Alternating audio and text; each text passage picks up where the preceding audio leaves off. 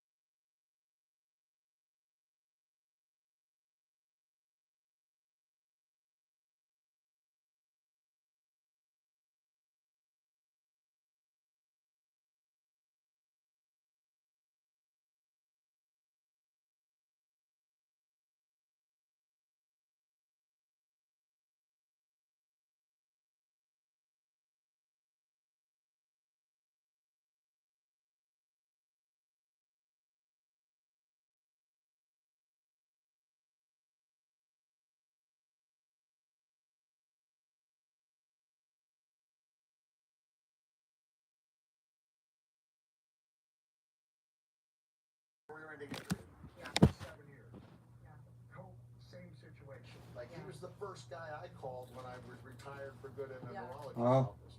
These guys have a Can I second tell you something? chance to do what they love. Remember that Cody Rhodes that we got on our Amazon?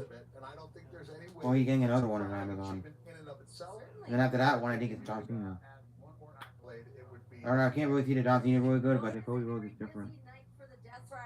Cody Rhodes, yeah, he's getting, him and Punk are getting a lot of Ultimate figures. Yeah, we're gonna get the Punk and AJ Lee 2-pack on that. It goes up, it's gonna be on MattelCreations.com. Yeah, you can get it on there. Yeah, the John Cena, there's an issue with the John Cena that we ordered on MattelCreations.com. They showed it up for WrestleMania. They showed it up at San Comic Con and it should be coming out soon. We should get it. The one that we ordered almost a long time ago. Remember that we ordered a long time ago? Yeah. Because there was an issue with it and they had to fix it. Yeah. We gotta pay attention to that AJ Lee and Funk Ultimate Pack because it's gonna be really, really hard to get. And it's not bad. But that's our first figure that we announced is returning. AJ Lee. No, first, yeah. I'm going to tell you that first tell you that before. And then Penta goes with a pre-order on I think it's the Ultimate is that Mattel Creations. I think he's got on there. I think it's in September. I think it's September he's gonna go to pre-order. I think it's like September 3rd or something, or 1st. I think it is. Gotta check. He's in the green. He's in the green and gold attire. I already knew that's what the attire was gonna be. People always think that you should go with the picture. You should never go with the picture rendering picture they got of them. You should never go with that. Never accurate. Yeah, so that's what's going on. I just wanted to tell you that. I just wanted to tell you that. Nothing for tomorrow. Nothing big for you. For you to tell you about this on wheels. There's another one going to pre-order. I don't know when it goes up. I don't know when. But Amazon, I like Amazon because it's free shipping on there if you have Amazon Prime. That's what I like about Amazon. Yeah. No. I didn't order a lot of Amazon Ultimate figures. That's my second one. I don't know if I'm going to Cena. Gotta check it out. See what he looks like. I do want to get the. We're gonna get the AJ and then I think Punk has another one. Punk has another ultimate coming out. It's gonna be Metal Operations.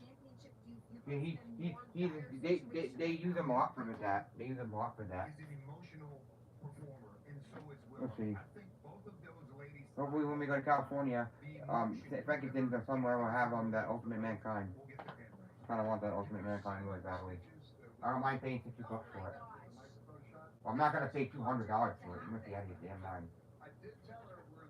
And I think a lot of people selling Ultimate. The old building had a lot of Ultimate just because they didn't have that. I asked them about that. I didn't ask them about that because I didn't see they had a full case. Some of the Ultimates they had there weren't priced correctly. I think this is their price. I don't think they check it. I don't know what they didn't check it. Yes, and guys, tonight we are going to find out, will Willow Nightingale's smile be enough to take out the toxicity that is Tekla and become the AEW Women's World Champion? I am so sick of the same damn question. Will be AEW Women's World Champion at all in one? One hides behind the fake poison. AEW Women's World Champion! And the other hides behind a fake little smile. You mistook my smile as a weakness. Willow Nightingale and Tekla for the AEW Women's World Championship. With Mercedes Moné waiting in the wings. When I'm standing with my belts and you're battered and beaten and broken and bloody, smile anyway. At Redemption, we have everything to lose. I know to step into your dreams. I open every ounce of my soul, every ounce of blood in my heart. I want to break your smile. Are we looking at the next AEW Women's World Champion? The only question that matters is who's walking out.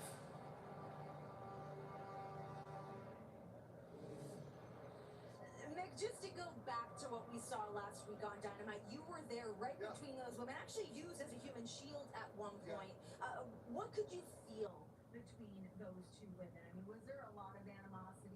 We talked about the ear being split open. Yeah, clearly there's animosity when one human being splits another person's ear open with a microphone. But I saw how cynical and how evil Tekla could be. Like she was toying with me. She's so damn She was good. toying with me, and I'm Mick Foley. Toying with me. Toying with me. Jeff, what do you think of Tekla as women's champion? Because I feel like she has really stepped into this spotlight. And you know, from the day one, and I think I said it last month, you know, she has a game face on 24/7, 365. I don't think you ever see her with the switch turned off. That is what has impressed me about that young lady. The day she arrived, she took everything super serious, and you're seeing the dividends being paid out right now. Can I give Tekla one of the biggest Foley compliments? Sure. When I see Tekla on television, before I joined the AEW family, I would stop everything I did, eyes focused, no more multitasking. I mean, when she came on the air, I was watching and listening to, not necessarily agreeing, not necessarily liking, but listening to everything she had to say. I'm sure Mercedes Moné is thinking the exact same thing, and she will certainly be having eyes on that matchup tonight. But guys, we are here in Montreal. This is our first pay-per-view here in Montreal, and tonight we celebrate the Rougeos. So right now, let's type back down to the ring. Daddy Magic!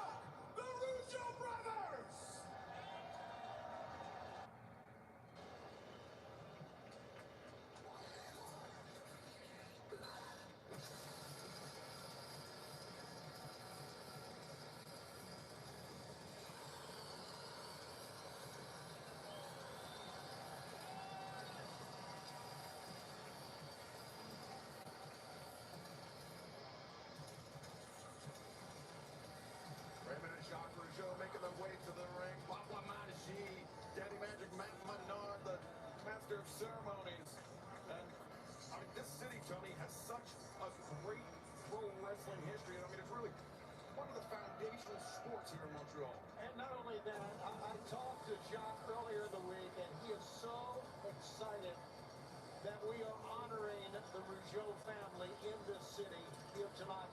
Certainly, these two men deserve it. The entire family deserves it. And it's great to see now. There we're seeing Raymond Rougeau, who, by the way, has got into politics.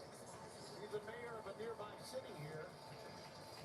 But Nigel, for the younger fans that may not be aware, the Rougeau family has been a staple here in the Montreal professional wrestling scene, thanks in large part. I'll see you again, Ray. Thanks in large part to the territory system, which is a relic, I would say, of a bygone era. But it was something that professional wrestling was built around for decades. Everything that you see today in professional wrestling stems from the people who put it on the map, who held it, made it part of communities around the world. Here in Quebec, the Rougeaus were an integral part of that for now 80 years.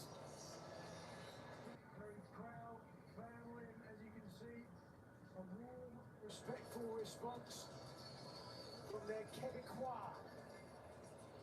I think it says a lot about AEW, Tony Khan, and what we have built here to honor some of the greats, legendary performers.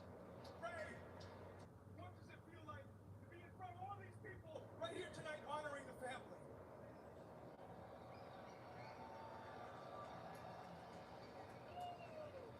C'est absolument incroyable d'être ici avec vous aujourd'hui à Montréal.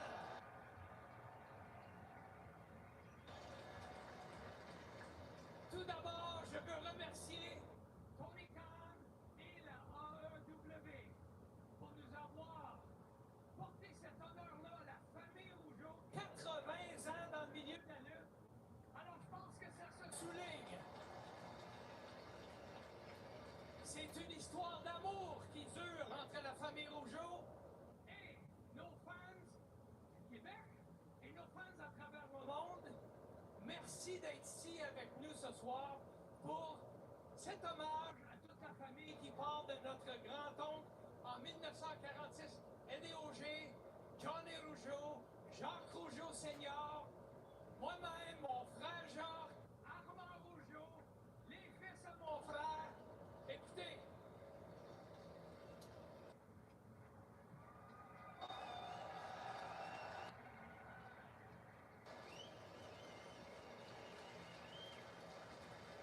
vous ne pouvez même pas vous imaginer ce que ça nous fait en ce moment. J'ai la chair de poule en dessous de mon jacket. Ben, c'est incroyable ce qu'on vit en ce moment. Le bonheur, la fébrilité d'être avec vous et d'être ici à Montréal, c'est absolument incroyable. Merci à vous. Nous vous remercions pour votre amour autour de Gardeau Carrière. On vous remercie et on est... Je suis sans mots. C'est rare que je suis sans mots, mais je suis sans mots parce que ça me touche vraiment de vous voir ici ce soir. Et je veux remercier... Là, vous êtes ici, puis ça nous fait plaisir de vous voir, mais il y a des fans à travers la planète en ce moment qui vont voir cet hommage avec nous. Et on va les saluer également, que ce soit en Australie, au Japon, en Europe, partout. On vous salue tous. Alors, I'd like to do a little word in English here, because this has been an 80-year love story between the Rougeau family and the fans all around the world. And I would like to personally thank, on behalf of the whole family, Tony Khan and the AEW for giving us this honor this evening right here in Montreal.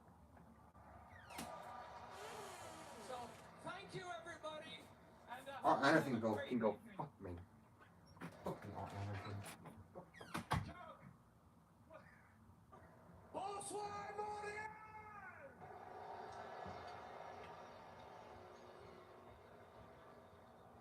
Merci, merci mille fois. Merci pour tous les fans qui étaient ici. Bonsoir les haters. Bonsoir. Je ne sais pas si mes haters comprennent l'anglais,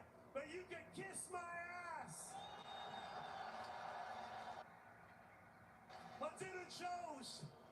Je vais vous dire une chose. J'ai donné 50 ans de ma vie à la lutte professionnelle. Mon grand-oncle a DOG, mon oncle Jean, mon père, comme Raymond l'a dit. On était ici quand on a planté les frères Garvin. Jimmy et Ronnie Garvin devant 20 000 personnes ici. Hein? Rougeau! Rougeau! Rougeau! J'aimerais juste...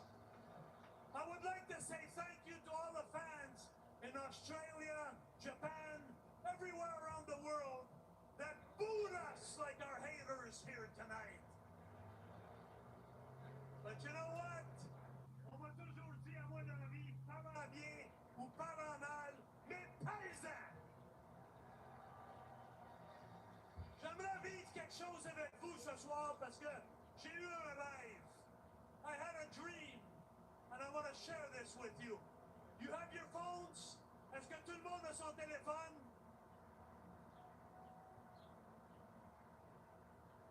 Est-ce que tout le monde a son téléphone? J'aimerais vivre un moment magique avec vous ce soir et qu'on montre à toute la planète de quoi chose la ville de Montréal, puis l'amour que vous avez pour ma grande famille, la famille Rougeau. Alors ensemble, tout le monde, I want you to take that camera and look up in the sky.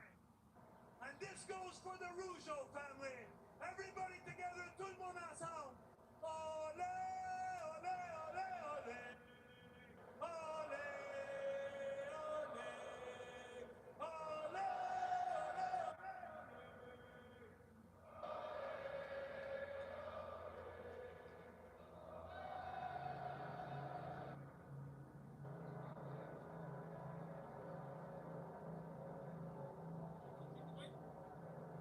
Shut up right now, all you filthy Quebecers!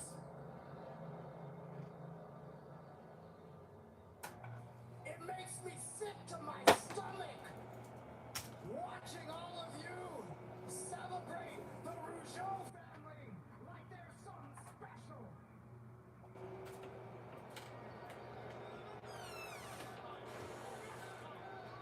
The only family that matters in professional wrestling and all of Canada is the Don Callis family. And you, if I had a roll of quarters right now,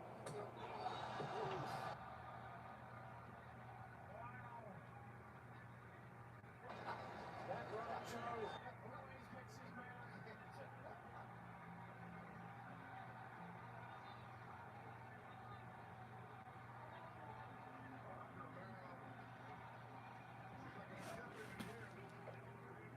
Why gonna punch him? Oh, right in the dick. Right in that cock. Right in that cock. Oh,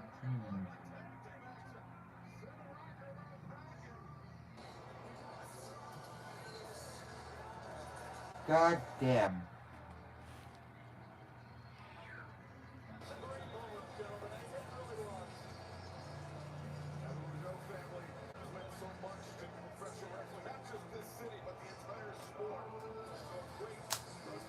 Hey, why is time for pink over there? What the shit? Ah. I'm shocked that we found somebody at Montreal Heights more than Jack Rougeau.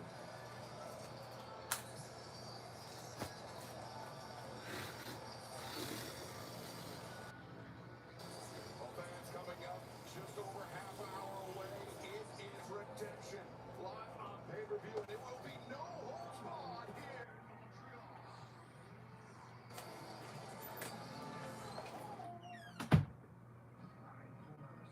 Jericho that we haven't seen in quite some time. tell them who's better than Jericho. You think you can dictate to me which version of Chris Jericho you're gonna get? At each break, we're gonna find out Tommaso Ciampa is better than Chris Jericho. He left me bloodied and battered, Ciampa, a truly dangerous individual. and I liked it. You bring the pain.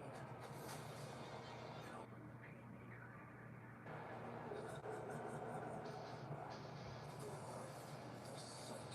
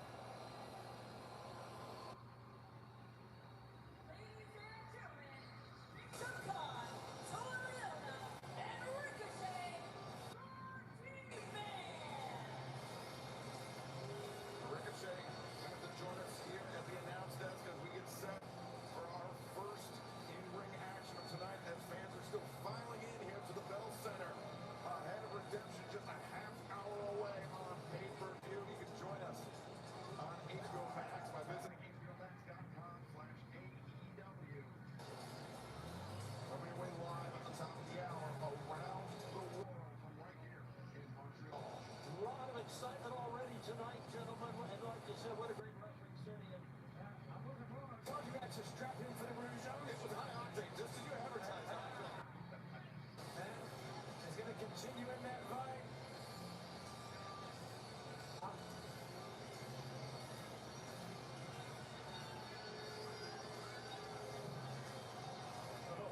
Totally on a disappointed taking a seat. Things don't look good for you, Tony. That's how Tony don't do nothing. What am I going to do? He doesn't do anything anyway. Eddie's a fucking asshole. Okay, I'm back. I just deal with my stupid neighbor. Being an asshole. As usual. He been totally on. Yeah, the birds. There it is. Bag, cleaning bags.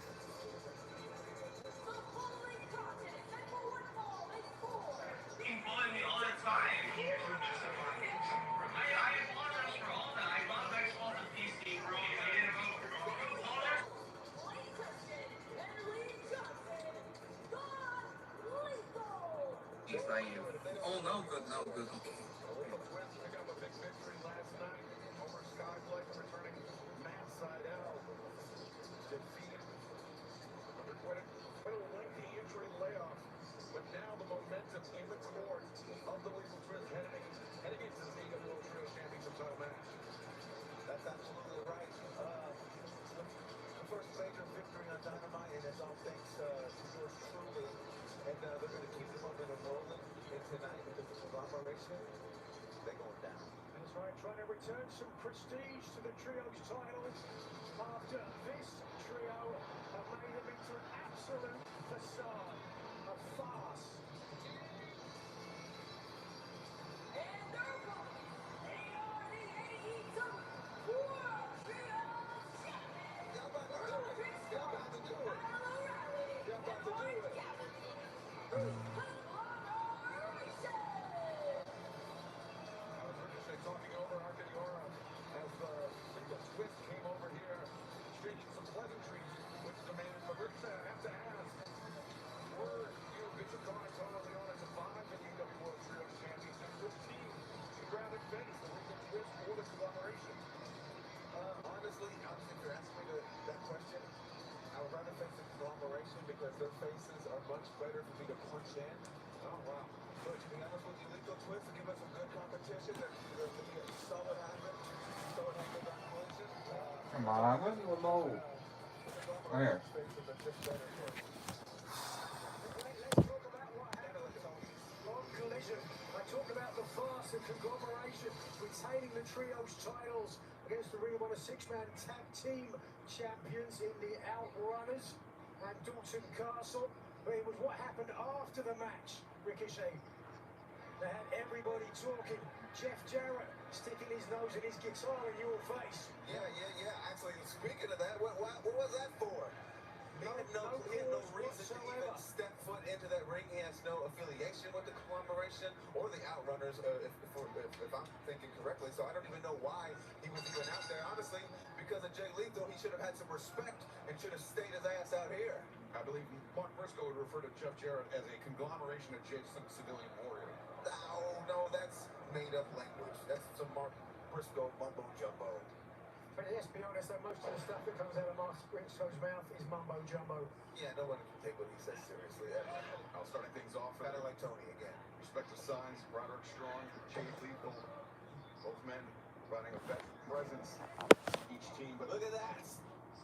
Hand for the head. Hey. Takes the Messiah to the back breaker. Oh, and a right hand from the... Right on top. It's the last guy you want can fight out of the corner, I can tell you that. Lethal goes straight into the boot of Roderick Strong and fans. You see the timer at the top of the screen. Just over 26 minutes away from redemption, coming to you live on pay-per-view. If you can join us right now on HBO Max, visit hbomax.com/AEW. What happened to the count left there? You only have 2. And internationally, fans, you can join us on Prime Video, on My AEW, DAZN, YouTube, PPG.com, and main coming your way live at the top of the hour with Orange Cassidy tagged into the conglomeration. Now this just is not fair. Get him out the corner, ref. Yeah, you don't want him in the corner like we saw moments ago. Hey, we tried to get him out as quick as possible. He got out pretty quickly before we I agree. Single big shot there from Orange Cassidy. Oh boy, a real tough guy, huh? Oh, when come Blake Christian, Lee Johnson, but Kyle O'Reilly, Robert Strong ready for him, and now Don't do it. Don't do it. Don't do it. operation up in three corners. No, oh, twist. See, escape out from underneath. Shots to the midsection on all, or on three of the four sides of the ring, I should say. The fans still filing in here to the Bell Center in Montreal. Great adaptation. Do your do-si-do. Wait a second. Again, lethal twist. Right back at you. Right back at you. Lethal twist, red hot, gentlemen. I would agree. They're going to be very, very tough competitors here in this matchup. They've been already. Operation, though, ready for the challengers that time. What is this? Yeah. Strong using Orange Cassidy as a battering ram. You've seen this in the past. And Jay Lethal getting squished in the corner. And DDT on Blake Christian and Lee Johnson. Courtesy of Fresh and Squeeze. Unnecessary. Said it before, there's no one in wrestling I've ever seen in my life like Orange Cassidy. Doesn't mean it's a good thing. Yeah. I was going to say, and as successful as well. He's won more matches than anyone else in AEW. Nobody cares about Orange Cassidy right now, Tony. He's not even in the ring right now. Right now, inside the ring, Kyle O'Reilly, Robert Strong, going to work on Jay Lethal. Come on, guys. Two men share quite a bit of history with Jay Lethal through their time competing in Ring of Honor. Took two out. That's right.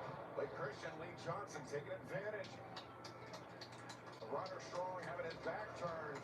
That's right. That's right. A heck of an athlete, gentlemen. They're over there trying to play silly games, and you get punched in the mouth for it.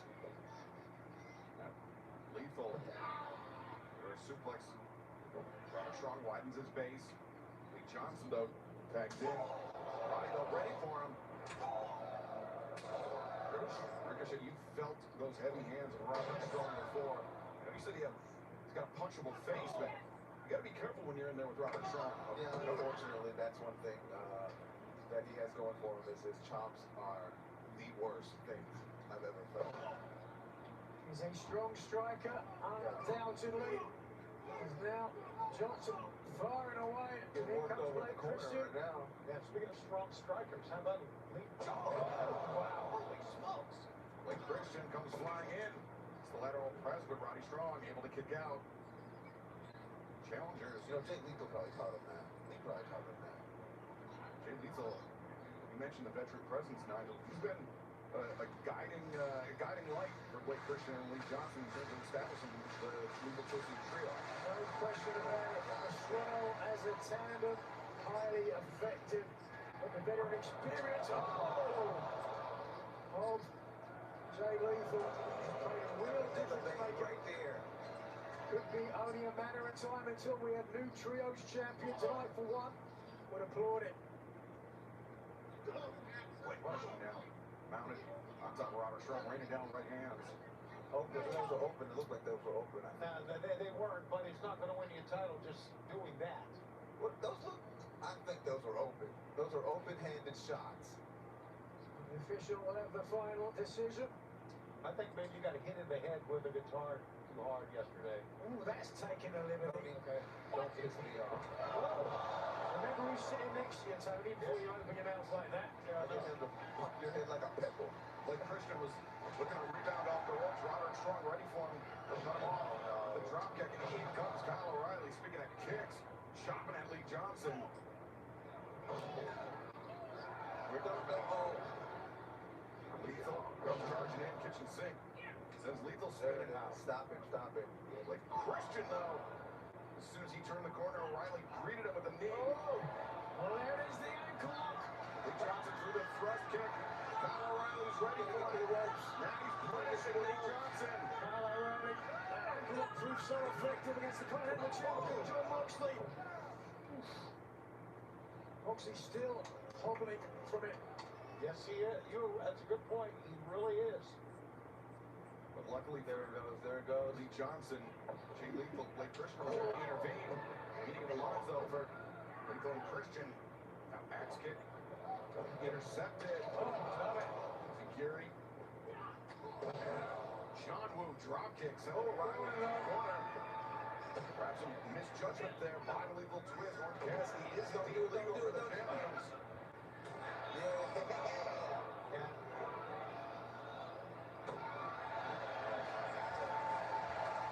Cassidy gaining the upper hand on Jay Lethal there. And now Cassidy from the top. Diving elbow. Catches Lethal flush. Cassidy on the move. Puts on the brakes. Get this fool. Cassidy ducks under a knee. Vaults over the top. He's shifty. He's amazing. He's little. He's frail. He's shifty though. He's been picked up by Jay Lethal as well, I mean. Yeah, that's right. The choke chopped down to the top turnbuckle. Oh no, this does not look well.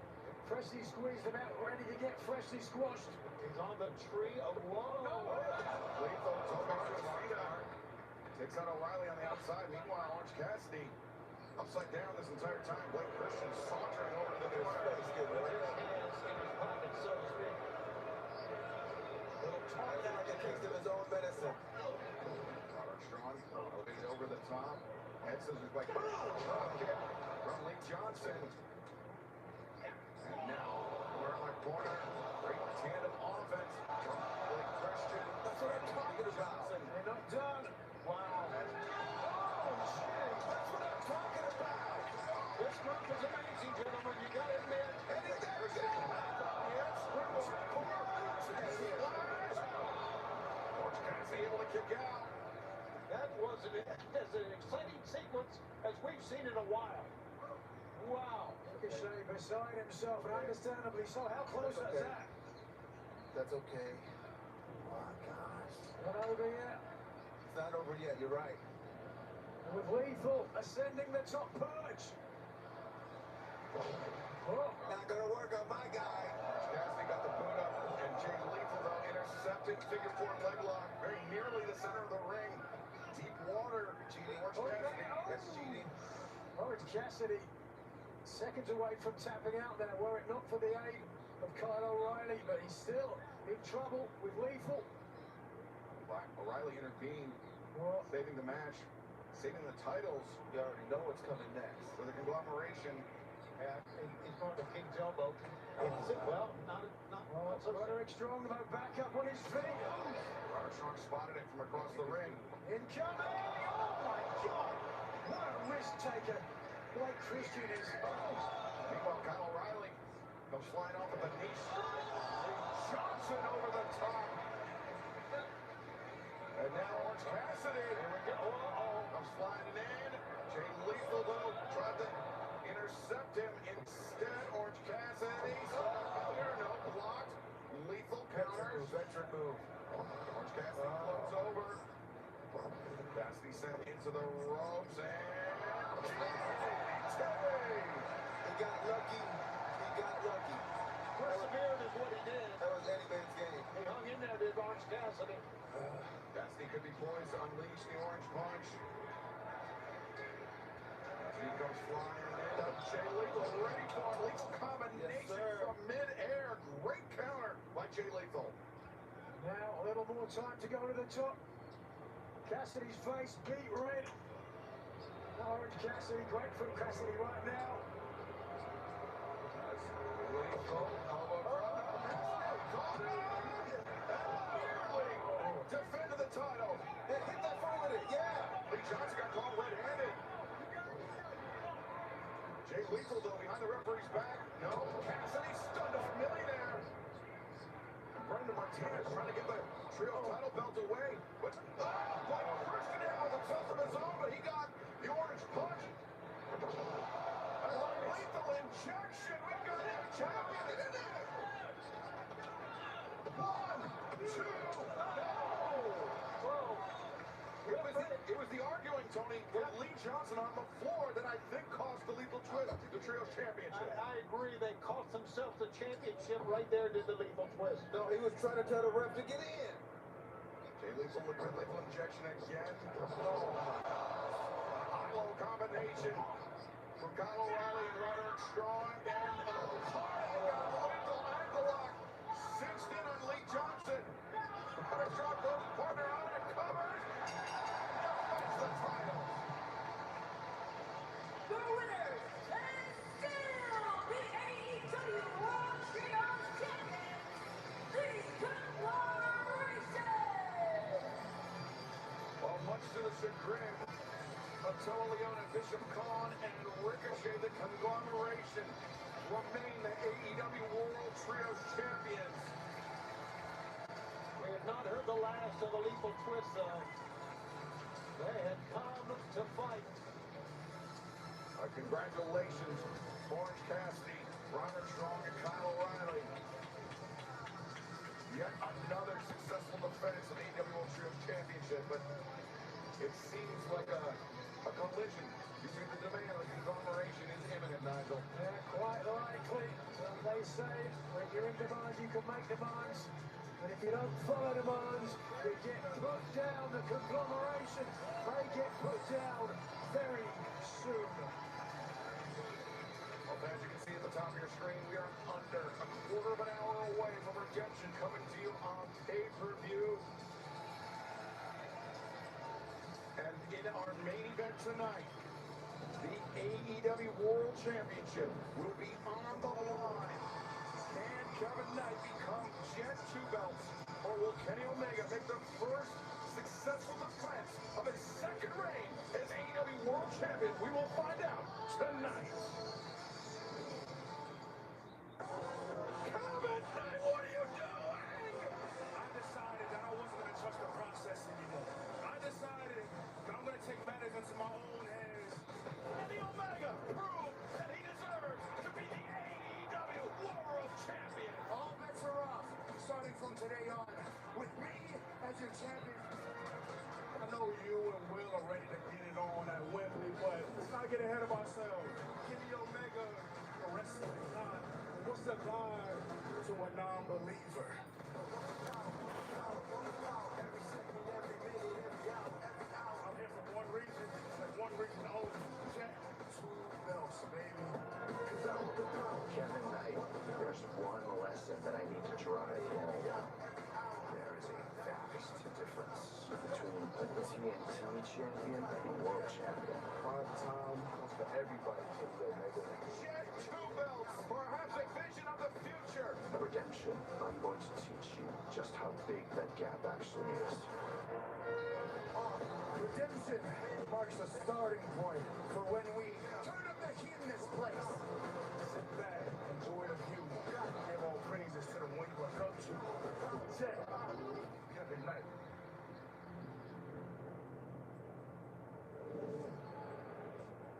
Gentlemen, there is so much riding on this World Championship match, as there always is. But you look at Kenny Omega, his career, where he's at right now, to finally have regained that championship, and now he's got Kevin Knight hot on his trail. My big question is, though, Kevin Knight, what happens if he doesn't get it done tonight? I mean, he is white hot right now. Where does he go? He's red hot. He's a part of the Don Callis family. He's White the hot's TNT. hotter than red hot. Oh, is that right? I think. Okay, but I'm telling you this much. Did not Do not count him out tonight. You're saying what happens if he doesn't? I'm not so sure you want to really just give Omega the win. Kevin is dialed in, and the Don Callis family is without question the X He's Factor. got a lot of people in his ear, though, too. The wild card for me is whether or not Kenny Omega, consummate professional, one of the generation's greatest wrestlers, can avoid looking past tonight Yeah. in Montreal, Yeah. because he could be forgiven for having his sights set on All In. But this is a wrestling town. Yes. Montreal You is know. primed. We both have been there, right? We're primed to see history again. And for me, I want to see Kenny Omega at his prime at the top of his game defending that title. Oh, guys, let's talk about another woman who's got a massive spotlight on her right now, Maya World. I mean, we saw her coming up, getting these big opportunities, stepping up. She's had her trials and tribulations, but tonight she could earn her first singles championship in AEW with the TBS Championship. The birthday girl. You Birthday realize girl! it's her Happy birthday. birthday. But you know, Nick, the story is amazing to me. The tragic loss of her brother, but less than 7 months ago, she wasn't even on the roster. And to me, when I sat there, I'll never forget watching that match against Mercedes. She took her to the brink. Arguably the best women's professional wrestler of her time, and she took her to the brink and then some. Tonight, Maya, good luck, girl. Good luck, girl. We will find out. Can the It Girl take her newfound spotlight?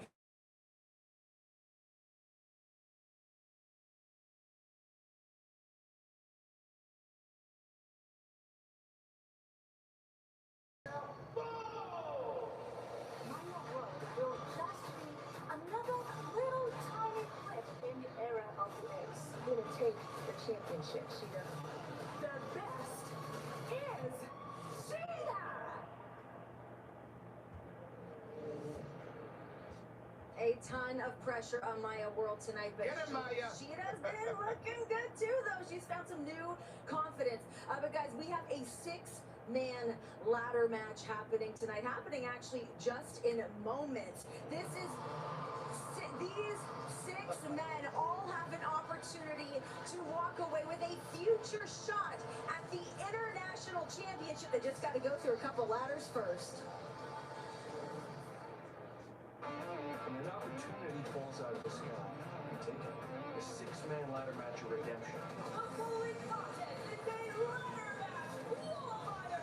Which one of these two men will go on to redemption? They all know that the winner will get a shot at the AEW International Championship. He's already been on. Anyone didn't see it.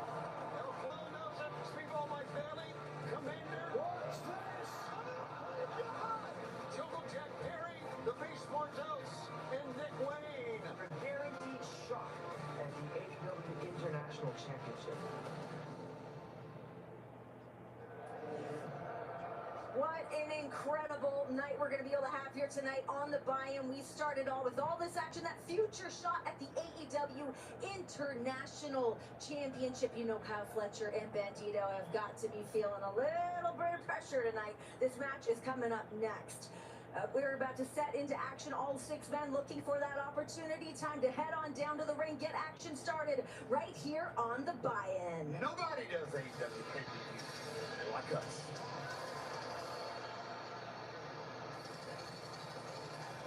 This is a 6-way ladder match to determine the #1 contender for the AEW International Championship.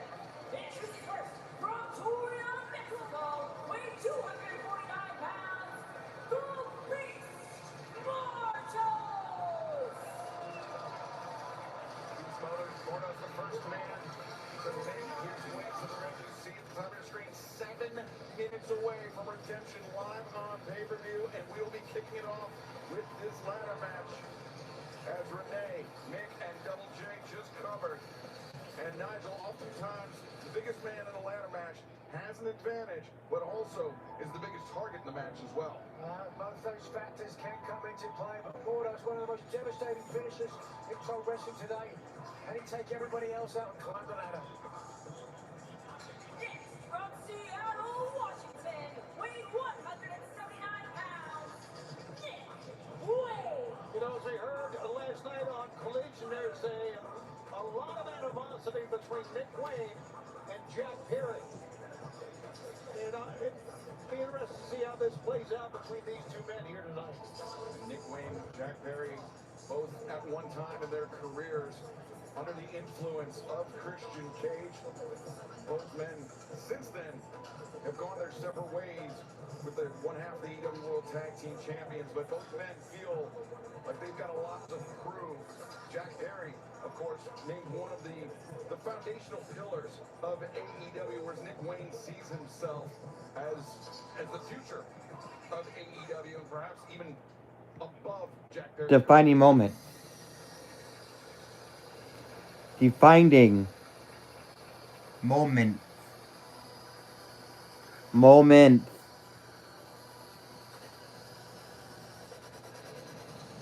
Mexico City, Mexico, weighing 83 kilos, El Clone. El Clone, last night on Collision, Tony, Nigel, you guys were there. He had an impressive victory over Leo Rush in his return from injury, El Clone. That was the attack after the match on Leo Rush that brought out Speedball Mike Bailey and Commander, who certainly is going to have something to say about what happened after the match. We saw it earlier on. El Clone, sinister, calculating, guarantee you has a strong strategy for how he is going to retrieve the contract and earn an international title opportunity. Don Callis family member and multi-talented. Unorthodox, unpredictable El Clone, but this man death-defying. From Reynosa, Mexico, weighing 36 kilos,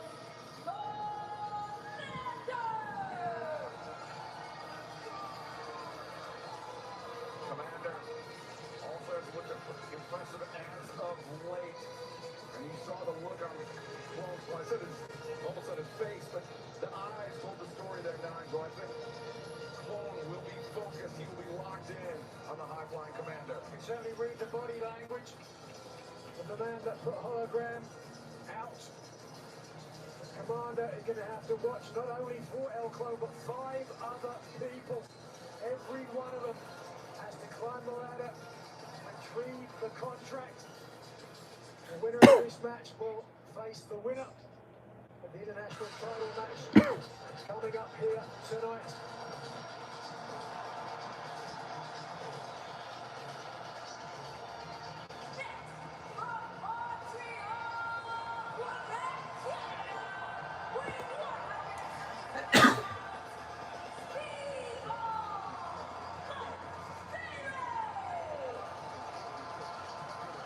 Tony, we know there's got to be a lot of pressure on Speedball Mike Bailey as AEW makes our pay-per-view debut here in Montreal. And Speedball Mike Bailey, of course, the weight of a province on his shoulders tonight. He can't afford to get flustered with that. I know he's got the weight, Excalibur, but he also has the excitement.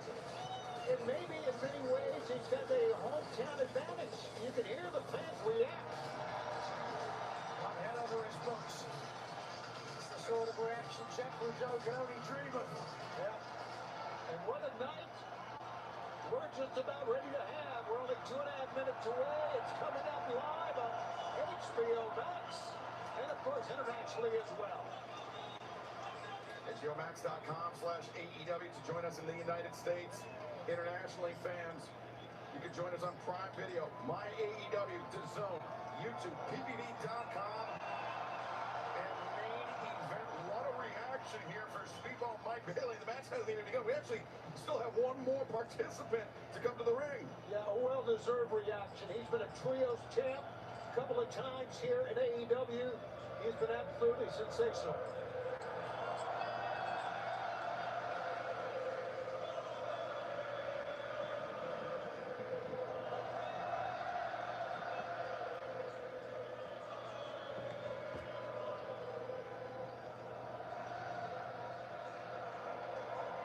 Big moment for Speedball Mike Bailey, but once the bell rings, it is going to be wild, it's going to be unpredictable. And it is going to be for number 1 contendership for the AEW International Championship.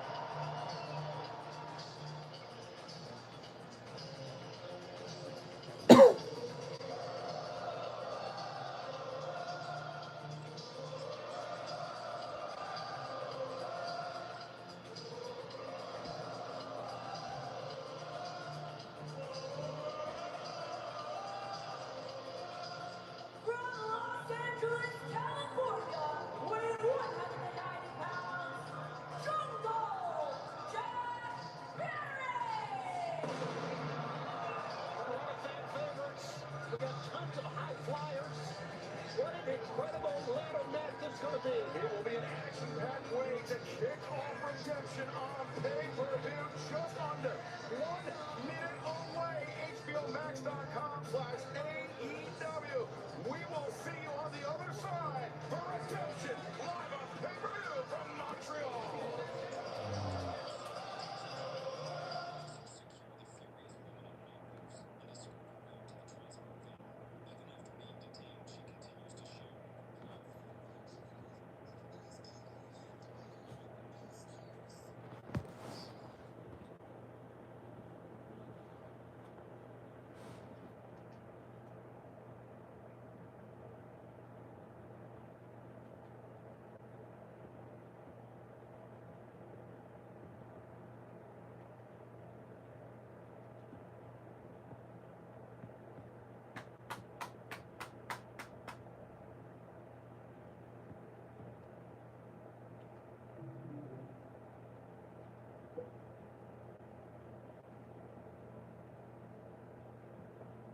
I'm not watching AMC. What the fuck?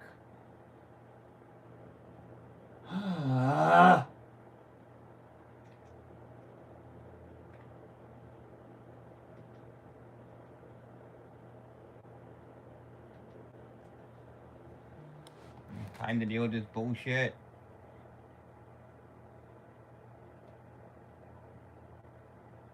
Come on!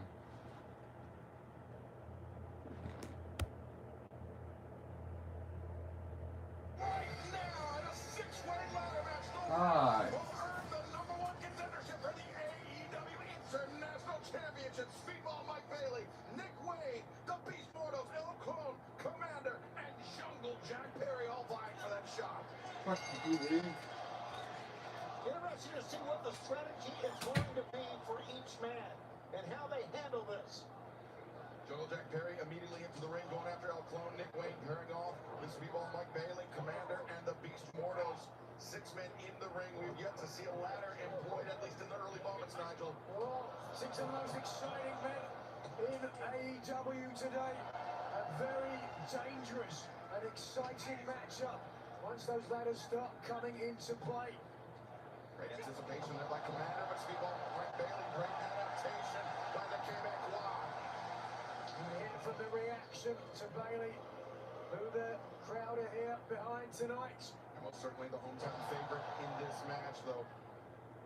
Perhaps size-wise, Nigel, maybe not the physical favorite we touched on during the buy-in. The Beast Mortals, definitely the largest athlete in this match. Definitely the biggest and most powerful, but I would say the way that Mortos moves is just as quick as the other 5 competitors in this match. Yeah, I agree with that. He is deceptively quick.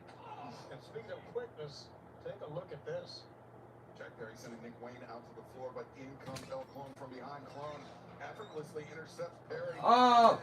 That back heel kick. Oh! From so many unpredictable angles. What makes God. El Clone so dangerous? It's part of how he was able to take Hologram out of action, put him out for injury. You used great word there, effortlessly, and that's the way he approaches everything. Wasn't a lot of effort there, but wait a second. Oh, yeah, look at pause and strike. So smooth. Wow. El Clone, member of the Don Callis family now, picking up the No, first that- ladder no, of that's- this that's match, which rude. was introduced by the Beast Mortals. That- And it's Mortals. Oh!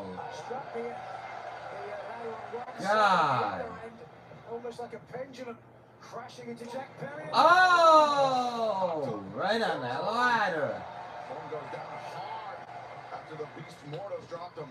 I'm going to say, fellas, Beast Damn. Mortals is my favorite to win this match. Now we've got to say it's the first one. Oh my God, that's gotta be brutal. Beast Mortals. Plenty of time here.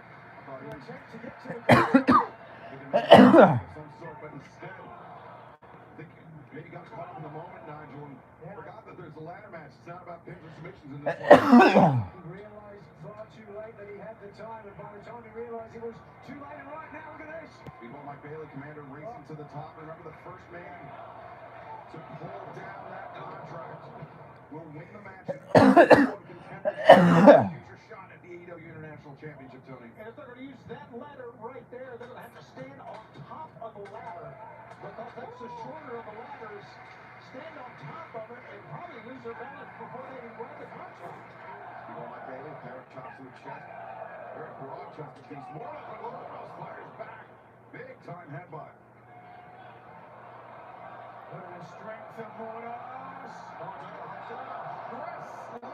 Speedball Mike Bailey, hard up to the ladder. I know that hurts, but it looked like he was going to go head first momentarily, and I think that was the lesser of 2 evils. Bailey was able to change the trajectory mid-flight to protect himself somewhat.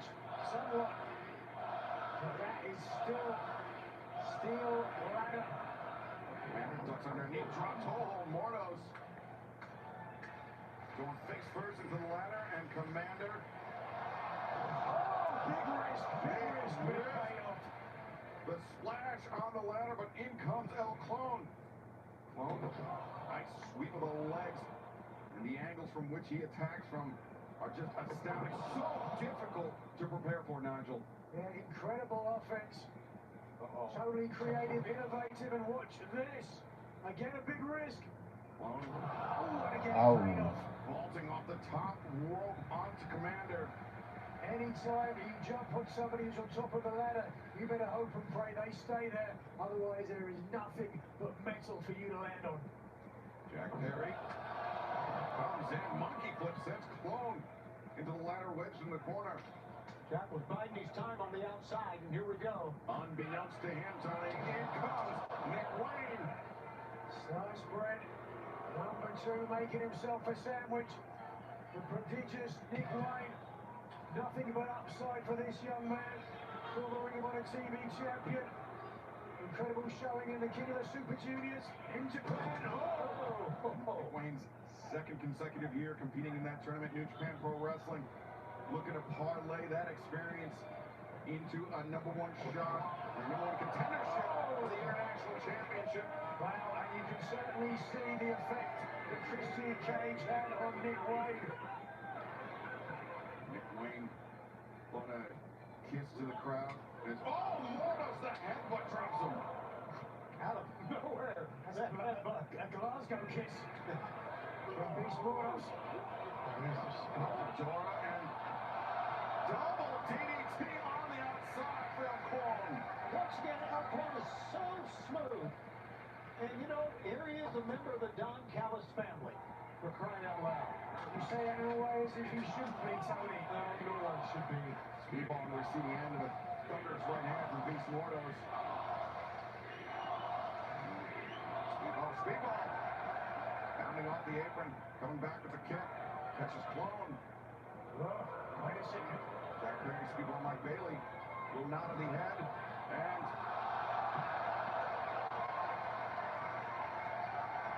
synchronized.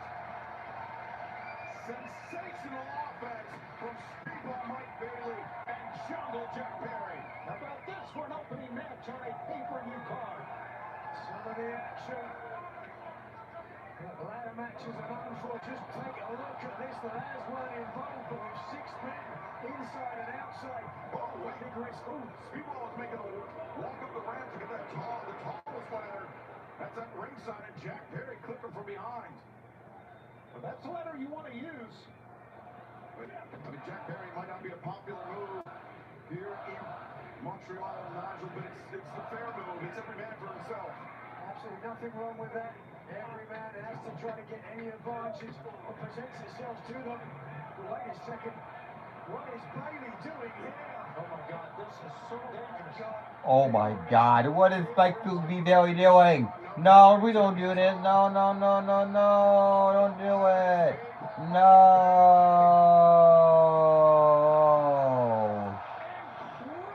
Incredible risk by Speedball. And as you can see, the fans love it, but Speedball is hurting from that. But Nigel, this is an opportunity for Jack Perry. He could take that big ladder. He could march right down to the ring, and he could pull down that contract under shot. Exactly right, because here Bailey took a big risk. It not only took out the other 4 opponents, but himself as well. And that now, to your point, gives Jack Perry a huge opportunity, but I don't think this is the opportunity Yeah, the that contract. needs to be taken. Contract's not up there at the top of the ramp. It's a No, it's a big jump from there, but... Whoa! Perry at risk of his own. And it's Perry landing on his feet now. Take the ladder. Get down there. That's exactly what the referees are telling him to do. Jack Perry. I've never been in a ladder match myself. Excalibur, you? I have not either. Tony, you have much experience with ladders? I have plenty of experience with ladders. When you were like a teenager looking in girls' windows, right? No joking matter here, though. 6 men and Perry. Oh, and Bailey aren't going to like this. Speedball and Jack Perry. Battling out on the apron. Both men wanting to ride that momentum. In the jaw. And, no. Jack Perry was looking for a Canadian destroyer here in Montreal of all places, but instead they Raised hip. I don't know about that, but now back in the center. Jack Perry, there's nobody to stop him. Jack Perry, huge opportunity. Gotta go. He's got the ladder all set up. He's going to make the climb. If he pulls down that contract, he will face the winner of Bandito and Kyle Fletcher, but the Beast Mortos, My favorite. intervenes and sends Perry crashing to the floor. Well, Moros realizes now, perhaps for the second time in the match, plenty of time to make an attempt. Beast Mortos making the climb, but Commander up on the... What is this? Kick the tightrope walk and the drop kick takes the big man off the ladder. You see the pain from the landing, the lower back of Commander. And Nigel, to that point, Commander meeting Beast Mortos much higher than he would typically than an opponent that was standing flat in the ring. Yeah, it's a long way down from the drop kick. But now, what does Commander do? Does he have time to get up the ladder, or does he... No, by the looks of things, he needs to... I think he wants to pin Mortos down, take Not the a bad idea. Take the big man out of play. It is the smart move. You are right. There. He's almost there. He's slightly off center, though. I don't think he's going to be able to reach the contract. No. He gets him on it. He's got to pull it down, though. No. But he had the ladder really kind of off kilter. He had to reach back. And no, look at this. The ladder's moving. Mortos is pushing up the entire ladder. Commander instead elects for a tornado, taking down the incoming clone and Speedball Mike Bailey. Now the outcome of this match literally hangs in the balance. Mortos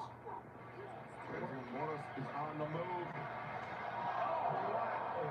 Landing on his feet. It's amazing. And that's the agility that you talked about, the Beast Mortos, the biggest man, most powerful man in this match, but he is definitely not outpaced by any of the other 5 competitors. An absolute phenom. And now, is he going to try to use the ladder again? Some of the damage. Wait a second. Oh, no. Yep. Mortos Here we go. took a look over his head, moving with some speed. Perry's on the outside, but what's he going to attempt to do? Jack Perry coming into the ring with a ladder of his own, but Beast Mortos already on the ascent, and Perry using the edge of the ladder into the lower back of Mortos to stop his climb. Oh, boy. Speedball Mike Bailey, Jungle Jack Perry. Ladders on the opposite side of that the tallest ladder. Everyone's going for it. 3 ladders, 6 men, 1 contract. If no clone can reach it, it would give the Don Callis family a little bit of... Well, a little bit more conflict, I would say. Yeah, certainly if Kyle Fletcher is able to retain the international title against Bandito tonight. And Jack Perry, Nick Wayne battling out these 2 men who had the influence of Christian Cage in their careers. Earning a shot at the international championship, but Mortos is close, man. Mortos now stepping around the ladder. Watch out! Speedball and Commander crashing to the floor. The Beast Mortos. He's still there. He's still there. Don't go down. Go up. Mortos hanging on to the ladder. Can he make that climb? Grabbing at the left knee, perhaps. He's hurting, man. And knee injury. Come on, push. Who knows how it happened, but Jack Perry sends Mortos crashing down. Mortos, though, still clutching onto that left knee, and Jungle Jack Perry looking under the ring for... Now introducing a table, 2 tables, 3 tables into the proceedings. This is crazy. I'm not sure what Perry's intention is here, other than use the table to take out his opponents and then climb the ladder. Which I guess I just answered my own question. But it is Perry and Nick Wayne with tables. And our clone as well. Christian Cage. Yeah, banged his mum as well. I tell you, if El Clone can win this, insurance for the Don Callis family in case things do not go well for Kyle Fletcher tonight against Bandito. So it's a big moment for the Don Callis family. They can pull this one off, gentlemen. Clone, Perry, now Nick Wayne introducing tables into the proceedings as Watch out. Jack Perry dragging Clone right in front of our announce desk. Well, there is a stunned silence in the arena as they realize the danger, the risk, and the potential violence they're about to see. Commander just caught Nick Wayne on the outside with a thrust kick as Jack Perry, the lone man inside the ring, Here's Stiller chanting speedball for the hometown hero. Jack Perry trying to untangle this mess of ladders, but in from behind is the Beast Mordos. My favorite, the man I said was going to win this. Mordos and Jack Perry. Oh, thrust kick by Jack Perry. Caught Mordos flush in the face. Oh boy, this does not look good. Jack Perry. If his legs didn't hurt before, they certainly do now. Meanwhile, in front of our desk, Al Clone. Unstoppable speedball, Mike Bailey. Wait a second. If you know what's coming, hold your breath. Commander. What is he going to do? The tightrope walk and the Spaceman drives Nick Wayne through the table. And bring him to their feet. Here's the bell signal. Wow! Oh! Look at this! And Jack Perry the first to his feet. Perry.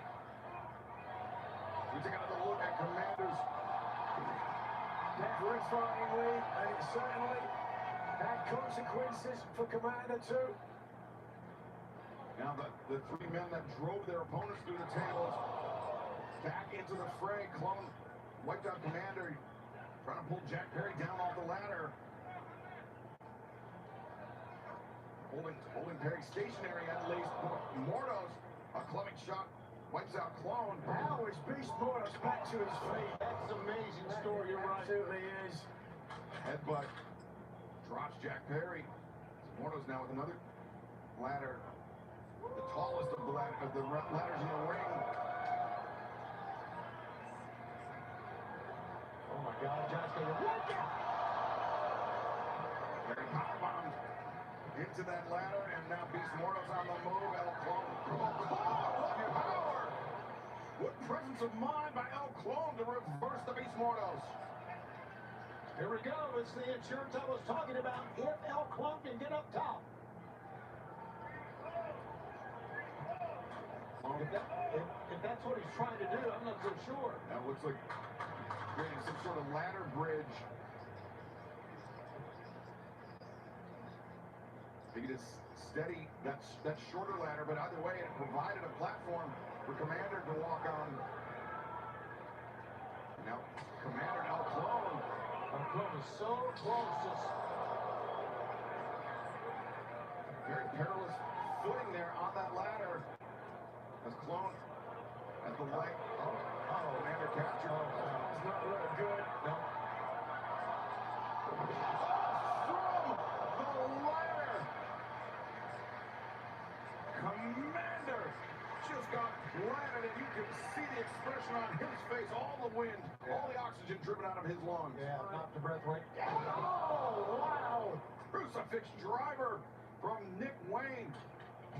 Look at that, actually planted Clone on his head, not his shoulders. Right in front of our desk. Oh, look at that, Nick Wayne. Nick Wayne. Looks at the ladder and decides to take a big risk. He is way up there. No. Oh, Nick Wayne. Smarter decision, come down. You don't want to risk the ladder falling over. Phoenix splash from the ladder. Just incredible. Drives Clone through the table. Another homage to Christian Cage, but back inside Jack Perry. Jack Perry making his climb up, and Nick Wayne. Well, I think the impact. How is Wayne getting back to the top? These two men, Tony, engaged in this budding rivalry. I'm sure if one of these two pulls down that contract, the other's not gonna take it too well. Absolutely, and that's why it's been so physical up top here, Excalibur. What? Oh my God.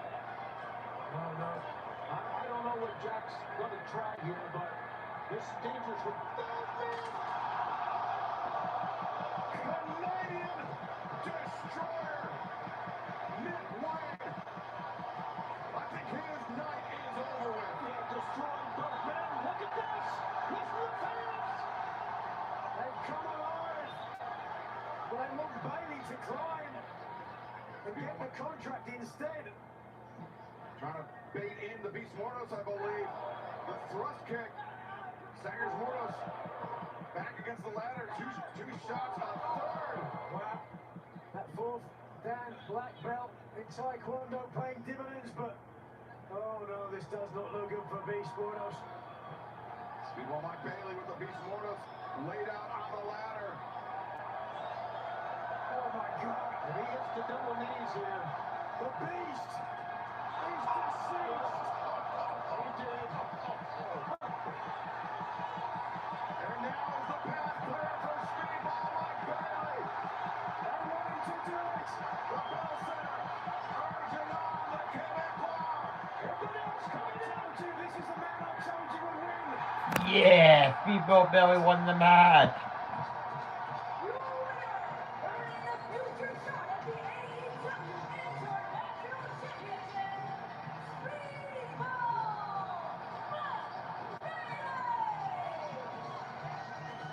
Mike Bailey is now the #1 contender for the AEW International Championship. And later on tonight, we will find out who Speedball will face for that title. Will it be the incumbent champion, Kyle Fletcher, or will it be the most wanted Bandito? What a way to start things off tonight. They are on their feet in Montreal for their own. Let's take a look at how he did it. What an incredible way to take out the man that I knew.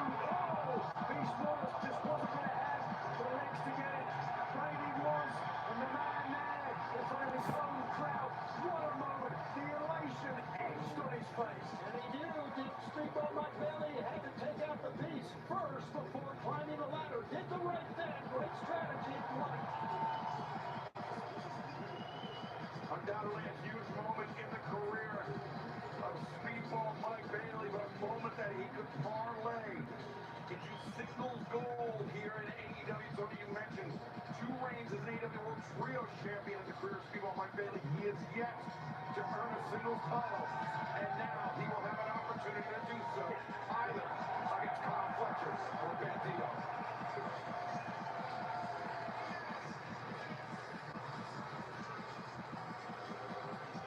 Congratulations, Speedball Mike Bailey. Big win tonight to kick off Redemption. But the action will continue. What? In a tag team Yeah. battle, Matt and Nick Oh, Jackson, I want to watch.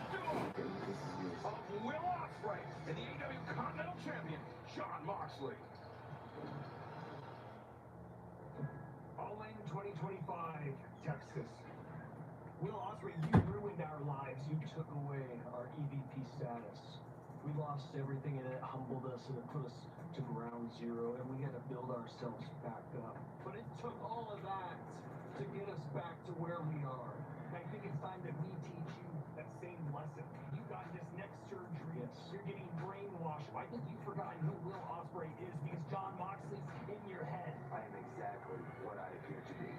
Will Ospreay is exactly what I appear to be. His last few steps, about as critical ones, mistakes cost everything.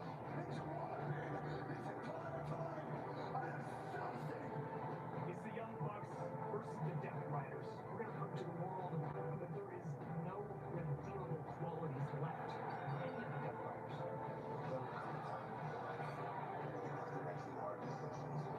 Take a shot.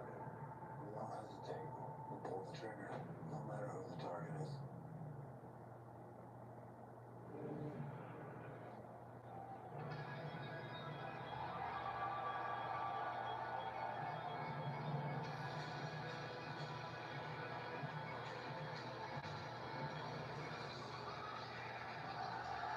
The following tag team contest is unbelievable. Mixing the first from Rancho Cucamonga, California, at the lightweight of 416 pounds, Matt and Nick Jackson, the Young Bucks.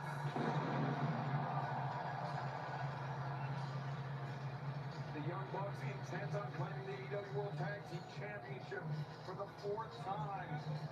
And been on a tremendous roll as of late. Wings in the last six of their last 7 matches. The path back to the top tonight will go through Jon Moxley and Will Ospreay, the Death Riders. Last night, laying the Young Bucks out, Nigel, we were there. It happened right in front of us. We saw the video replay. Right before this match, it looked like a very conflicted Will Ospreay. Wasn't sure that he should have done that. You heard what Jon Moxley said to Will Ospreay. When somebody is in front of you, you have to pull the trigger, no matter who it is. Moxley has got inside the head of Will Ospreay. And Ospreay, the fuse has always been short, has been trimmed down to a nub.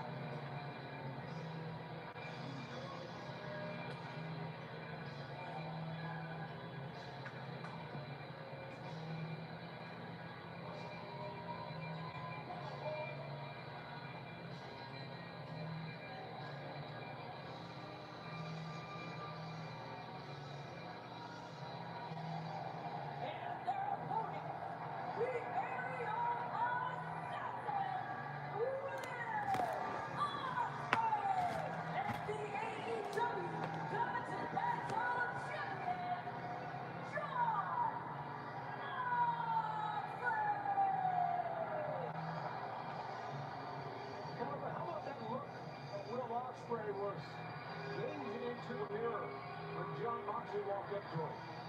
A very scary, serious look. Jon Moxley, when he made the offer to Will Ospreay to train with the Death Riders, he said, "We can make you into the most dangerous weapon that professional wrestling has ever seen."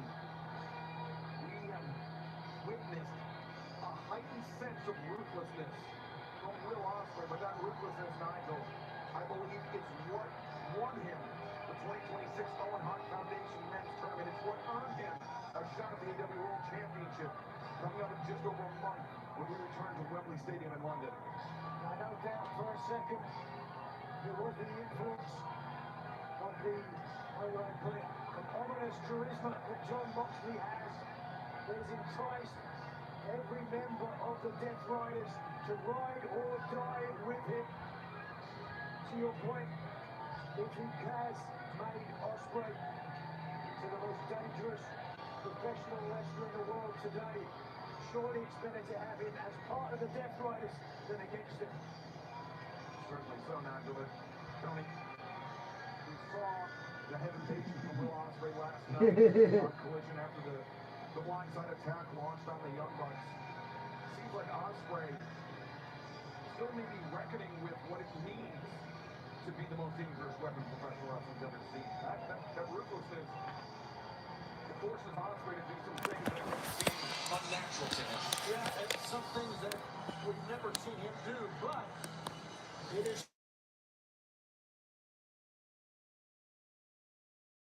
And Nick Jackson.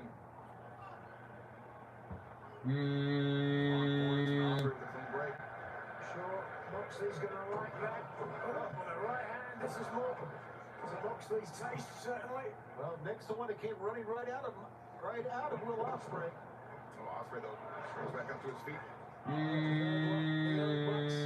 Ospreay was part of the team that took the EVP titles from the Young Bucks. That was a lot of prestige, a lot of money. There's a lot of money that Matt and Nick Jackson unfortunately allowed to go to their heads. They were using that position, that status. And they got humbled by Will Ospreay and Swerve Strickland last summer, but by now. Nick Jackson, the one doing the hard work. That match last summer, of course, at Globe Life Field in Dallas was an incredible match, no doubt. All in Texas, an unforgettable event this year. All in London, poised to be a very similar evening in the history of not just AEW, in the history of professional wrestling. It could be the coronation of Will Ospreay as AEW World Champion.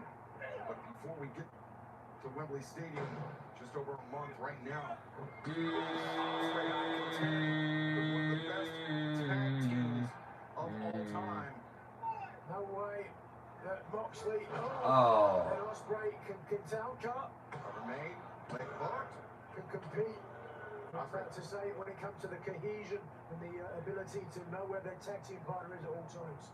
Ospreay and Moxley only began teaming quite recently, since Ospreay joined the Death Riders. Young Bucks, of course, tag team partners for life. Oh, wow. Ospreay, I mean, it looked like he got his bell rung by that Gamangiri, and now the head-to-head collision with Nick Jackson. Both men got rocked by that one. Yeah, that was rough. Both men perhaps looking for a double leg.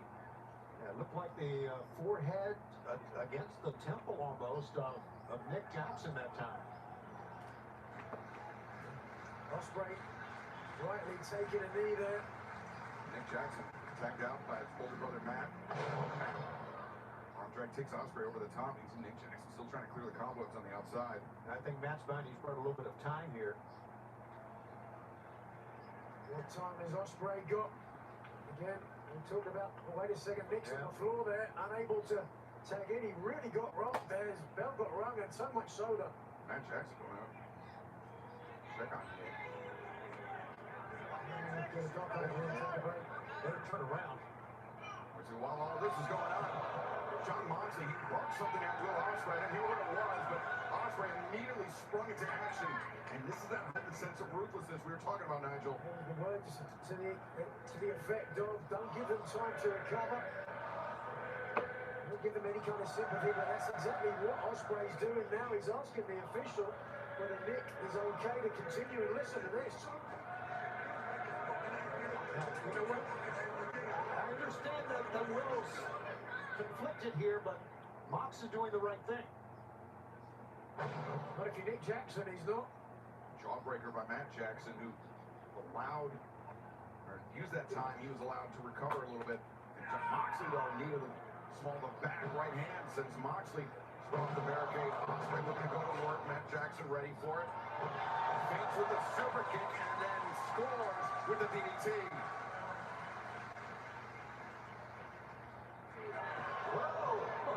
Rocket through the ropes.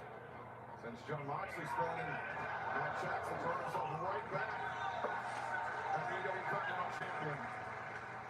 Shafir with the death stare, and now look at this, the official turn. Let's try, go!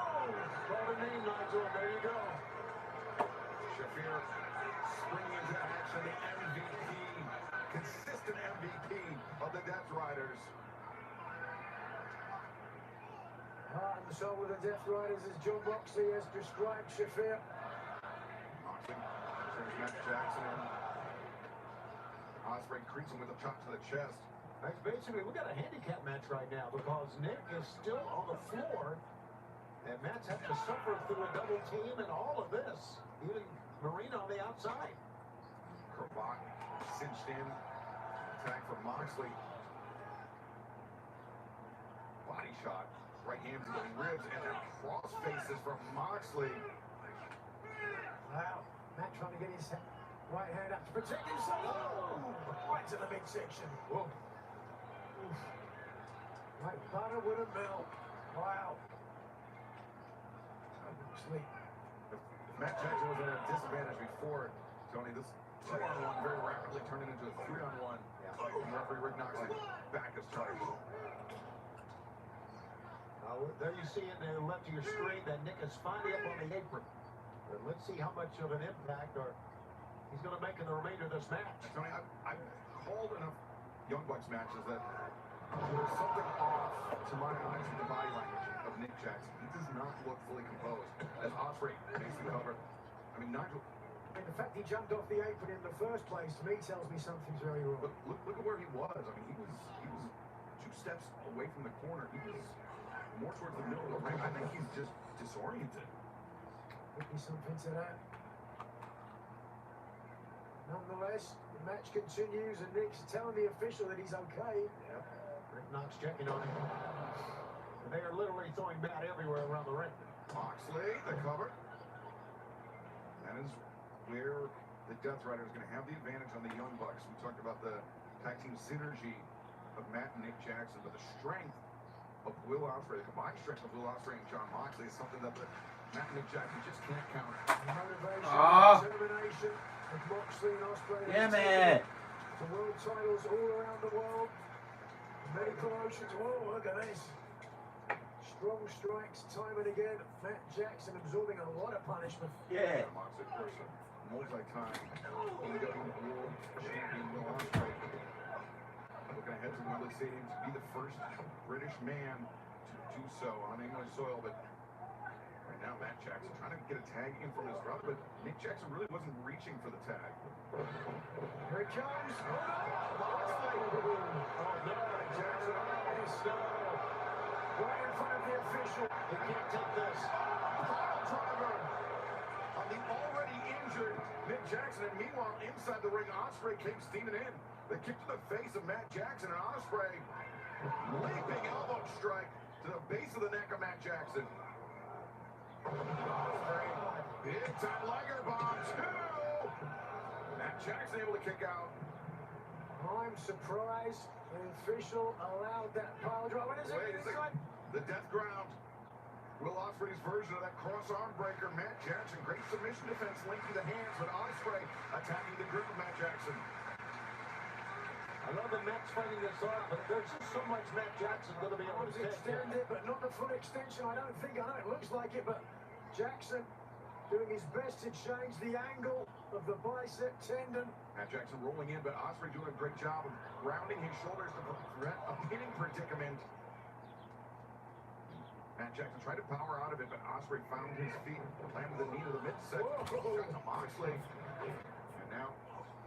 Yeah! Oh! In among the Sharks right now. Yeah! Oh! Throwing his body at Jon Moxley, and now making the crawl over to make the tag. But Nick Jackson, I'm not sure if it was hesitation or just... Yeah! Oh! Ospreay face first to the mat. Nick Jackson, he wasn't ready for the tag then. Is he ready now? Look at it, look at it. He's dazed. Look at this. He's looking everywhere. There he is. And first it was the collision of the heads, then the pile driver on the floor. Nick Jackson. Good job there, Nick. Well, we're about to find out what shape Nick Jackson's in. And now this is a situation where the instincts of Nick Jackson, of the younger brother, to take over. That wasn't sure. He double-checked with Nick before the tag. Back elbow shot to the midsection. That kick, the rising knee strike, Nick Jackson. Looks pretty good to me. Shaking off the cobwebs. Cazadora comes through to the stunner. Leg hook cover made. Ospreay, though, fires the right shoulder up off the mat. Now it's Ospreay's turn to look stunned and dazed. The tag made. Perhaps the Young Bucks can get back into full gear. That's in November. As Matt Jackson now with Will Ospreay on the top rope. Oh.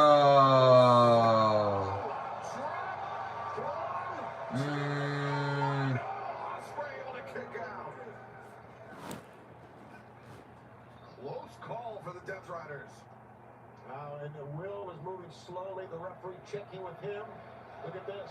Rolling over on his right side. I certainly don't want to take fate, but Wembley is not far away. Right. I want to make sure Ospreay's in full working order for the world title opportunity. Nigel, you know as well as I do that there is an inherent risk every time you step into the ring. But Jon Moxley, once again, Pulling Nick Jackson off the apron. He was looking for a paradigm shift.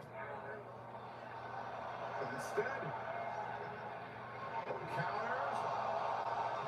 Moxley fights out. Ospreay. But then Nick Jackson inverted. Stops. Push. Pile driver. 1, 2. No. Nick Jackson Just pushed the legs out and got out of it. The match continues, and now Moxley eagerly makes the tag. Moxley sensing the blood in the water. And this big series, which has become a hallmark of the Death Riders.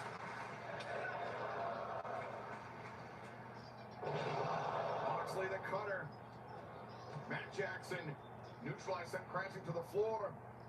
Well, big risk.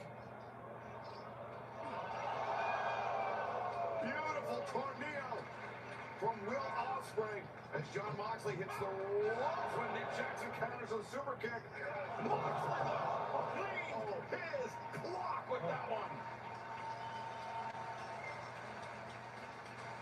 Nick Jackson might think it's November right now after that impact. Driving right under the jaw of the younger brother. But Jon Moxley got everything behind that lariat. Everything. See Nick Jackson blink in the eyes.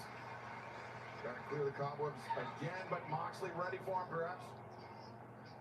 Think of the rear naked sleeper, maybe even the bulldog choke. Nick Jackson though, back elbow strikes. Oh, damn! Ospreay. With friendly fire. Well, it wasn't long ago that was Kenny Omega. That's right. Hitting Moxley in the jaw. Ospreay climbs on his feet. Falls over. So Jackson on Nick was ready for him. Super kicks from Moxley. Moxley dazed. As now the Bucks maybe thinking more bang for your buck, but instead Death Riders ready for him. Ospreay anchoring Nick to the ropes, and now Matt Jackson. Matt Jackson in Moxley's grip. And what teamwork there from the Young Bucks, but Ospreay ready to strike out Ospreay. Ospreay though up to his feet, looking for hidden blade, intercepted with a thrust kick. BT trigger on Moxley, and now Ospreay, the hidden blade to break up the pinfall attempt. This is amazing action.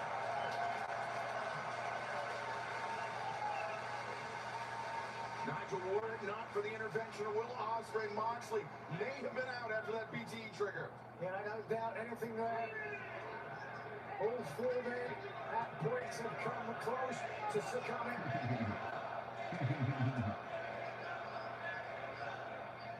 It's where the best wrestle, and these are four of the best. It's been absolutely amazing. It really has. What is amazing is not only the offense, but how these young men keep coming back and coming back.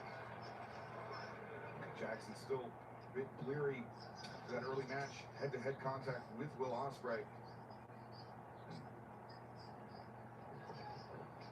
Oh, he's able to even. Oh, That's a scary moment. Now, referee Rick Knox has to make a judgment call here. It's not an easy call, I'm told. But the referee, I mean, he's in there for the protection of all the athletes.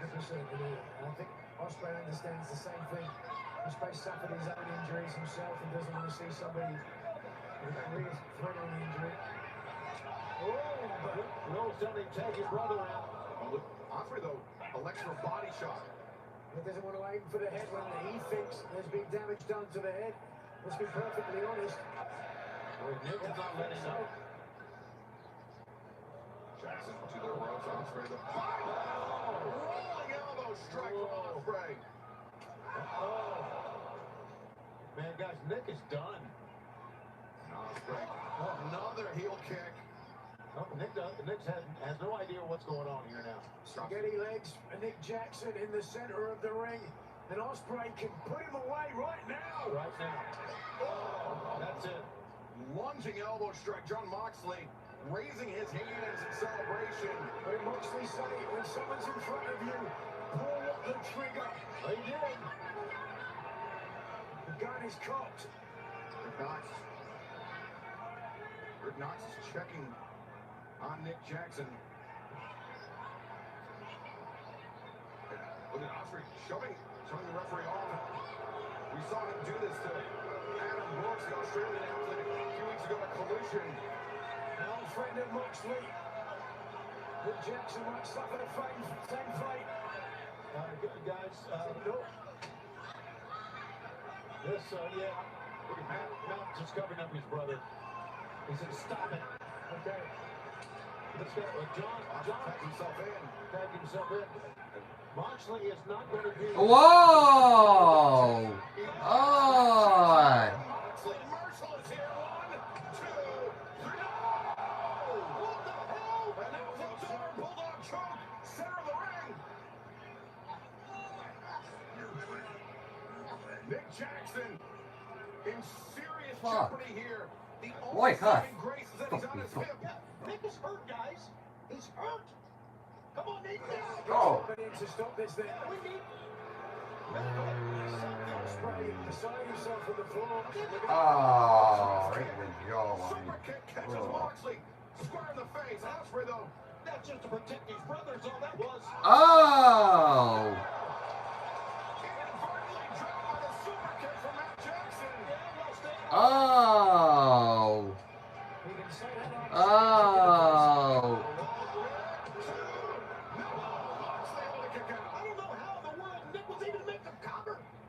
Jackson's got a lot of guts. That was mere refusal to quit.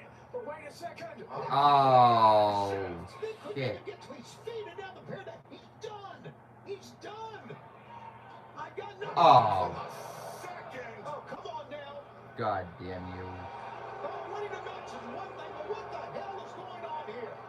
John Moxley's being John Moxley. Oh! Covering for crying out loud, you would. Well, they told us a redemption. This is going to be a little bit personal. What? Whoa! Oh, no. Somebody's going to get in here. John Moxley told Kenny Omega. Some people are. Whoa! Pretend to be anything else, even if they try. He was talking about himself. The man's freaking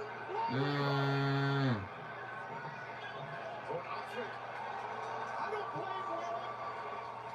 Any man with any sense would have done this. Oh!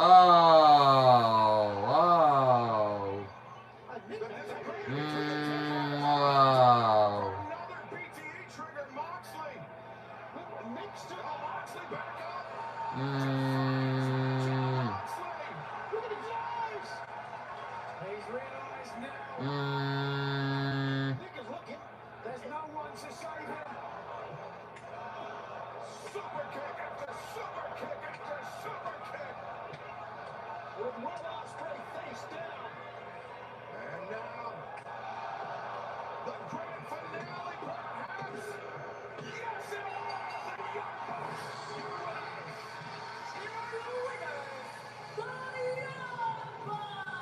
After a dozen, I can't believe what I'm seeing here.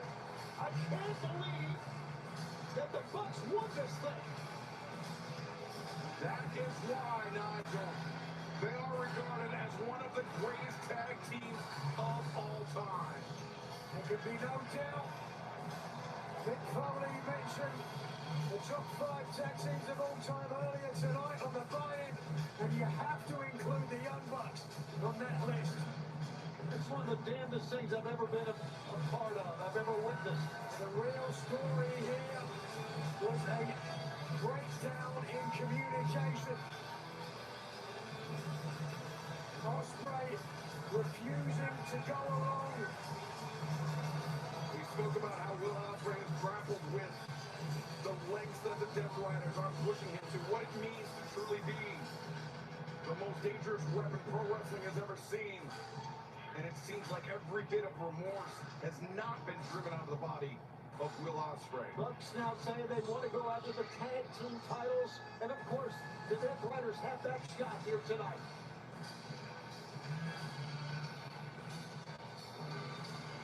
The fans coming up next. It is the AEW International Championship title match. Bandito challenges Kyle Fletcher in a match where Fletcher says he wants to do it on his own. No, Don Callis family. He might be on the cusp of winning this international title. Oh, the brain buster! New international champion,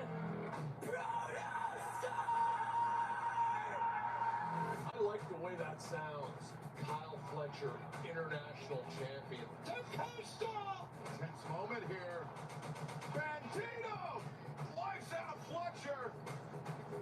You want me, Bandito? I want you! The protostar Kyle Fletcher versus the most wanted Bandito.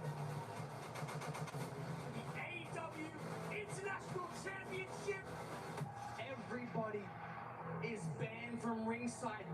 If Bandito lands that 21 flag, we will have a new champion. I am going to be the greatest international champion of all time.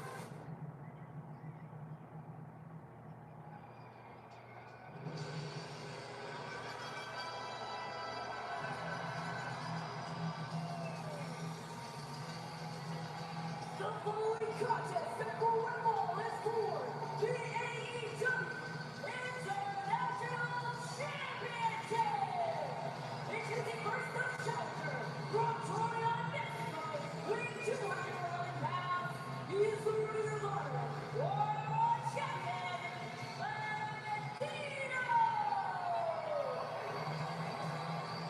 Bandito claimed that Ring of Honor World Championship back in Dynasty in 2025. He wagered his mask against Chris Jericho's championship. Bandito came out ahead that night. Will that be the same case tonight as he challenges Kyle Fletcher for the International Championship? Looking in, nearing in on 500 days as the Ring of Honor World Champion. A very impressive reign. But the Ring of Honor title not on the line tonight. It is this man's title, the international title.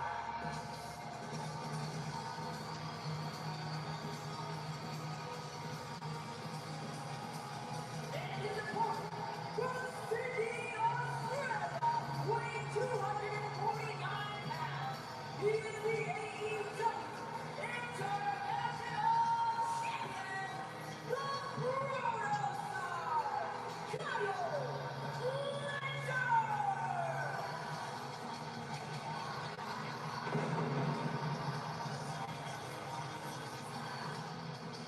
Kyle Fletcher winning the AEW International Championship earlier this month.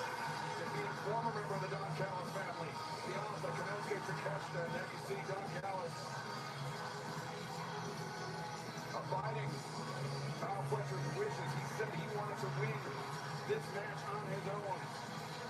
No Don Callis family members at ringside, but it was this past Friday at San Diego Comic-Con, part of the AEW panel.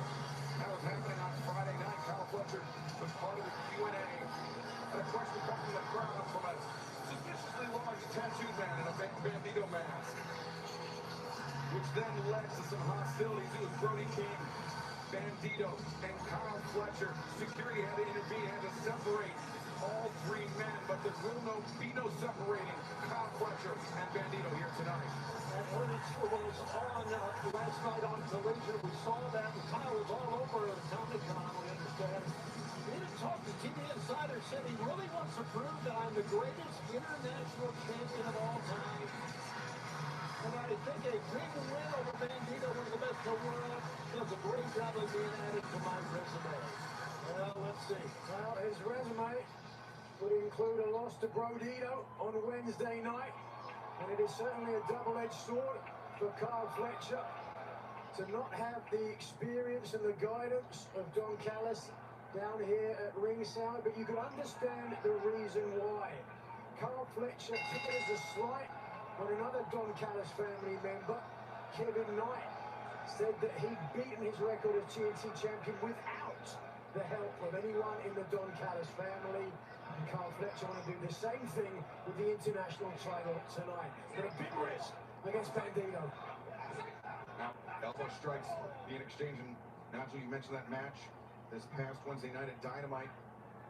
Brody King and Bandito tag team victory over Kazuchika Okada and Kyle Fletcher. It was Bandito landing the 21 plex on Kyle Fletcher. Have scored the tag team victory Wednesday night. Will that be the same case tonight? It's always in your head anytime somebody has a pinfall victory over you, and especially so close to a matchup. Kyle Fletcher's got to be thinking about it, but really that might give him more motivation. Great strength shown by Fletcher. And now looking for that sheer drop brainbuster. But Bandito floats over, finds his feet behind Fletcher. Nice standing switch though by Fletcher. Yeah, you know that match you're talking about, watch out. Bandito rolls up. Shoot! Oh, very nearly got Fletcher. Yikes. That pin on Fletcher was the first time he had been pinned all year, guys, and it's almost August. And he almost was pinned the second time right there. And he knows it. That's absolutely right. The first time since the semi-final in the Continental Classic. Fletcher seemingly, understandably perturbed.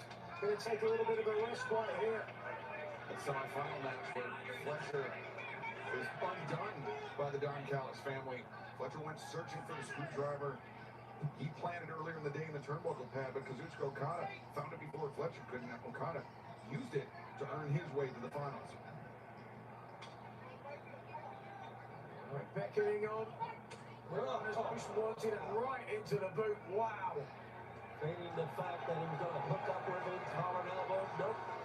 Flat of the foot, right into the side of the head.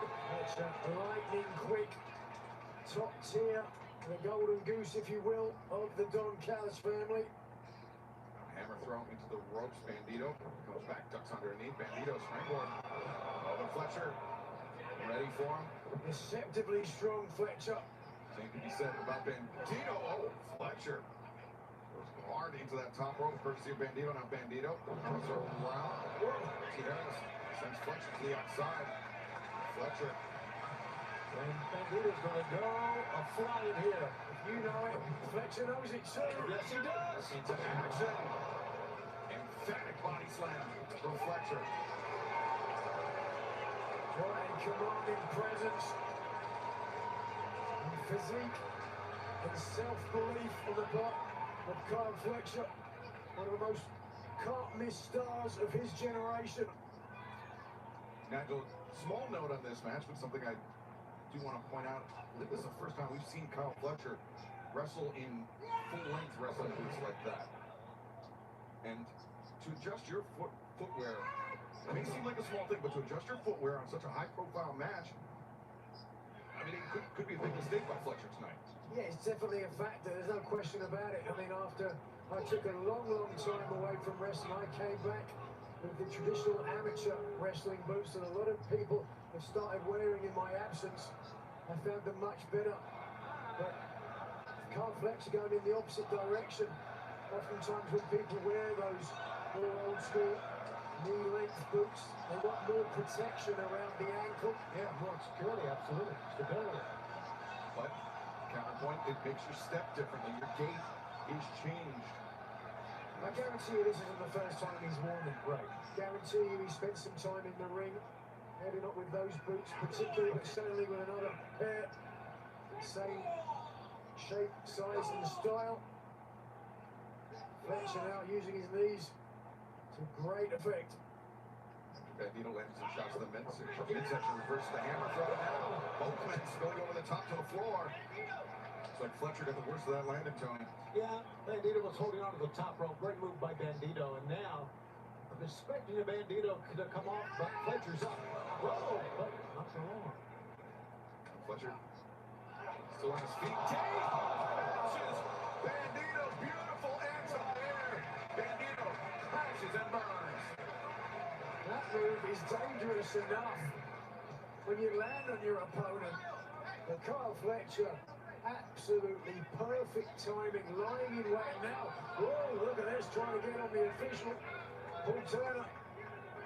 The timing and accuracy of Kyle Fletcher with that thrust kick, so impressive, and a reason why he's got such a spotless record this year. But Fletcher, bad intentions. Yeah, he really hurt people with this before. And now really hurting Bandito deep into the lower back. The Ring of Honor champion. Crowd here in Montreal looking Kyle Fletcher. You know what they think about that, and Fletcher seems to be relishing in it.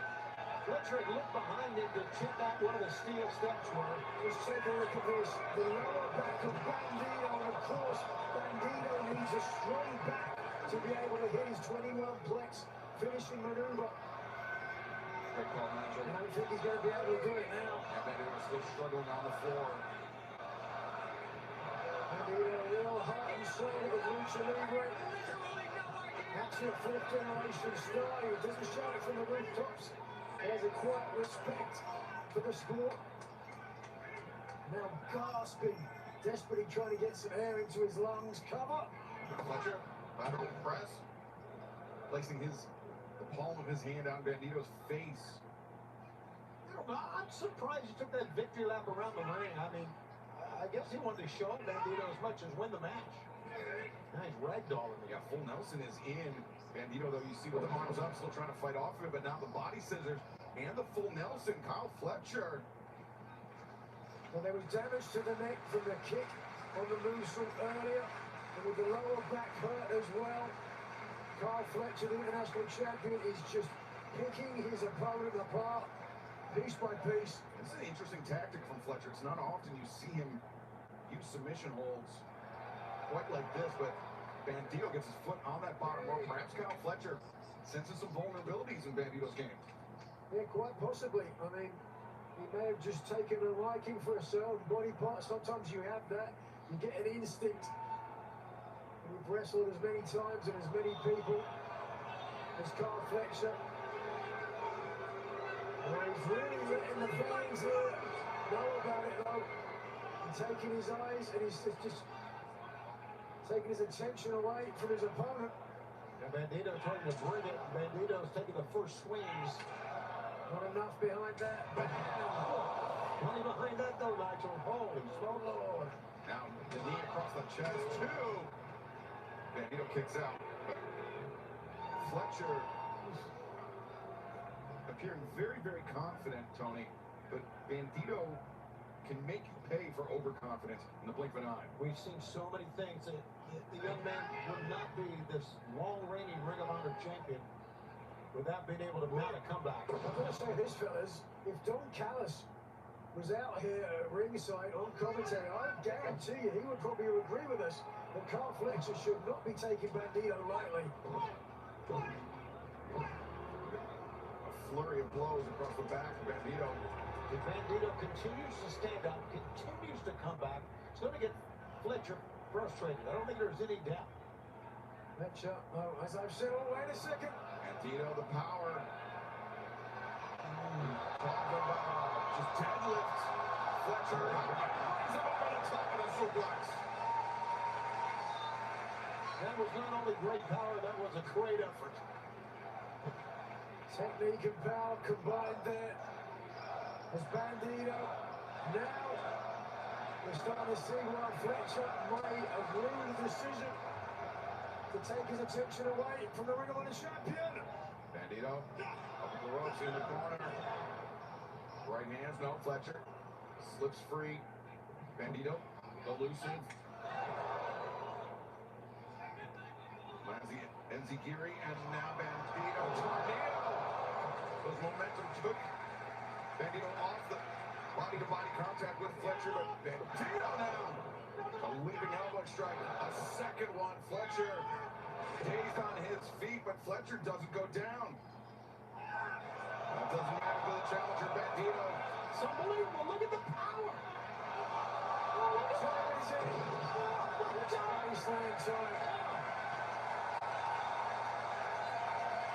Listen to this crowd come alive for Bandito. Yeah, this kid is amazing, guys. He doesn't ride, cheat, or steal, but he hits a beautiful cross splash. Splash cover, Nate Fletcher escapes the pinfall attempt from Bandito. I'm telling you, Kyle Fletcher, I don't know how he got out of that. And I talked to you about being frustrated about Bandito mounting a comeback that we knew he would. He's going to do it again. Fletcher barely moving, but now, oh yes. Oh, he's up. Fletcher springs to his feet, intercepts Bandito, the elbow strike. Well, This is how he won the International International Championship, yep.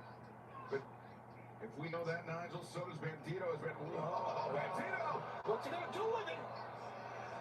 What? Fletcher had hold of the top rope. Escapes the ring and just levels Bandito with a lariat. I think Fletcher falling into the ring, the best thing that could have happened to him right there.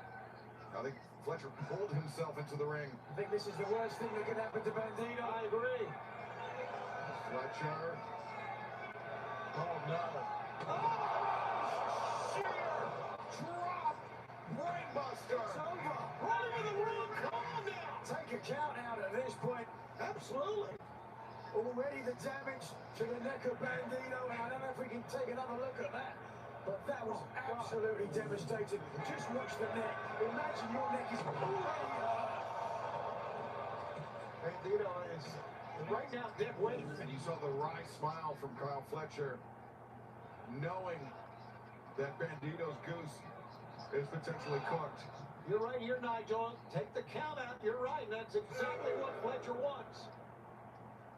no shame in that whatsoever. We need to get some medical help out here for Bandito. Paul Turner leading the count. Yeah. So I think Fletcher was mouthing too slow to Paul Turner. And then he said, do your job. Come on, Bandito. Come on now, kid. Bandito drawing a little inspiration. Slides in to beat the count, but into the waiting arm. Now Fletcher. Oh, no. Fletcher.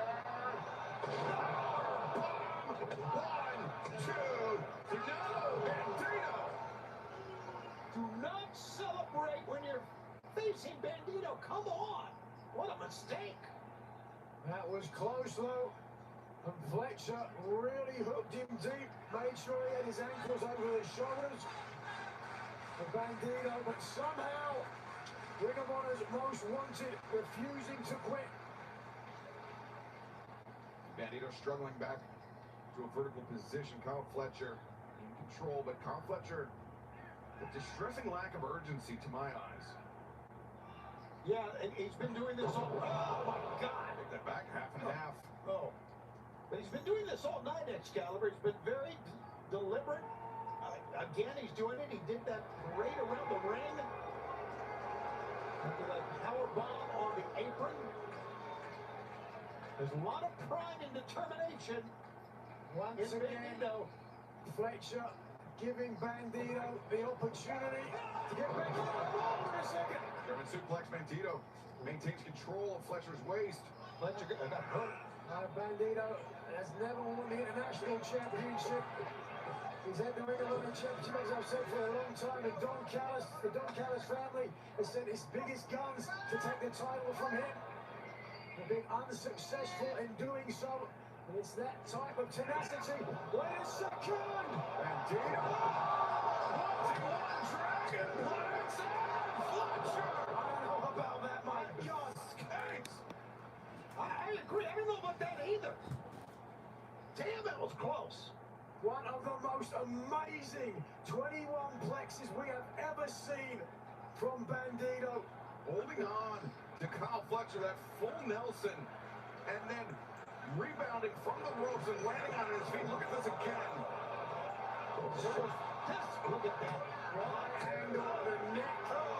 Kyle Fletcher folded tight against his chest. Referee Paul Turner's hand a hair's breadth away from counting 3, but it was that move that spelled the end for Kyle Fletcher on Dynamite. The end may be coming.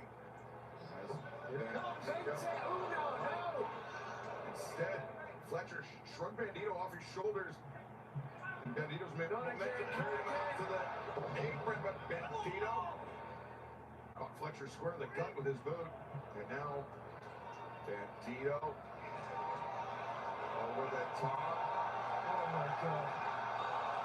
Oh, Kyle Fletcher holding on to his life. I think Bandito's heels may have gotten caught up on the middle rope, which provided Fletcher a lifeline. Bandito, he's not giving up.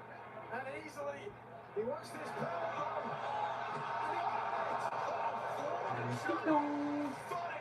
Bandito!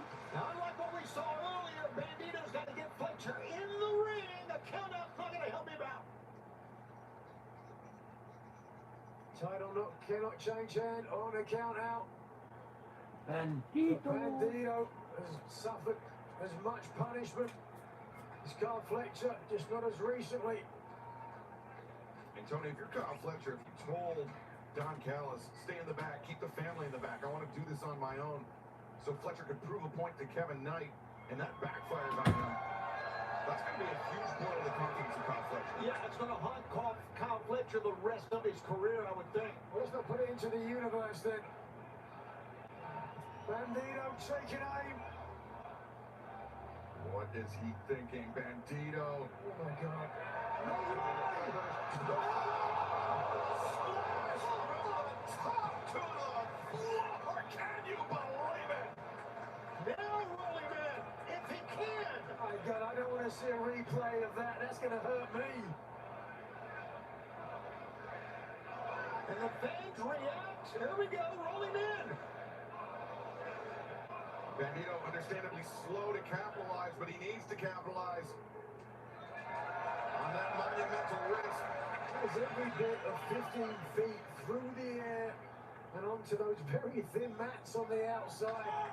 How Bandito is able to continue. We mentioned tenacity before.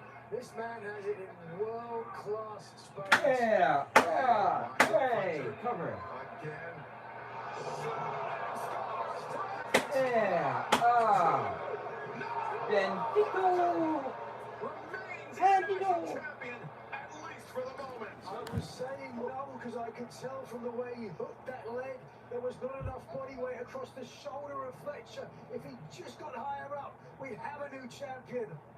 Give Kyle Fletcher a lot of credit, gentlemen. Holy smokes, how did he get out of it? Just watch this. First on the outside, the entire body weight into the chest, then back inside. A very similar impact into the midsection, but look at the shoulders. There's nothing pinning them to the mat. Right.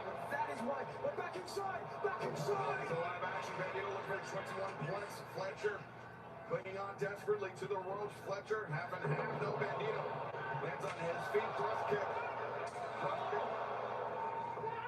Exchange. Fletcher. No. Bandito slides off the shoulders. Challenger on the move comes through. But he cannot cover it. Wow.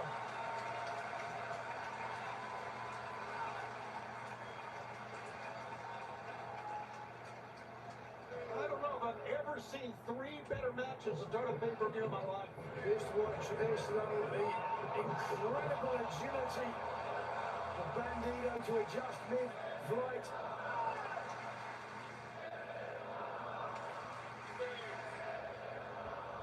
Referee Paul Turner now up to 7. And Fletcher grabbing the boot of Paul Turner, using it to pull himself forward to Bandito, champion and challenger head to head. Oh, that's just a battering ram headbutt.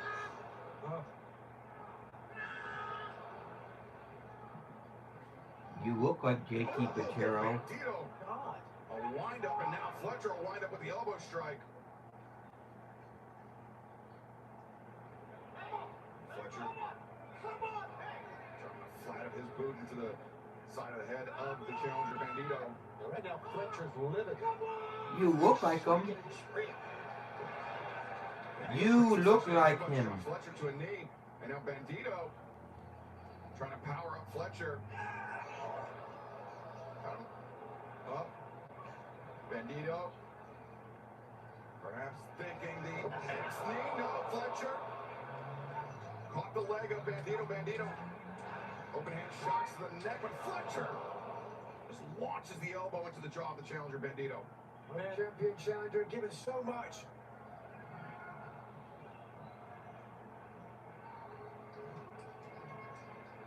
Fletcher takes aim. Oh, he's a strike. Got the knee pad down. Elevates, drops him, very nearly captured the AW International Championship. JT Nigel did not do a good job of stand for covering Joseph You're gonna have to understand Pajero. that's with the damage to the head and neck. Right, Bandito, he's just not thinking fully. He really thinks he's got the champion beat, but you've got to hook a leg. You've got to fold yourself. Get the body weight on the shoulder. Come on, Bandito. Both these young men have taken so much punishment. It's amazing they both can stand. Overhand chop from Bandito, tattooing the chest of Kyle Fletcher. His adversary. They're looking for a big superplex here. Fletcher kind of lured him that time. I thought Fletcher was dazed. Wait a second, Fletcher. Maybe look at that turnbuckle brainbuster, but positioned on the outside of the ring. Yeah, he's maybe trying to do that. Maybe just trying to throw Bandito out of the ring. I don't know. Either way, you may not find out as Bandito. Fletcher's coming up, though. He might have an idea. Oh, God, this is so... Let's get Bandito. Look at this! Buster from Bandito. 1, 2. No, Fletcher. That is nothing but ring savvy right there. But Bandito hasn't stopped. He's pushing forwards. Bandito looking for another X-knee. Here it comes. He is so strong, and Bandito... Finds it this time, the knee square. In the temple of Kyle Fletcher. Fletcher's putting himself in more danger. Yes, he is. Doesn't even realize it, and Bandito has Fletcher all lined up. 21.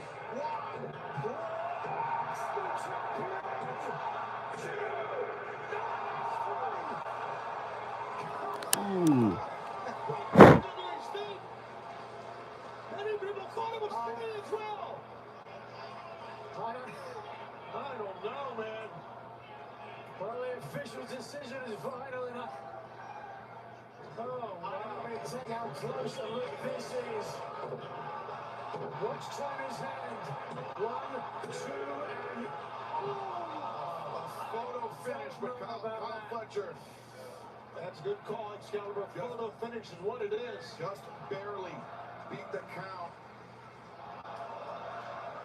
They are going to fight forever.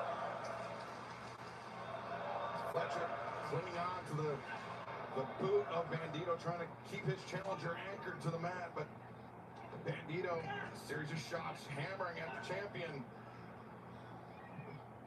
Well, not a terrible decision. Oh, look at that. Just raining down fists. I'm surprised. I think that's as much frustration for Bandito as anything else. He came as close as I've ever seen anybody to get a 3 count.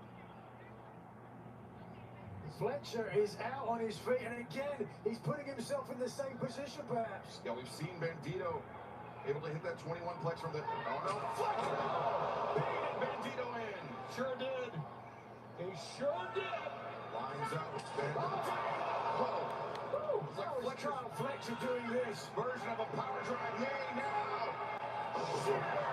Drop. Brainbuster. Fletcher floats over. 2.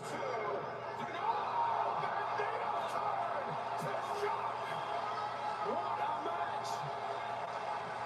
Neither man will stay down. Amazing. Here they go.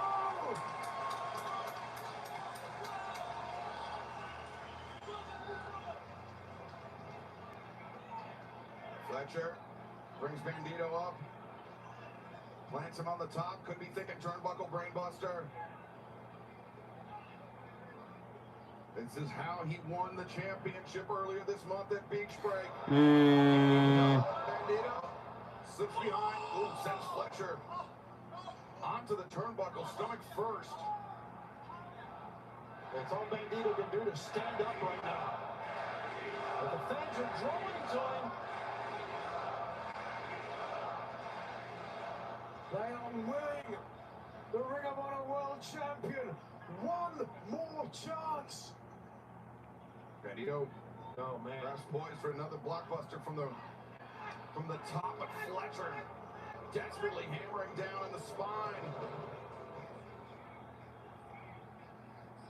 Bandito, though, steadies himself, climbs up, and oh, wait a second, Fletcher caught Bandito. Oh, I don't know what Bandito had in mind, but it wasn't this.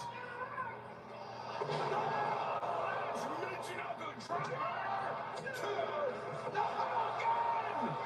On it goes! On! This freaking match goes! But for how much longer? Oh! Got Fletcher. The running kick in the corner. And Bandito in serious jeopardy here. We've said it before, but this could be the most he's faced thus far as Fletcher. Buckled brainbuster, but he missed the top. He hit the ropes, but it doesn't matter. Fletcher retains the win.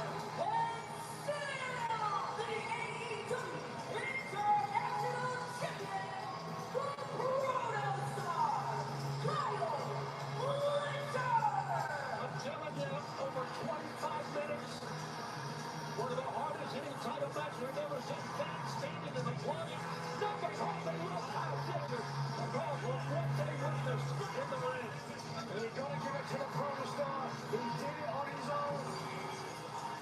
You got to give it to both, Excalibur. You certainly do, but Kyle Fletcher remains the AEW International Champion. Don Callis out to celebrate, I'm sure, breathing a huge sigh of relief that the International Championship stays within the Don Callis family. But remember, in our opening contest tonight, Nigel, it was Speedball Mike Bailey that earned the right to challenge for that AEW International Championship. So Kyle Fletcher will have a title contest with Speedball on the horizon.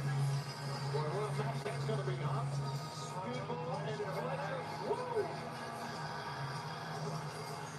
They had a great match in the Continental Classic, and Speedball won that time.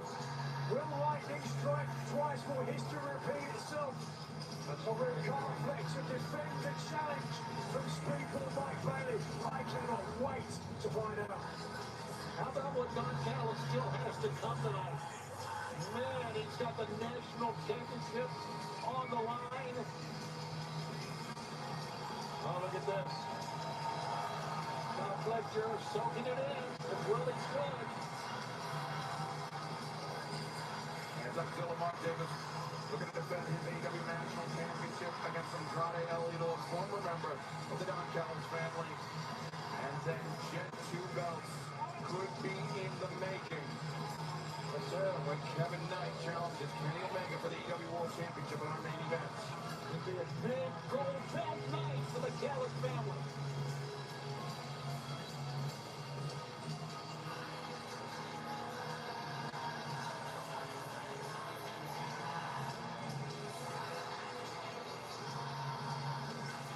Protostar Kyle Fletcher remains the AEW International Champion.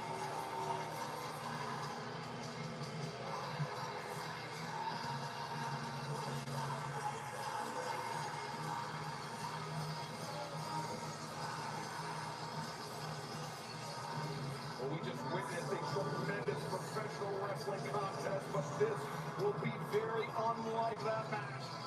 Jay White, Juice Robinson, David Finlay, Clark Connors, a double chain match.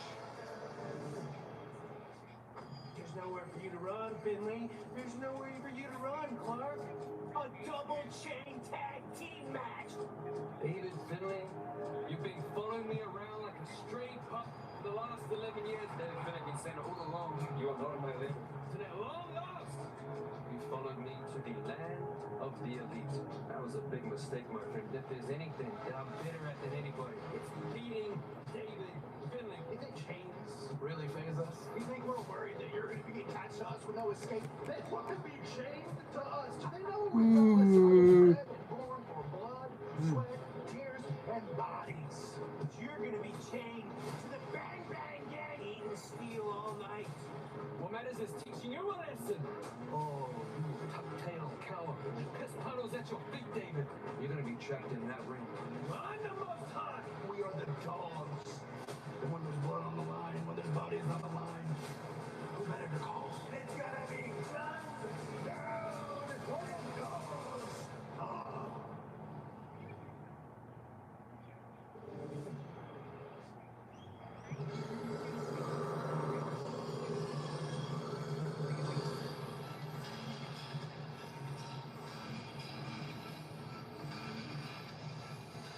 The following contest at one fall is a tag team double chain match. Introducing first at the combined weight of 426 pounds, 145 pounds, and David Finlay, the Dog. Finlay and Connors pressed for battle here tonight. And if the last few weeks, Tony, have been any indication, this will be an exceedingly violent and most likely bloody tag team chain match. Well, as we saw in the video package right before the match, it's a rivalry or a hatred, if you will, that goes all the way back to battles in Japan, Excalibur. At a time that David Finlay and Switchblade Jay White spent as young men their formative years in the New Japan Pro Wrestling Dojo. Then later, as members of Bullet Club, Switchblade Jay White was the leader of Bullet Club. That is, until David Finlay usurped him and disposed of Switchblade. Long history, a lot of grudges, and they're all going to come out here tonight. But will it be guns up?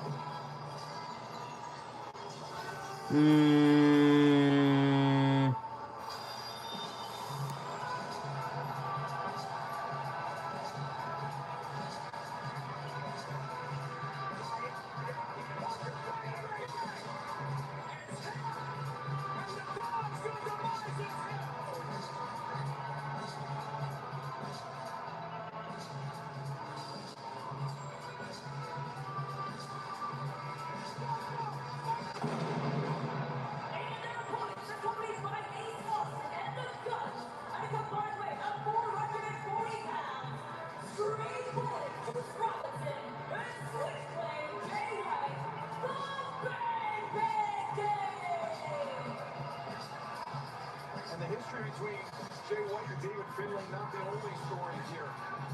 Juice Robinson, Clark Connors, they both also competed in New Japan Pro Wrestling. They also both spent many days, many long hours on the road, on the buses, all over Japan, getting to know the men that they will be facing tonight. More recently, here in AEW, Jay White guilty of cultural appropriation, taking the shillelagh from David Finlay. Finlay got it back and made him pay for that. And Switchblade Jay White, Tony, at least 2 times to my recollection has recently felt the kiss of David Finlay's shillelagh, much to his chagrin. Yeah, it's quite the weapon. I mean, it just... Speaking of quite the weapon, these two men, or these two teams, will be linked at the wrist by those chains, effectively putting a weapon in each man's hand. Used to be in a chain match, you have to drag your opponent around, touch all 4 corners. That's not going to happen here. They're just going to try to get each other bloody and then win the match. Missiles or submissions. Wait a second. And Juice Robinson before the referee. But the bell hasn't rung, Nigel. The match can't start until the chains, have been attached to both teams' wrists. So this. Connors whipping Juice Robinson across the stomach with the chain, likewise across the ring. David Finlay doing the same. Juice Robinson that challenged the Dogs for this match. We'll let the Dogs out. Juice. And he's going to suffer the bites.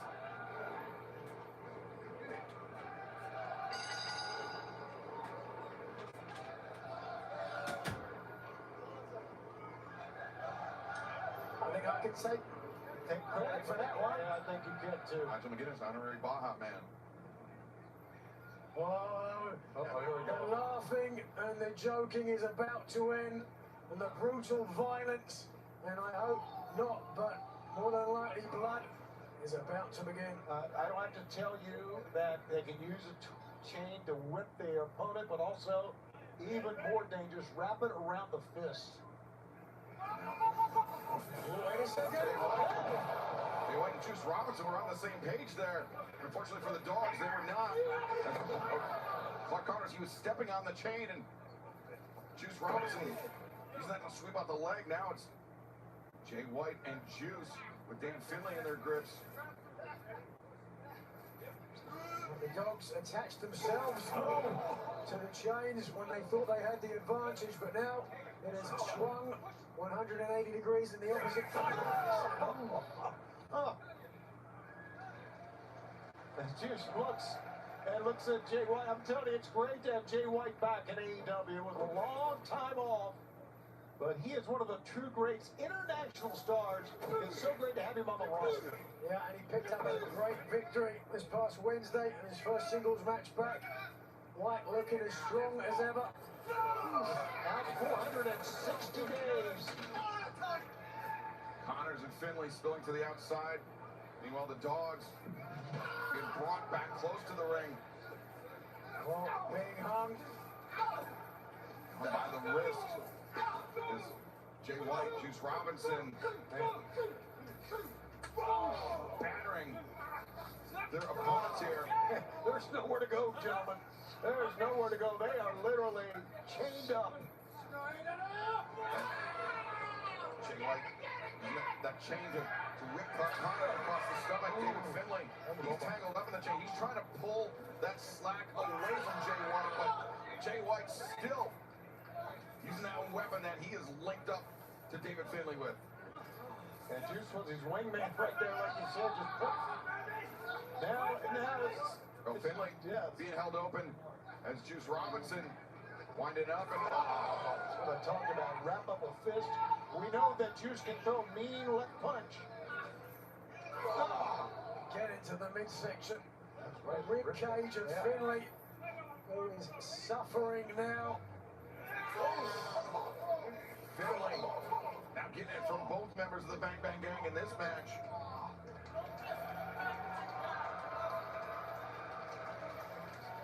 Jay White, Juice Robinson. There you go. Guns up, guys. For the time being. How about that? Jay White and Juice over the top, back out to the floor. There's a face only a mother could love. Good Lord. Jay White. Watch out. Oh, don't do that! Oh, Clark Connors didn't get the memo. had bounced off the announce desk there. And meanwhile, Jay White and David Finlay crawling off to our left. David Finlay. Oh, look at this. Big wind up here. Big length of chain there, and Taking his head right off. speaking of Jay White's head, went into the ring post. Juice Robinson just got dragged into the steps in the ring post as well. Meanwhile, to our left, David Finlay. He's got Jay White. Powerbomb. God. Yikes. Not really even a powerbomb. Tailbone. Yeah, just drove Jay White's tailbone into the ring post. And it was the leg of Juice Robinson. Robinson suffered a broken leg last year and was out for a long time, so let's hope and touch a wood now. It's healed significantly enough. But the Bang Bang Gang are down and the Dogs are taking another bite. Connors has Juice Robinson all wrapped up in that chair. Connors charging in, lowers the shoulder and just leveled Juice Robinson. Finlay is deadly, brutal and rebellious to a fault. Wow. You know, like we talked about and you talked about, Excalibur, a long time coming between these two in particular. Most certainly a lot of history dating back more than a decade. Yeah, these two as well. Jay White, David Finlay, and right in front of our desk, Juice Robinson and Jim Whitlock. Again! Getting dragged into the steps. You see how far those steps have moved off the corner? That's all Juice Robinson's body weight dragging those steps. I think that's where they're most dangerous because you have all these angles and all these places that you can throw a man's head or knee into.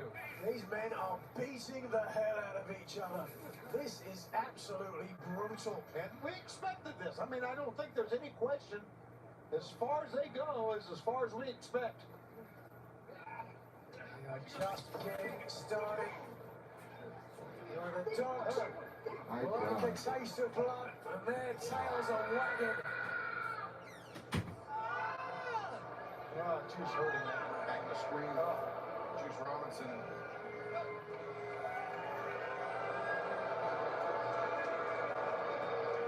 The dogs celebrating, unpopular celebration, but presumptive, perhaps preemptive.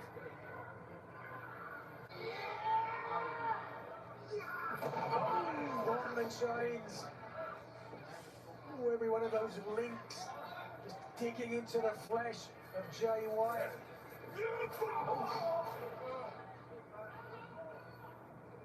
Look at this, it's winding. It's the ankle. Right on the, maybe on the shin, I'm not sure. Just, but right now, I just gotta wonder, you know, we were earlier with Kyle Fletcher with Bandito, how much a man can take. Well, you had a chance. And that is not a problem to use the You gotta wonder how much a man can take. Two shades. Not a problem. And oh, wait a second, I think Clark Connors Yeah, this. right underneath the neck. If you can see the bottom of your screen there, where it's just come out of focus there, there's a box of matches there. Clark Connors likes to light them and burn his opponents. I think getting burned is the least of Juice Robinson's problems right now. There's Robinson all tangled up in the corner. The dogs, a strong advantage here, but they've got to do something with it. Yeah. You've got to try and get a victory here. It's all well and good hurting your opponents. And I think Juice Robinson is hurt.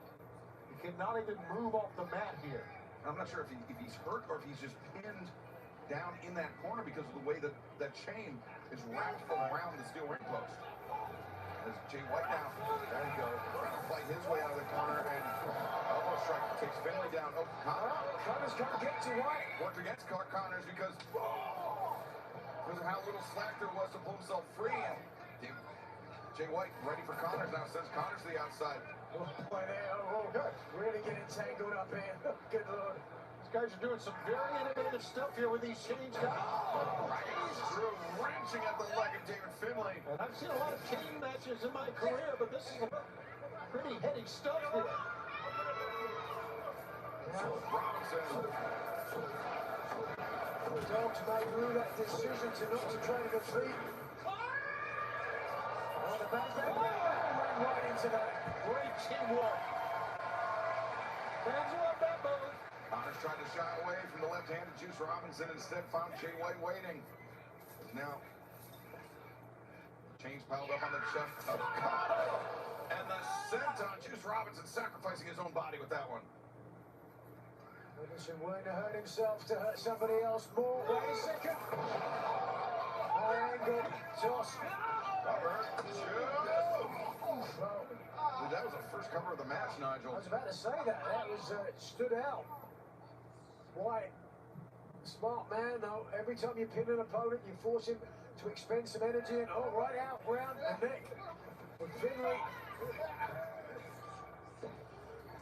Once again, just some very innovative moves and using the chain. We've seen the panic that chain being wrapped around a man's neck can induce. I think the fact that all in Texas when Hangman Adam Page wrapped it around John Moxley's neck. Nice power slam. Wow, man, we got 4 men wiped out. How about that? The decision Still hanging in the balance. But neither team, let's be honest, it's really looked like they had the defeating of the other team thus far. It speaks to the brutality of a chain match like this. How much punishment your opponent has to absorb before you're able to beat him. The brutality, but also the animosity that these four men have, excuse me, these two teams have for one another. Just the refusal to quit, even in the face of such dangerous punishment. You notice look at the lower back of Juice, red welts trying to bubble up on that lower back of Juice Robinson.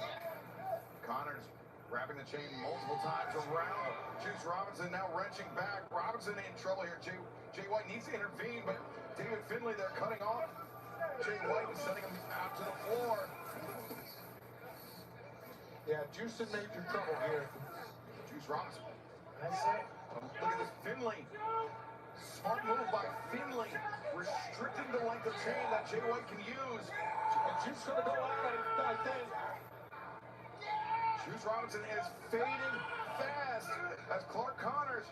Oh, this is a real stunt. You can see there, just pulling tightly. Wait a second. Jay White, though. It's a battle of wills. It's a tug of war, if you will.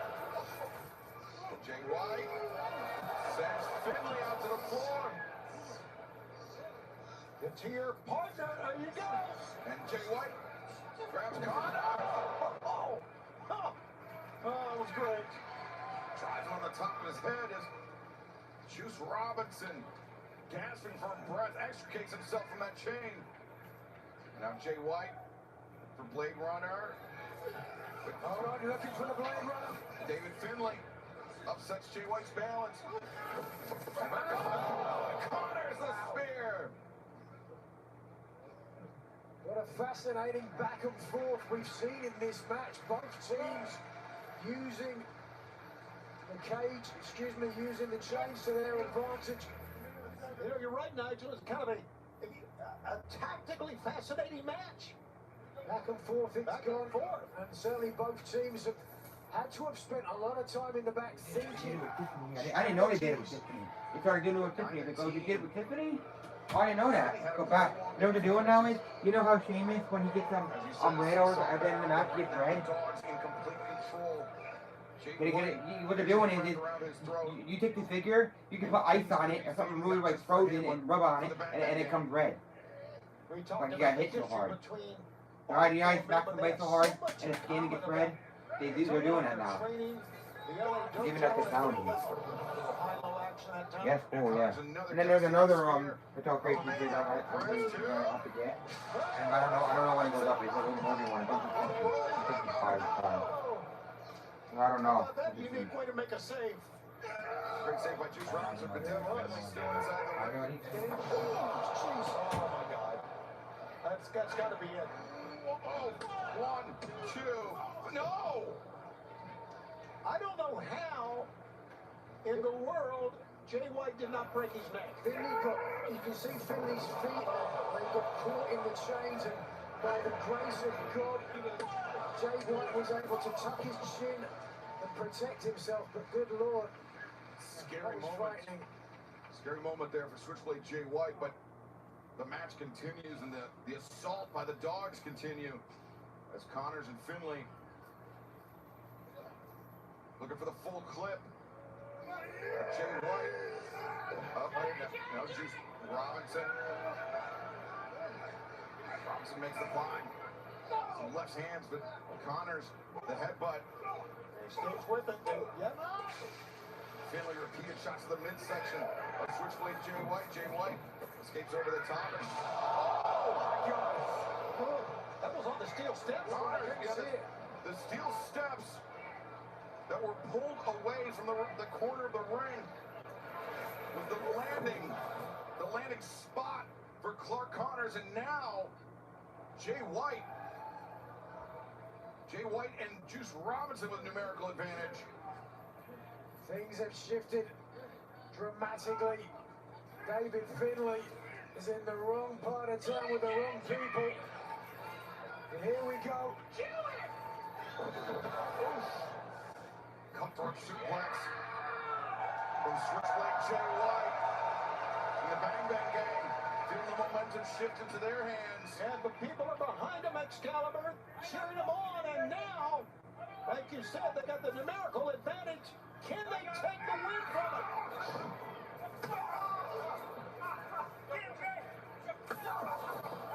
David Finlay repeatedly being lashed by Jay White, Juice Robinson, the Bang Bang Gang punishing. You can tell. I don't even have that weed in my throat. I don't even have a weed 1.6 in my throat. The weed in Chicago.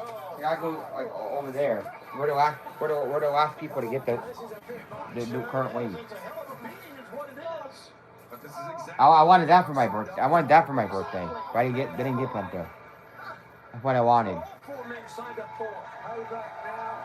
And then what I'm gonna do is when I get the red Penta, I'm gonna take a picture of him wearing my sneakers in that figure, and I'm gonna put it on Instagram and see if the Penta will see it.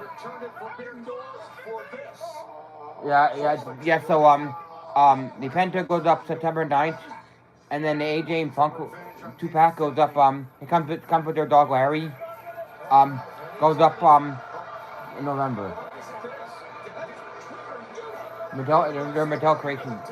You have an account for them, so I can't buy that. You have to do that. You have an account. I don't. Goodbye. Night. Get in and we wait for Cody. Let me look it up. Hold on 1 second.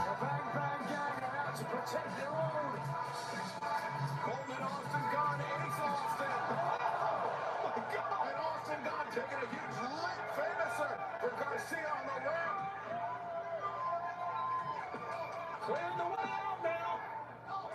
And now, Gun Club evening the odds. Wait a second. Maria Shafir just passed the Shillelagh to David Finlay. Well, the official didn't see it. Juice Robinson in the right hand. And Juice does not know that David Finlay's got the Shillelagh. It doesn't say on there. It doesn't say. Robinson, the chain wrapped around his. It never doesn't say.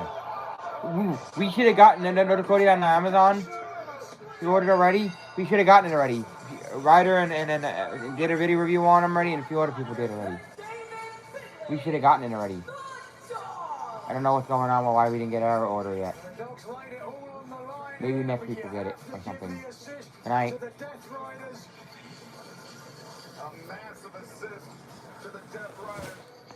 Bang Bang Gang busy dealing with Daniel Garcia, Wheeler Yuta, and Marina Shafir sliding the Shillelagh. David Finlay to allow the Dogs to earn the victory tonight in this tag team double chain match. I guarantee that didn't come of its own volition. That one came all the way from the top. That had John Moxley's fingerprints all over it. Finlay cannot even stand up here. The Dogs are victorious, but there may be hell to pay from the Bang Bang Gang. And Juice Robinson still out cold after getting clocked by that Shillelagh.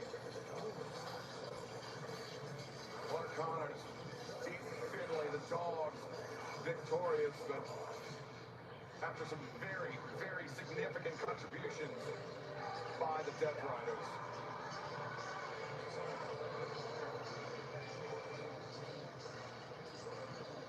Well, fans, wow, thanks for joining us here tonight. And at Redemption, Clark Connors, David Finlay, of course, victorious tonight. Still a lot more program to come tonight. But right now, let's head to the back for the first time in this Redemption broadcast for our colleague, the remarkable Renee McKenna, standing by. Take it away, Nate. Well, that was a big win for the Bucks tonight, but Nick Jackson was clearly questionable throughout the duration of that match. Yeah, like there was a point where mine and Nick's heads collided. Nick's got a history of head trauma, and in those situations, I don't want to act on. You make me say it. No, look, listen. Before we get on to this, I'm not trying to kill anyone, mate. There's nothing on the line. There's no stakes. There's a winning bonus for sure, but I'm not trying to hurt anyone. I'm not trying to take anybody out. I'm not trying to blow someone's brains out, for God's sake. Nick Jackson has a history of head trauma. I'm so sorry, Nick. Welcome to pro wrestling. It's a tough way to make a living. It's not about that tag match, Will.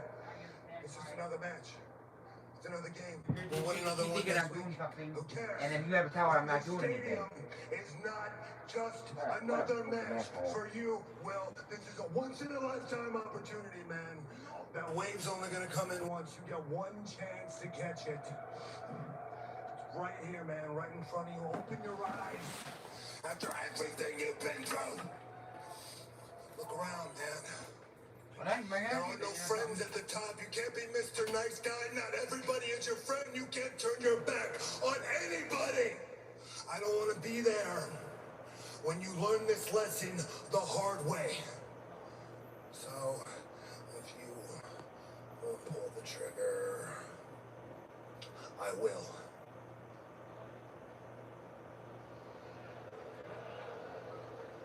Let's take it back to ringside, gentlemen. Thank you, Renee. John Moxley seeming willing to take matters into his own hands, but Will Ospreay, Sunday, August 30th at Wembley Stadium, he will face either Kenny Omega or the Jet Kevin Knight. If he shows any hesitation that night, it will be the most heartbreaking night of his career. I think Moxley makes a lot of sense, man. Fans coming up next, the TBS Championship on the line. Hikaru Shida hoping to bully Maya World, the It Girl, next.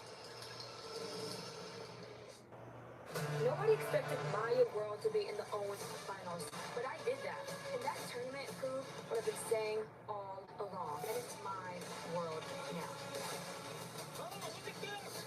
She got the kendo stick! Why is Shida doing this? She is a bully, that's why! Wait a minute! Maya World is coming!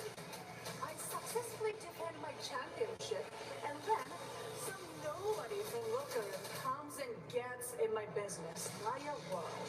So-called future of AEW. Oh, watch out! Whoa! Maya World will just be another little tiny blip in the era of the Ace. We're gonna take the championship, Shida. The best is Shida!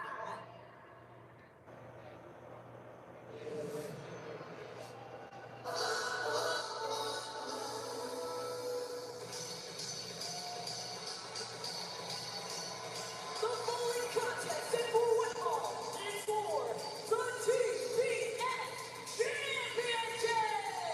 Introducing first the challenger from Dallas, Texas, Maya World. And when you get this figure, you have to darken It was last month at Forbidden Door, Maya World, at the biggest moment of her career, facing Mercedes Moné in the finals of 2026 Owen Hart Foundation Women's Tournament. It was not Maya's night that night, but she did not allow it to stop her, Nigel. She got That both of them. Maintain the momentum, no question about it tonight. She has a chance to take the final step. She came so close, giving Mercedes Moné absolutely everything she could. Tonight, though, can she take the TBS title? In many ways, it is redemption for Maya World. Broadcast out Japan. She is the TBS champion, Hikaru Shida. Hikaru Shida, who, after she returned from a lengthy layoff from the ring, saw a very different side of Hikaru Shida, somebody that was kind of frustrated at how things went, how things evolved while she was gone, and those frustrations now have just led to Shida. I mean, it's funny, I used the word bully leading up to this match. She didn't become a bully. Yeah, she has. She's a completely different person than when she first started. The fans loved Shida. They chanted her name. And now, look at what she's become. And I don't know what caused it. Look at that. Certainly a darker side of Shida than we knew before. Being the TBS champion has only made it worse. It wasn't long ago that Shida attacked the plucky and hard-working Harley Cameron, put her on the DL, and was going to do the same thing to Queen Aminata, were it not for Maya World coming to her save, to her aid. World intervening at collision last week to prevent further damage from being done to Queen Aminata. Right. And now... Listen, Maya's been through a lot. I don't think there's any question. We talked about the tragic death of her brother killed in that car wreck, and just days before a match with Sky Blue. She got in the tournament, and look where she went, and now got a shot at being a champion. The perseverance of Maya World. Absolutely. It's really inspiring. It looks for the arm drag. What a way for Maya World to celebrate her birthday tonight by becoming the new TBS champion. But Hikaru Shida, I mean, touched on her evolution that we witnessed over the last few years. Truly a fan favorite in the early days of AEW. But it was that break due to injury and other factors completely out of her. And another Shida, the knee strike. She felt like not just the fans, but the locker room forgot about Hikaru Shida and what she meant to the company in the early days. I don't think anybody forgot about Shida at all. We welcomed her back with open arms, and this is how... Nora touching Maya World on the outside. Shida feeling very confident here.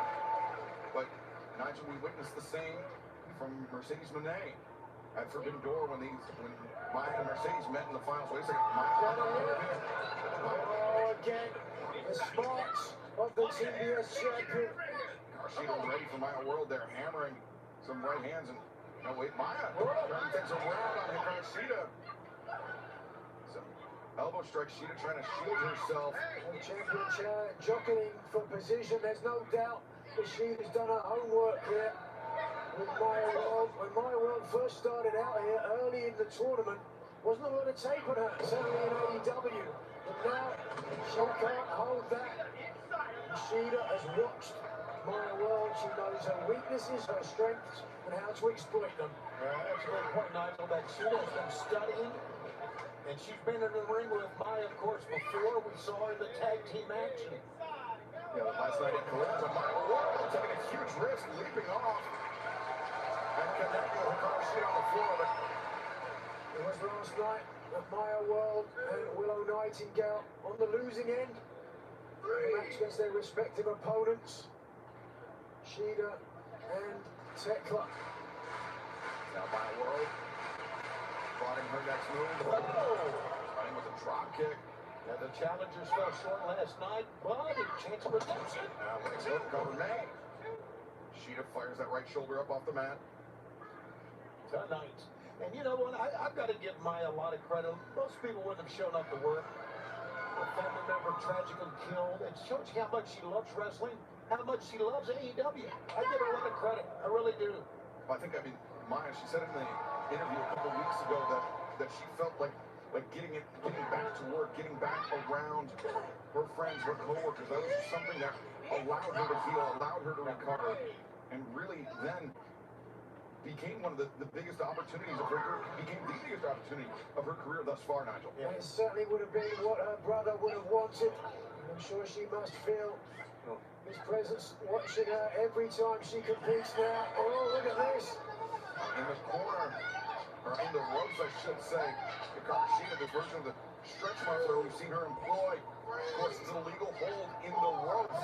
She only has 5 seconds to release the hold. But still, perhaps some damage done to the right knee of Maya World. Well, she seemingly does not care about the rules. We've seen that many times. At least over the last couple of weeks, we certainly have. Hikaru Shida is just paying no mind to the officials' words, to her partners, her former friends' words, but fans rallying behind Maya World now. They've heard her story, they've seen her journey, and now, there's no way Hikaru Shida, when she first started in AEW, would have done something like that. No way. Sinking her teeth into the head of Maya World. Vampiric look on the face. Now you talked about how proud Maya's brother would undoubtedly be of her progression here. It was Maya's brother that actually introduced her to professional wrestling. It was covered here now. Like, look. Maya had completely different ideas for her future, for her career path, but it was that that introduction of professional wrestling by her brother and his encouragement that allowed Maya to pursue this path and to reach these heights. Yeah, it's sometimes funny, the twists and the turns that fate dictate. Right now, Shida, prolific film and TV, Joshi Pro Wrestling star in her native Japan. She's gone by the name Onamusha, the female warrior. Certainly would fit in with Kill Bill with some of the dangerous offense. Wait a second, again. World contorting herself, bringing Shida down to Harris.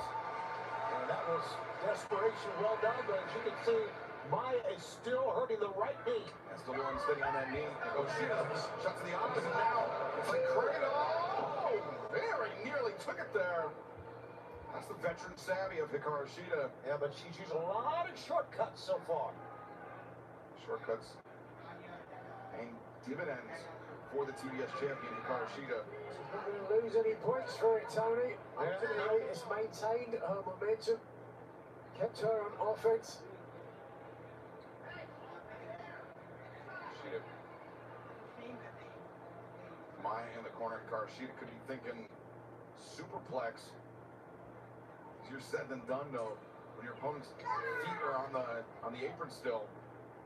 Oh, I got out of that some way. That was great. Maya, their sunset flip. Oh, no, knee. And that knee again. He gave out, and Maya World now in trouble. Hikaru Shida. Drop kick. Great execution. Makes far like it is. Look, Maya World able to kick out. A little bit lackadaisical cover from the champion, but in my opinion, Shida, we talked about the smarts, the ring smarts. She's employed a submission to gain a number of her most recent victories, and that involves the leg. I think that right now she's biding her time. She's trying to weaken the joint on her opponent, and when the opportunity presents itself, and her opponent is significantly weakened, she will apply the submission. Unfortunately for Maya World, I think her hopes of being a TBS champion will fly away. For Maya, though, not out of this one yet. A wild swing. Shida, though. It's the knee, Maya. Didn't get her out. I lost control of Hikaru Shida, and Shida now back to control Maya. This time, Maya, the cradle on. Shoot. Whoa, whoa. They stole that win. Asadora rolls through. Stop from Maya World. And more damage to the knee, the right knee of the challenger, who is hurt and unable to capitalize when she puts some offense together and she gets the advantage. And that stop a regular part of Maya World's offense, and sometimes when you're just functioning on instinct alone, you don't think about the damage done to your knee and at what cost something like that will occur. It's just reflex. Maya hobbling forward. It's going to kick to the midsection. Lunging kick to the side of the head. Now Enziguri, Shida down to one knee. Not much behind those McCall's really working on one leg, obviously. Hikaru Shida. Able to turn things around, Maya. Oh! Maya stopping Shida out of the corner. There you go now. I don't know what she's going to try here, but... Oh, she can't even get up with that knee. Well, she did. Again. Not really giving it a full thought. 1, 2. Shida able to kick out. This is why you really have to have a varied offense. You've got to be able to switch things up if you suffer an injury to protect yourself while you can still hurt your opponent. Maya World is weakening herself. Wait a second. Maya charging in. Shida caught the leg now. Oh. It's over. That's got to be it. I mean, I don't think that Maya can take much more, guys. A brutal single leg Boston from the champion. You can apply pressure to the lower back if you push back, or if you turn your hips to the side, it applies pressure to the knee right there. Instead, Shida now removing herself from the seated position and trying to bring Maya around. Maybe looking for that TBS. Come on, dumb thing. The best is Shida. Oh. Block that the champion has been employing as of late, but Maya World makes it to the ropes to force the break from referee Paul Turner. Heading to the top. Yeah, look, Maya obviously has no defense right here. Oh, the meteoric coming down like a ton of bricks. two. No, Maya. Well, she just scooted that right shoulder out of the way. I don't know how she got out of that. Yeah, it was barely a kick out, but importantly, it was a kick out, Tony. Yeah, you're right. Maya reverses roll up. Two. Sheeta tilts. No, Maya back. Oh, come on. Sheeta. Well, very nearly took it there. Yeah, Maya has done great escapes in this match. Both women with the same idea. Both women go down.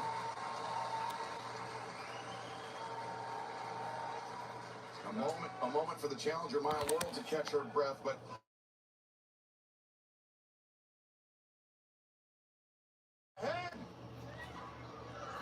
Oh no! She knows the level of competition she's facing in Hikaru Shida, former AEW Women's World Champion, current TBS champion, Maya World. It's all or nothing on this knee. Shining Wizard connects. It's over. No, he's gonna kick out. Oh no.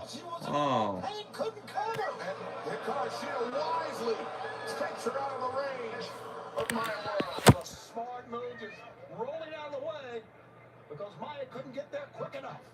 The last ounces of energy, the TBS champion has got herself some respite.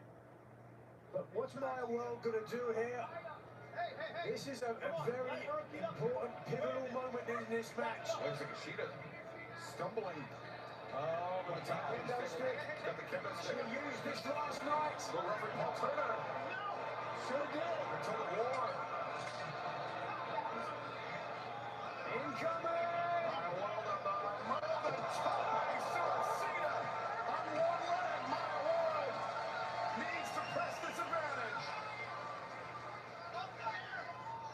Stumbled in the ring, back out. Here she goes. Maya now in the corner, makes the climb. She's going to do it again. No, I think Sheeta got the knee up. It might have clipped Maya on the way down. Maya World was over-rotated anyhow. Come up. There it is. Cradle. Two. No, Maya kicks out. Well, Maya just keeps coming back and coming back. And Sheeta unsheaths the katana. Lands flush in 1, 2. No, Maya again. Undeterred. I'm not sure about that. Not a lot of mustard on the kick out whatsoever. And that katana has won Sheeta so many matches, as you know, Excalibur. A little bit overconfident on that cover. Surely this is only a matter of time now. The champion going to put the challenger away. Wait a second, Maya. Escapes behind. Sheeta, though, ready for her open hand shot. Open hand shots exchanged. Back and forth they go. Sheeta steals herself. No. Tried the eyes again. Yeah, she did. Went for the eye poke, Maya. Rolls behind the roll of 1, 2. What again? A very close cover. Paul Turner's had a rough night tonight. Yes, he has, man. But he was right on that one like he was the other one. Uh-oh. Maya may be out. The elbow strike in now. Hikaru Shida. Oh! Cutthroat tombstone. That is 1, 2. No, again, Maya. Where the fans applauding Maya's effort to keep coming back and coming back. Gutsy, but here is the submission, I think. Oh, no, the knee strike first. Had half a straight jack at the knee to the back of the head. And now, Hikaru Shida, the TBS lock. The right knee, the damaged right knee. The hand gasping desperately. Is she going to tap? Is she going to tap? Maya World wavering and no. Wait a second, Hikaru Shida. Crowd clapping in behind Maya here. Maya World going to tap there, and Sheeta stopped her. Sheeta could have been that time, Nigel. Suplex. God, how much more can Maya take? We're about to find out. And Sheeta coming in, the knee strike, and waving her hands at the crowd, saying that's not all. What a bullet! She wants more. She's not done. A second. Oh, no, not again! Maya World's impossible dream has turned to a nightmare. Oh, that's hard. strike. It's enough. Maya's done. Come on now. Referee Paul Turner backing off Hikaru Shida. Yeah, he's got to check in here.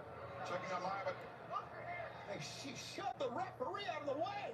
Hikaru Shida, the Falcon Arrow.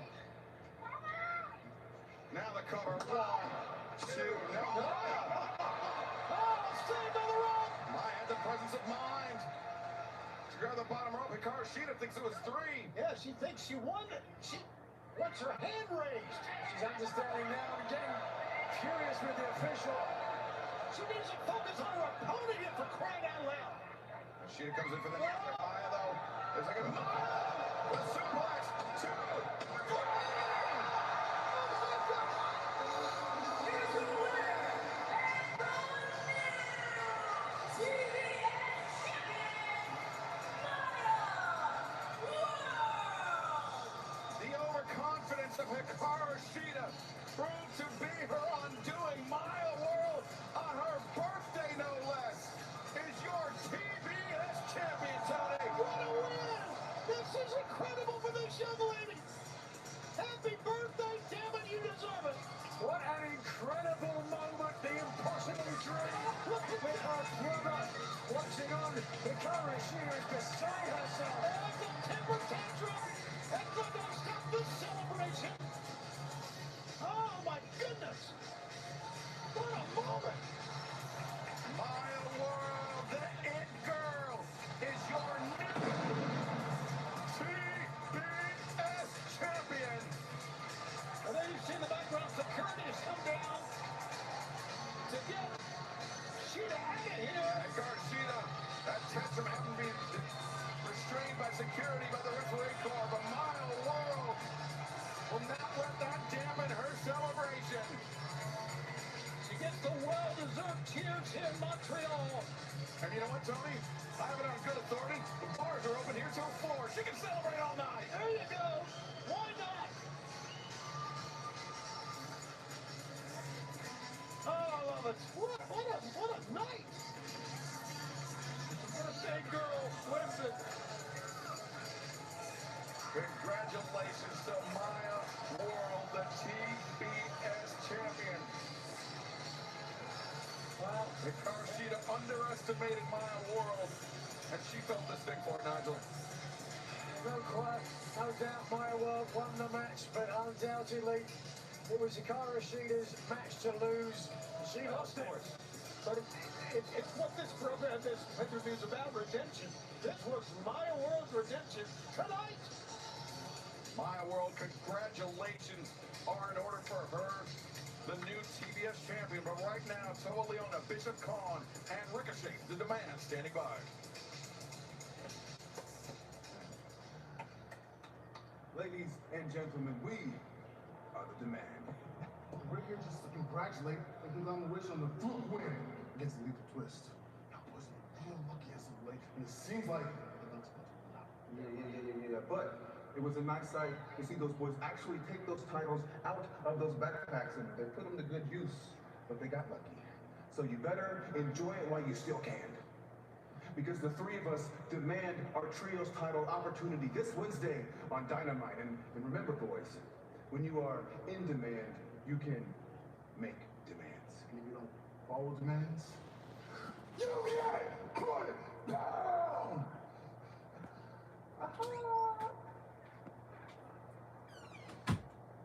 Well, big challenge thrown out by the Demand for Dynamite this Wednesday night in Detroit. We want to thank Nigel McGuinness for joining us here tonight, but for the rest of the night, we're going to have Professor Taz on the call. There you go, brother.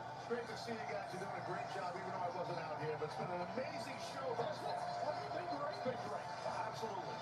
And absolutely great to have you here with us for the rest of the night. But coming up next, the action continues. Live from Montreal for Redemption, it is the AEW World Tag Team Championship title match. The Death Riders, Claudio Castagnoli and Pac, challenge Christian Cage and the Rated R superstar, Adam Copeland. Death Riders, keep sticking your stupid, ugly face our business. Claudio Castagnoli, he's got Adam Copeland isolated with Pac.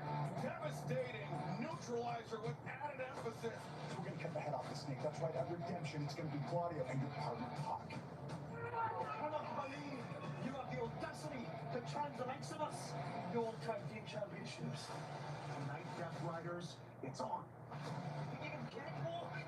You have bitten off way more than you can chew. Legends.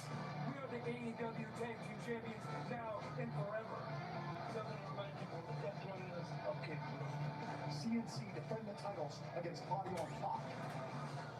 And then it's on to the next.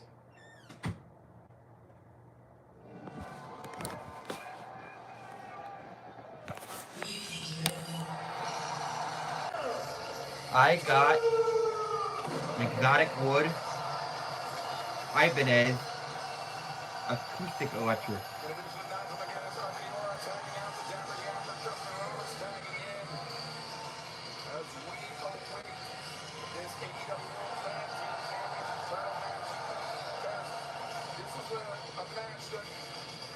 Just a few years ago, we never thought it would be possible because not just Adam Copeland, but Christian Cage as well thought their careers were over. Yeah, you never know what's going to happen in your career. And both of these men are only runners out here now, and both have had amazing careers that they retired today. And it feels like they're just getting started. That's a great point. It does feel that way, Jazz. It feels like, I mean, it's like a new opening for them.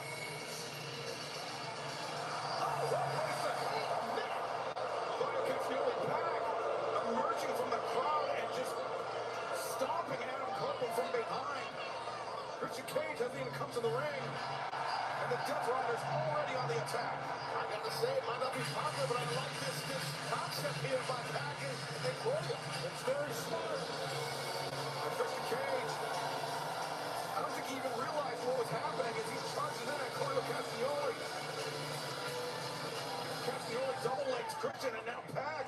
And Claudio attacking the champions before the bell is even rung. Oh, the Death Riders came in with a big game plan to kick it off.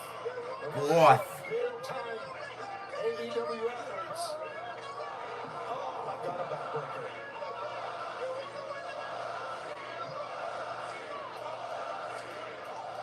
Death Riders. And they've had their fingerprints all over this broadcast here tonight, Tony. Not just the match with Jon Moxley, Will Ospreay facing the Young Bucks earlier, but also Daniel Garcia, Marina Shafir getting involved in the Dogs, that tag team double chain match.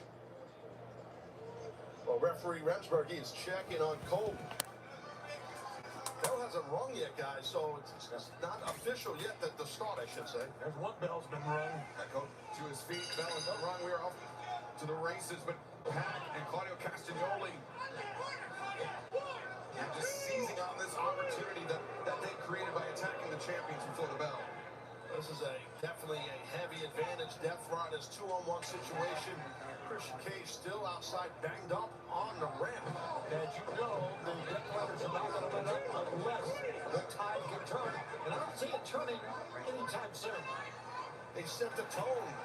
Castagnoli and Pac is smart. I'm telling you how they started this match. Very intelligent. Gotta set the tone, boys. And that's exactly what the Death Riders did.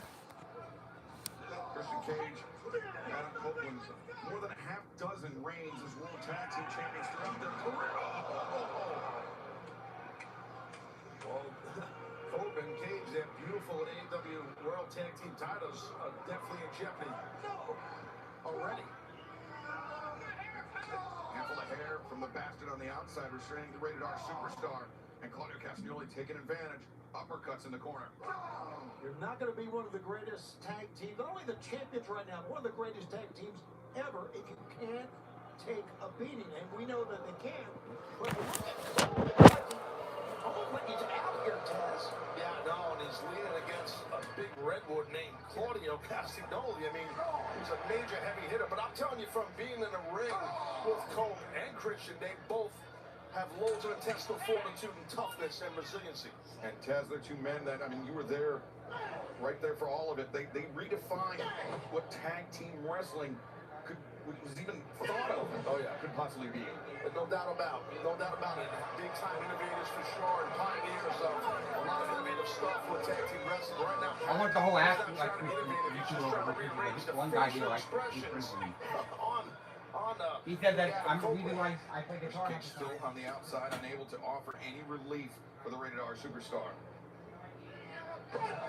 And you think back to what happened just yesterday on Collision as Cope and Cage were talking to the cameras. Here came the Death Riders, and it was almost like it was a warning that this would happen during the match. And that's exactly before the match started. An attack from the Death Riders. Well, you saw that look in the eye on the mat right there from Copeland. Man, he is in a bad way. He's got a big bruise or gash right by his right side of his lat there. His back. Yeah, right underneath the armpit. I'm not sure what that's from, but I'm sure it hasn't escaped the notice of two wrestlers as astute as Claudio Castagnoli and the Bastard Pack. Well, veterans. I mean, they're well accomplished, well decorated, veteran, successful men, both Pac and Claudio. You notice the frequent tags in and out, so they stay fresh, while their opponent, Copeland, is banged up, and his partner, Christian, is, I don't think he's gotten on the apron yet. I don't think so. And Death Riders not just staying fresh, but also keeping Adam Copeland guessing as well, because just as soon as he can start formulating a counterattack against Claudio Castagnoli, Pac comes in. He's got to change his strategy. As you know, right, that's the key, right? The frequent tags, the quick in and out tags, and now just working a nasty armbar here. Caught a look at Christian Cage from he's on the floor, simply clutching his knee. It's just bad news for the champions. Yeah, I was flexing it, as you can tell there momentarily. Here comes. Fans are Oh, trying to we're get going to behind old attire. Cope here, and Buddy Cope is responding. But he's in the clutches of Claudio. Oh, Castagnoli. Castagnoli's sleeper hold. Cope could be fading before our eyes here. But now slips underneath. Turns things around. Sleeper hold. Maybe the first offensive move we've seen from Cope this entire match. Didn't last long. No, it did not. I mean, you know, like I said, Cope has got heart. I promise you that, and so does Christian. But right now, they're getting, Cope is being tested heavily. That's as you don't return from what's thought to be a career-ending neck injury and reach the heights that Cope has without having heart and fortitude. Claudio was looking for the neutralizer, but landed on his feet. Cope on the move. Wow. Desperation by Copeland. Claudio Castagnoli, though, unfortunately for the Rated R superstar, had the exact same idea. Yeah, this is a moment here. If Cope can get to his feet or to his knees, I mean, I'm looking off the monitor. Christian's finally making his way up there. He's hurting though. And you're the reaction of the crowd here in Montreal. The fellow Canadian Christian Cage on the corner gets the tag. But across the ring is Pac for Christian. You can see him favor that knee. I don't know what the heck's up with him, but he's not running too quick there, but he's bringing it. Yeah, he's fighting on one leg, Ted. You are right. And look at him trap down Pac. Heavy hands from Christian Cage. Oh, look at lefts and rights. And now fighting for good measure. But Taz Christian's got to be careful striking with that left arm. We know the damage that suffered just a few months ago. He's been wrestling with a hairline fracture. But, DDT from the corner. Yeah, he's got that big apparatus on his left forearm. Well, he's fighting, but it's 2-on-1 here because we saw just a few moments ago that Cage Cope is down on the floor. Cope and Cage almost trading places here. And you see, I think from the damage to the knee, took a moment to steady himself, but still applying pressure between the shoulder blades on Pac.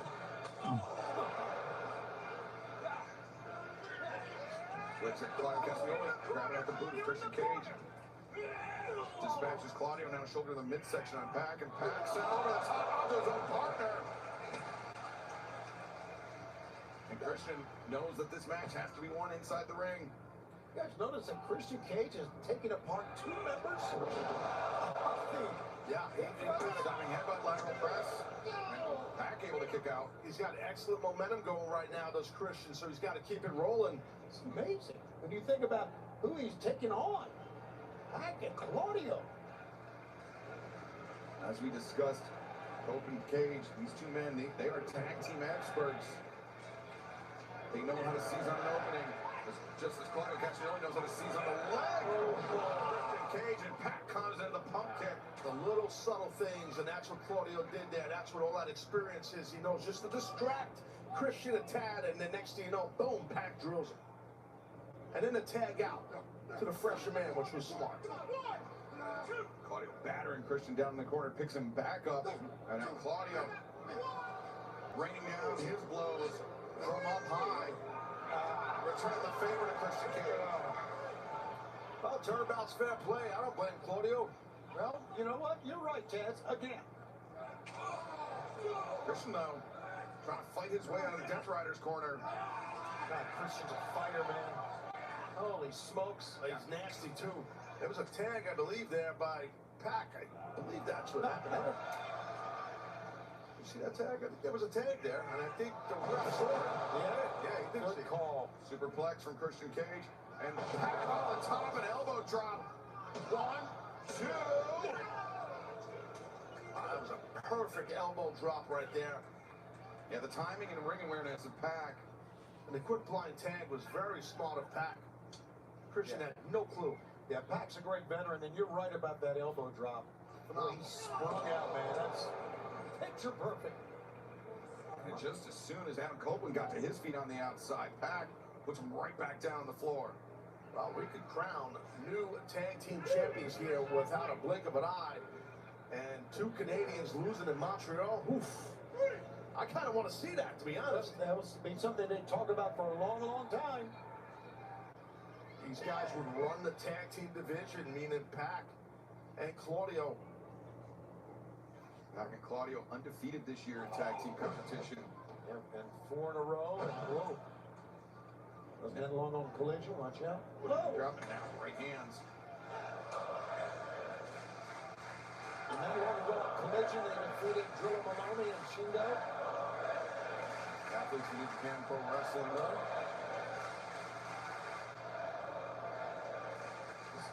Death Riders, though, a substantial advantage throughout the bulk of this match. So powerful. It's amazing, isn't it? Yeah. Diving stomp. Cover made. 2. Christian kicks out. Christian's showing a lot of toughness there, kicking out. He just popped his shoulder up a teeny bit. That's all it takes. Yeah, it's hard to do when you're getting beat down. But wait a second. Claudio Castagnoli thinking sharpshooter here. Turns the corner. Oh, brother. Got that in tight. Christian Cage trying to crawl on his elbows to the ropes. It's close. But force the Claudio, as soon as he recognized how close Christian was, drags him back to center. This might be it here, guys. This might be it. When I think about the damage done to the knee by Christian Cage as well as the lower back, it's a big chance here for the Death Riders. Can Christian Cage survive this onslaught? Oh, Cope is back up. But Claudio, Cope is back out. Claudio, as soon as he recognized it, Taz, he dropped the sharpshooter and sent Cope back to the floor. Multitasking. And that's what a guy who has the world-class, worldwide experience that Claudio has. He can do that. Cope hard into the barricade. Well, you could feel it, guys. I mean, the complete control the Death Riders have of this contest from the jump. Oh, God. Running start. And sends Cope over the barricade, and now Claudio. And Cope out amongst the fans here at the Bell Center. I'm not sure what Cope got thrown into there, but whatever it wasn't good. He's telling Pac, I've got everything under control here. Yeah, to win this thing, the Death Riders going to win these titles right now. Shooting star!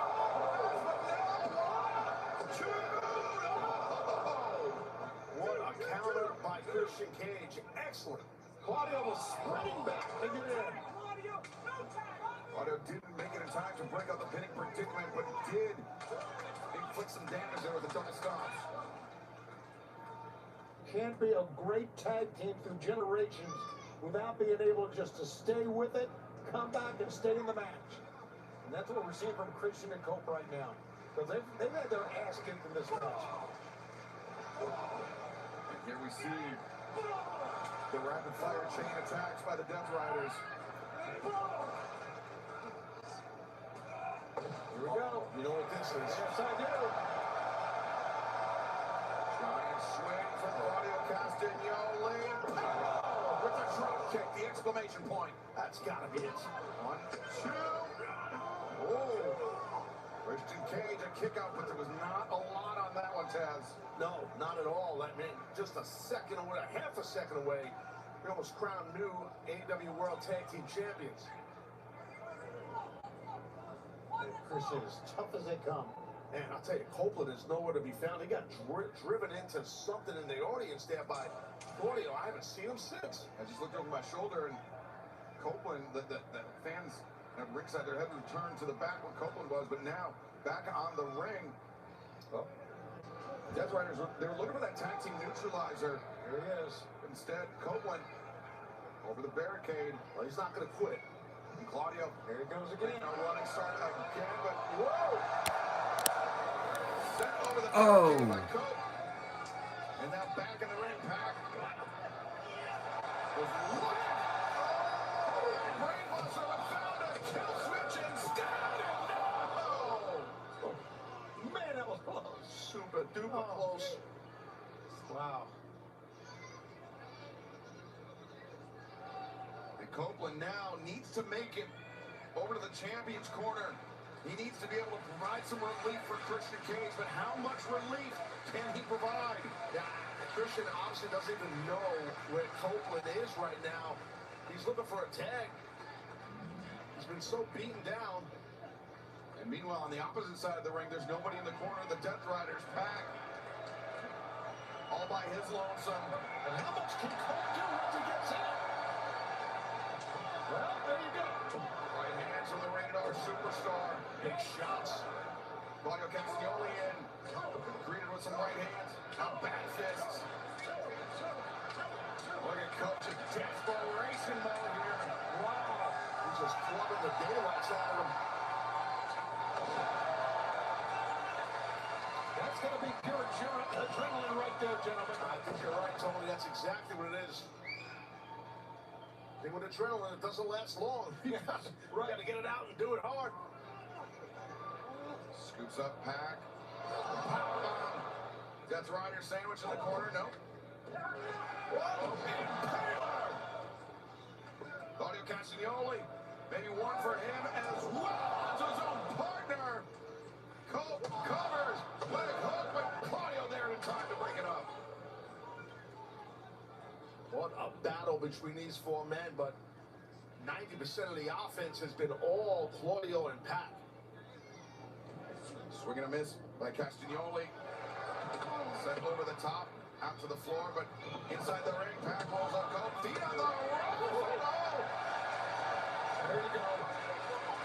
They're not getting none by Ringsburg, I promise you that. That guy missed nothing.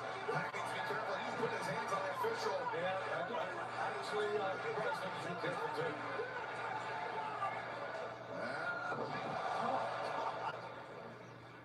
Pac whiplash down by the Rated R Superstar.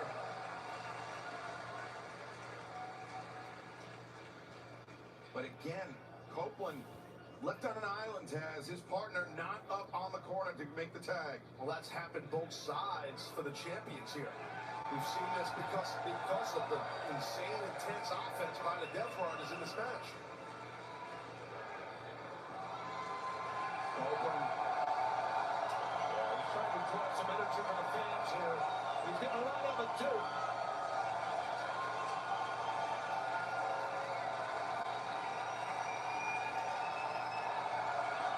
Copeland, you can see him bouncing on his toes. Standing up. As Pac stands up. And Copeland, oh, killer. Claudio leaps over the top. Oh, Death Riders. Oh, boy. Saw him do this. Oh, boy. The assist on the neutralizer. Pac's legal. Covers. 2. And now, Christian in the nick of time. Where did he come from? Holy smokes, he was nowhere to be found. That's that chemistry that Colt and Christian have. This sense, they just have a sense for each other. Who's in the ring, who's not, who's in danger. I think poised to unleash that big lariat we've seen him use. Builds up his head of speed, but no. Copeland caught him, and now looking for crossface. He's got it in. Grindhouse is locked in tight. Pat, his eyes turned towards Claudio Castagnoli. Christian Cage trying to keep Claudio on the floor to no. Castagnoli break it up.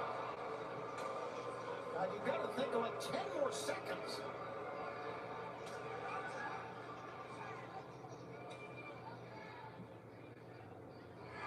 Claudio, again, just his strength, Taz, is incredible, even after all this time. Exactly. I was just going to say, even as the match just keeps getting longer and longer, the stronger and stronger that Castagnoli gets. Now, opposite sides of the ring, the Death Riders go to work. Back and forth they go. Where they both get so much speed. They got a little overzealous there. Paid for it. Spear from Christian and Castagnoli. Back tries to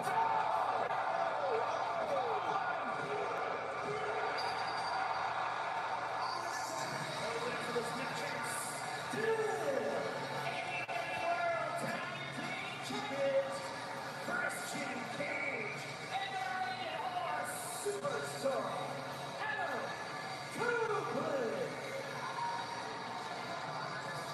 Taz, to my mind, Pac and Claudio Castagnoli wrestled as good of a match as they possibly could have against EW World Tag Team Champions. But Colt and Cage are just that good. They were able to overcome it. They really are. I mean, they hit one double team maneuver, and that won the match for them. Right? Think about that. That's right. They were neutralized individually. The Death Riders kept them apart, prevented all those double team maneuvers that they're famous for. But once one was hit, they retained those titles. And it was a spectacular double team maneuver as well. Wow, well executed, wins the match. Bringing on superstar Adam Copeland, Christian Cage remain your AEW World Tag Team Champions. Now seems like Montreal is going to get the signal on there anticipating earlier. Or maybe not.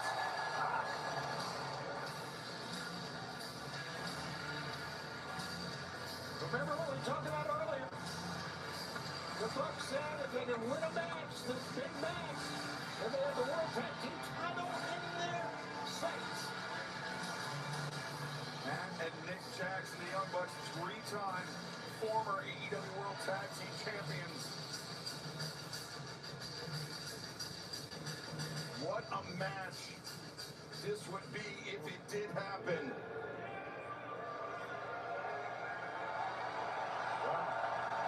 Oh, wait a second, it is happening! It is happening! On Sunday, August 30th in London, England, Wembley Stadium, all in London. Young Bucks, Colt and Cage for the AEW World Tag Team Championship. Oh, what a match that's going to be, gentlemen! Two of the greatest tag teams of all time are going to have had it at Wembley. That's going to be great. And good call, Jasmine. Whoa, Christian decides not to shake hands. Well, either way, Tony Khan was quick to get to work. He has made it official for all in London.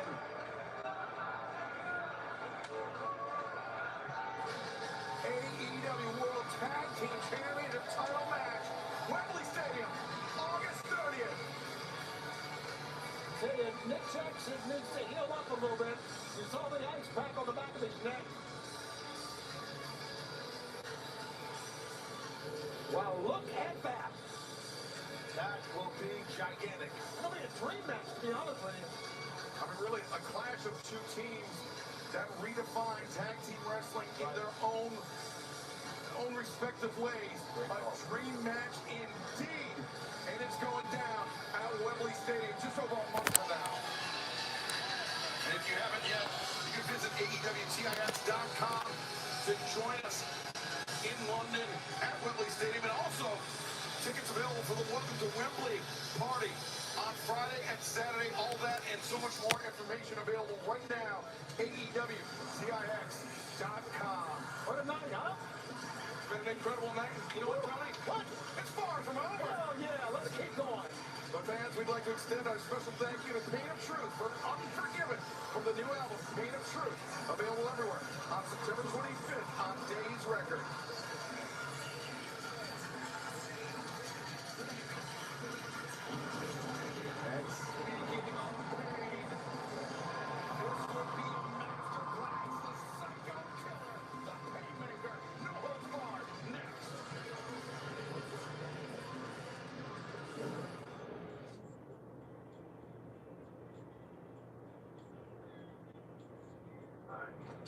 Better than Jericho. You think you can dictate to me which version of Chris Jericho you're gonna get?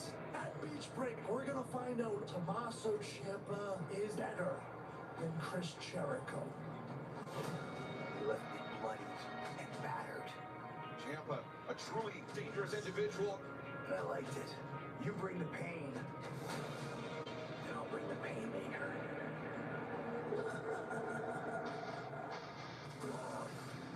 Psycho killer is not afraid of the Painmaker.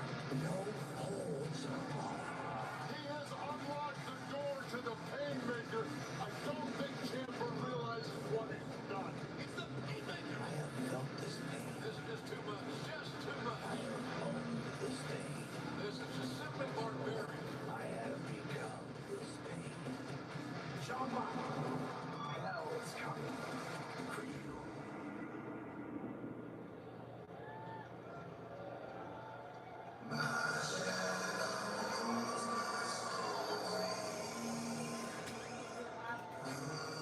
What? I just put her in here for a little while. Who?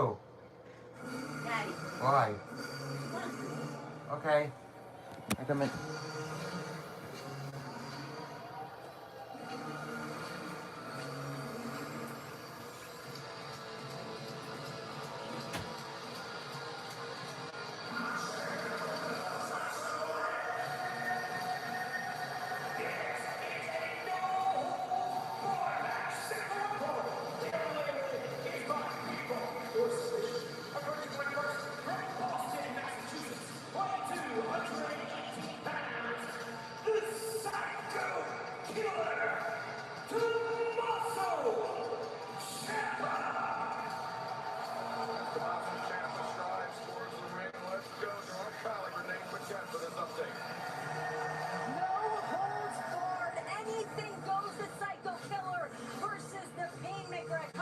Ciampa ahead of this brawl. He said, as far as I'm concerned, at Beach Break, I retire Chris Jericho. Here tonight in Montreal, I retire the Painmaker.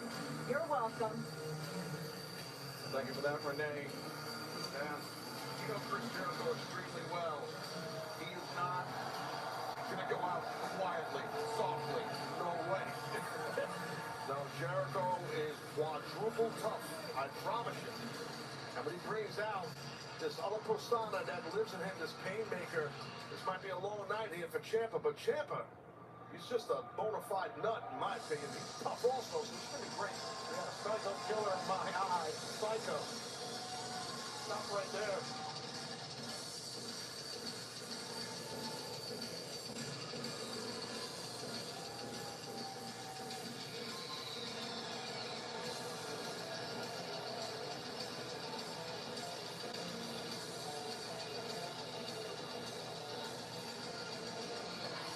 And his opponent, Weighing 220 pounds, he's undefeated in singles action in AEW. He's the Japanese Terrifier. He's the pariah of the underworld. He's the Painmaker.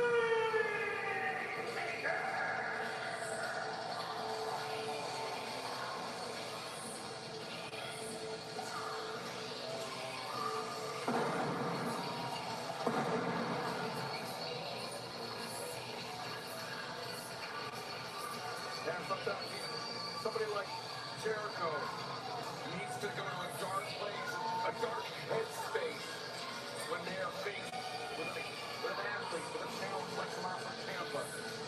Enter the Painmaker. Yeah, I think you nailed it, Excalibur. I think that's why we're seeing Jericho pull this out here tonight in Montreal. This is going to be a battle, guys. It's gonna get nasty. No holds barred. That is just... man, and no one is on when that happens. Nanny. And everything goes, Tony. With the performance must happen inside the ring. She's right here. Close the door, close the door. Nanny. There's the Painmaker. This is what the Tommaso Ciampa brought out of Jericho. Here he goes.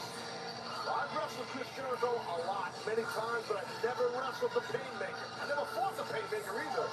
Well, I don't envy that man Ciampa right Want to ask your opinion on something? Does your mother know what you like?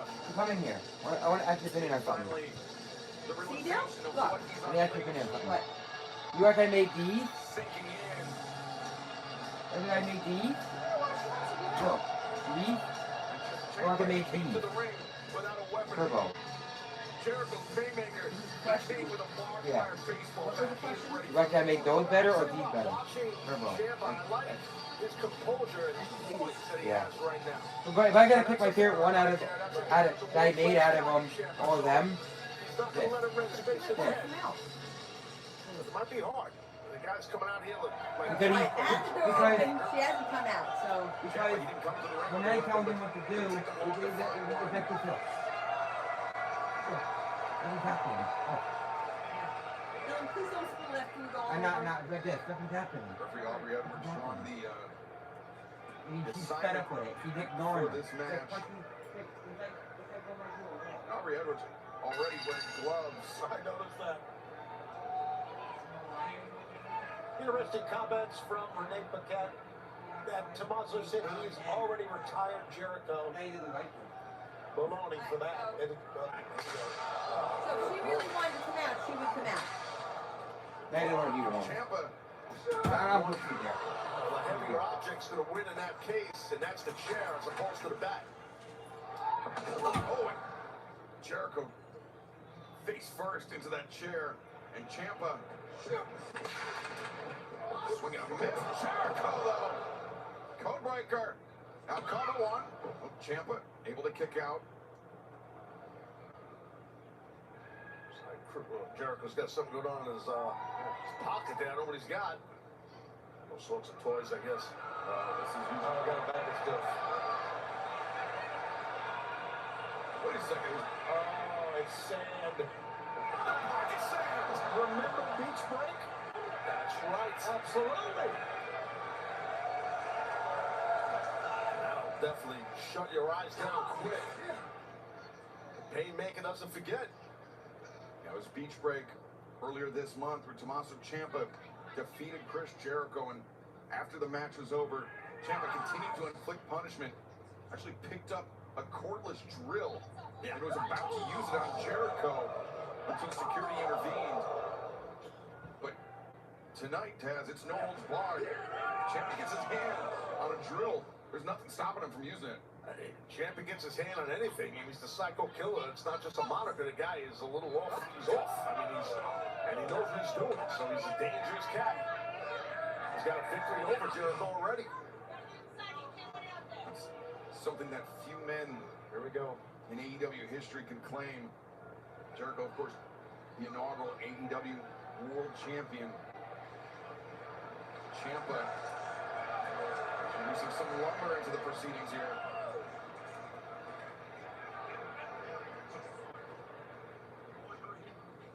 Thing is, Taz, these types of matches, Ciampa, he's taking time to set up this table for whatever he's got in mind, but also he's allowing Chris Jericho, Painmaker, chance to recover. That's true. But he's trying whatever Ciampa's got in his mind. That's why he set that table up. It wasn't time to recover. It was time to find a fire extinguisher. Into the eye. Tommaso Ciampa. Ciampa from a water bottle trying to... He's coming over here with it. But it clears eyes. What is it? Jericho lining up Ciampa. Ciampa, he can't see this coming. And Jericho bouncing the fire extinguisher. First he got caught with the sand in the eyes, and then he got caught with the fire extinguisher right in front of us here in his eyes. Gee whiz. Painmaker's a freaking nut. Crazy. Ciampa. He said he won't. Can he even see the next attack coming? Well, his back is turned, so no, he can't. Oh, that was the edge. I was just going to say the edge of the chair, which is, as you know, not fun. So the edge is not it's not good. It hurts like the dickens. Jericho now rounding the ring post, out on the apron with Tommaso Ciampa.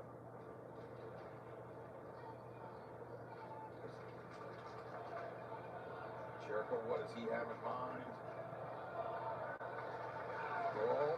Grab that second roll of this Ciampa to prevent whatever possible suplex or something that Painmaker has in mind. Cool. Heated knee strikes to the midsection. And now Tommaso Ciampa, double underhook. Oh boy. Ciampa. Oh, and did you see how the table, when Jericho went through it and jackknifed into Ciampa's leg? It did, and also, I mean, it's tough when I've done moves off the apron, and that apron skirt, you can slip on that. So see, his foot's on that skirt, and he pulled it off quick, and you're right, man, that table kind of exploded into his knee, but Jericho got definitely the worst of it. Yeah, Jericho tried to get his knees up that time, but it didn't work. He hit the table too soon.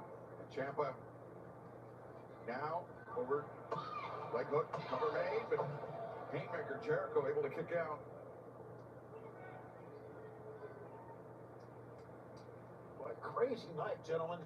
Holy smokes, what have we seen here tonight? And we're not nearly done on this thing. Yeah, no, exactly. I don't. It's rare that we can hear the fans so clearly, but there's a child that is sitting over my left shoulder that keeps telling Tommaso Ciampa to light the table on fire. And somebody needs to tell that kid, these guys don't need any encouragement. No, it's Canada. I mean, come on. Yeah, someone needs to get this kid's parents. Say, what are you raising here, dude? And AEW used to go. Well, there you go. Well, right now, Ciampa, he's looking for something to destroy Jericho. Trash can. A lot of toys under that ring. Something else. Kendo stick or... Well, there's something in the trash can. Oh, it's a hockey stick. And that gets quite an ovation, as you might imagine. In the home of the Montreal Canadiens.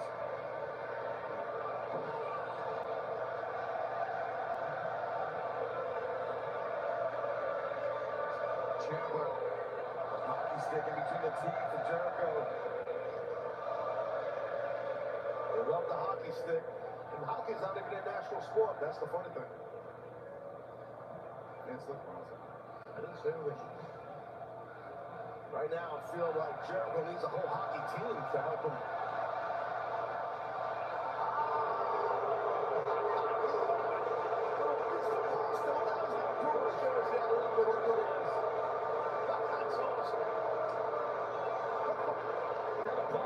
Jersey on looking Ponta too. A nice pick.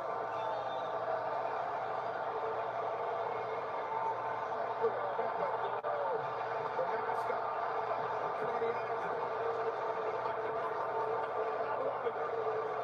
But that's not going to win him this no holds barred match. That thing's set up. Oh! Ciampa telling Avi Edwards, count down, pinfall. What the hell are you doing? Down.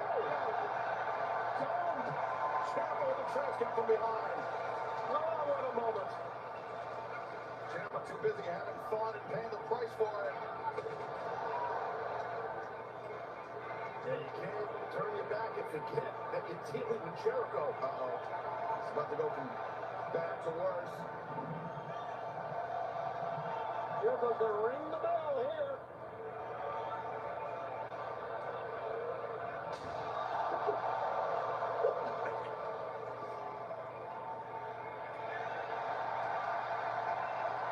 What's that gimmick's name? Anybody know? Weird. And the stuffed animal's weird, too.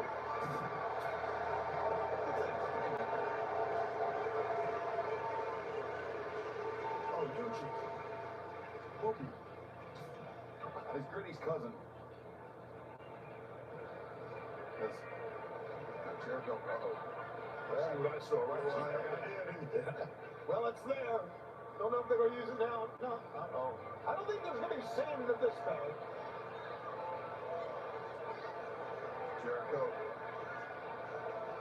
Some other implement or implements of destruction.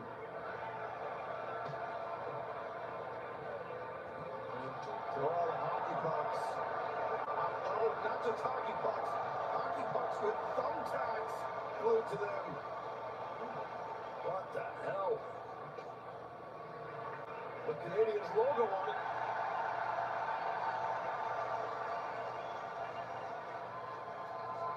Pretty damn inventive, if you ask me. Oh, we've seen Jericho employ hockey pucks before. Not quite the Don Rickles sense, but in a very violent sense, as Ciampa desperately laying in some body shots on Jericho. But Jericho, a flurry of blows. It's a hockey fight. He's taking that for his dad. Suplex. Onto the tags, onto the pucks. Jericho's always one step ahead, I'm telling you. You are right.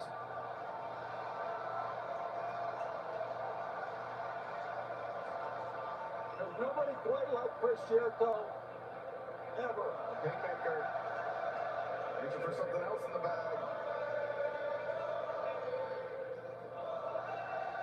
Oh no, he's just got a... What's that? I think it looks like... Is that sandpaper? It is sandpaper. Oh, just raking at the face of Tommaso Ciampa with the sandpaper. Oh, Jericho stomped on his nuts. And Ciampa covered in blood. This time it's his own. Oh, he's got it. Pouring off his face. It's absolutely wild. Split open pretty good. Look at the blood. Gushy.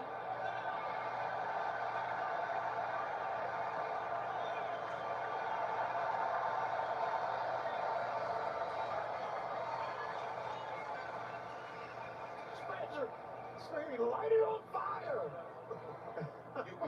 Whoopi's the mascot. Whoopi. Whoopi? Whoopi. Right hand now, Jericho finally pulling. Whoa! Why not? He knows how it's snagged on the ring skirt, Taz. Yeah. Well, it's extremely sharp. If people know what barbed wire is about, it's pretty nasty. Yeah, that snags on the ring skirt's going to snag up some skin here soon. Yes, it definitely does.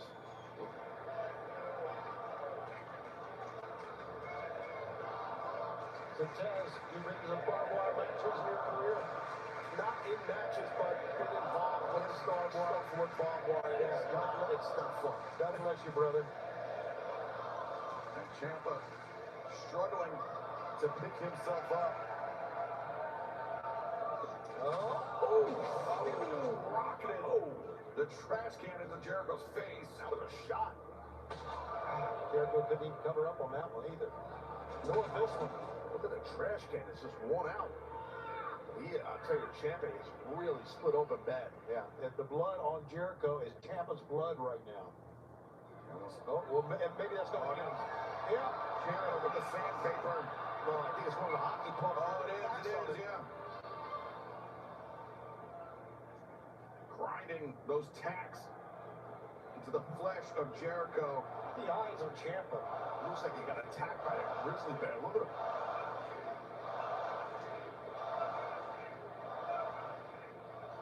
It looks like he got attacked by the grizzly bear and like Ciampa won. He's still on his feet. Jericho down. Oh, here we go. Ciampa lowers the knee. Charging. The knee strike. That's going to be it, I think. That was a shot and a half. 1, 2. No, Jericho. And that knee strike won Tommaso the TNT Championship on his first time here.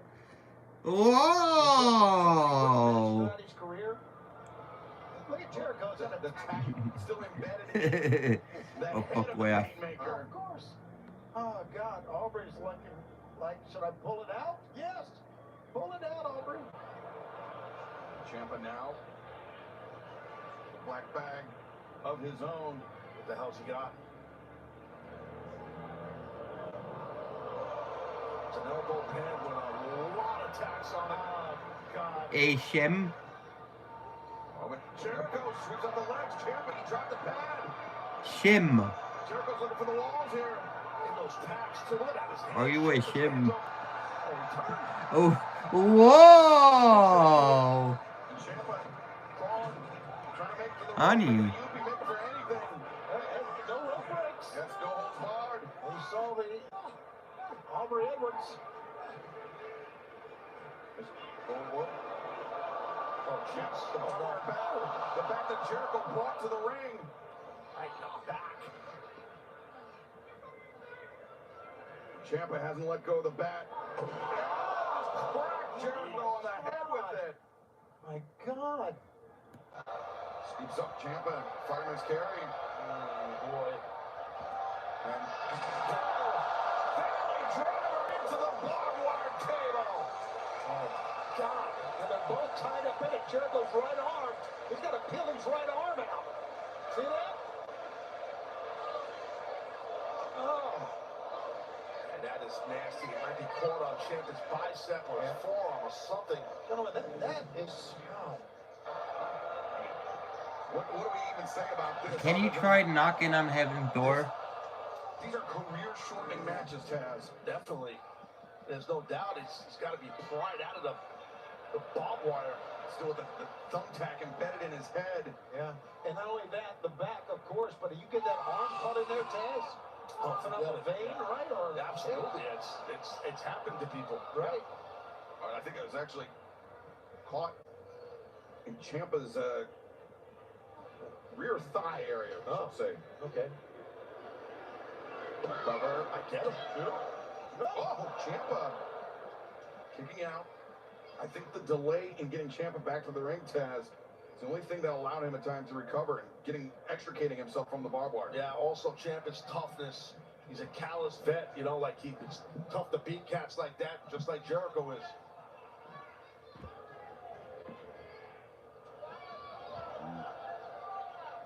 Can you use a capo? Boy, that was right hand with purpose. Can you use a capo? Just a shot is right. Ciampa back against the ring post and what's he got? Oh, he's got. Not sure what it was, but he just stabbed Tommaso Ciampa in the thigh. It looks like a pencil. Yeah.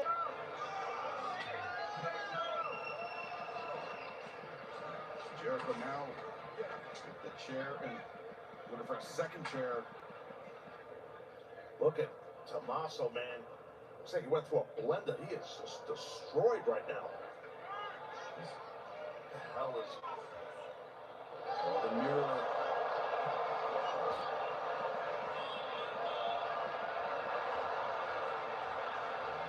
Jericho, a sinister grin on his face. This is very, very dangerous. I mean, obviously, that's a huge understatement, but...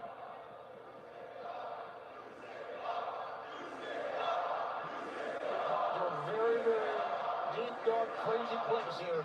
Well, no holds barred. That usually is going to get that to you. Yeah. Jericho, the Painmaker. Oh, no, he's setting up a bridge. He's setting up a weapon of destruction for sure here. That mirror.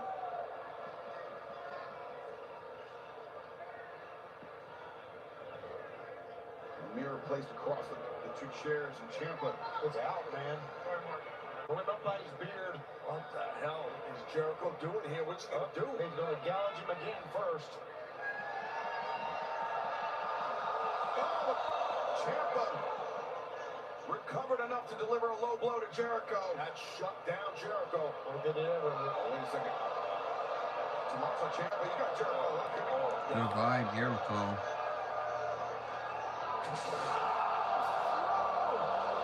The glass through the mirror. Oh, God. 1, 2. No, Jericho. Shards of glass, tacks. That was nuts.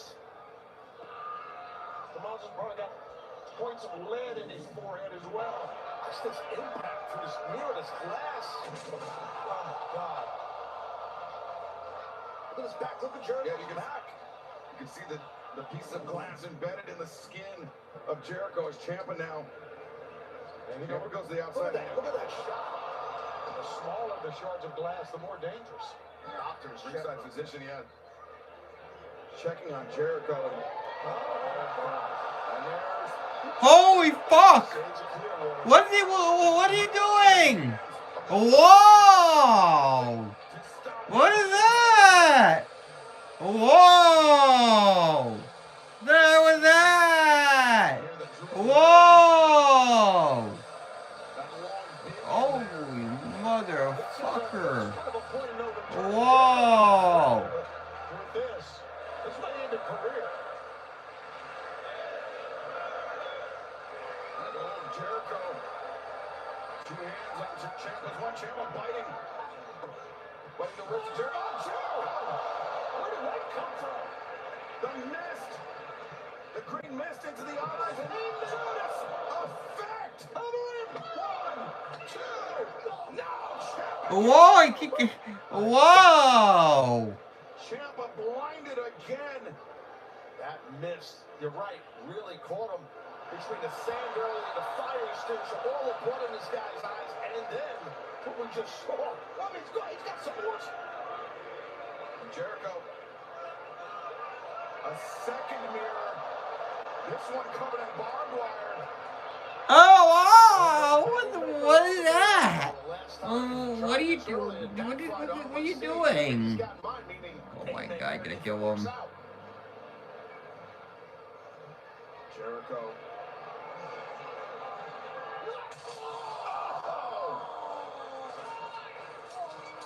Oh, God. And now the glass, the barbed wire. Tearing at the flesh of Tommaso Ciampa. Wait a second, Jericho. He just picked up the elbow pad that Tommaso Ciampa. Whoa! Whoa! Oh! Whoa! Shit! Oh no! Whoa! Kick out? How the fuck did he kick out? Oh! We have one no guy around the world. Whoa! Ciampa realizing the imminent danger. Oh! Whoa! Whoa! Yeah! And as great as Tommaso Ciampa is, he couldn't last for that. Never have I seen anything Fuck! quite like that. Whoa! He went to a very Mo. dark place. He unleashed the Painmaker, and Tommaso Ciampa got more than he bargained for. Ciampa's got a hole in his head. I don't know what size bit was on that grill, but holy smokes. Do you want to be with a grandma? Canada behind Chris Jericho, the Painmaker tonight. And he gets a win. Big win in his home country. And he's celebrating like letting blood all over himself. Of course. And Tommaso Ciampa covered in his own blood. Glass, tack, Haymaker. I want you Gonna celebrate to here with be in a relationship at center ice in the with a middle grandma.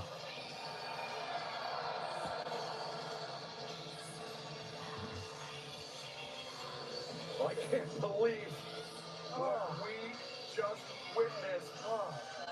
Jericho, Tommaso Ciampa, the Painmaker, the Psycho. Oh, shit. Jericho's right here to my right.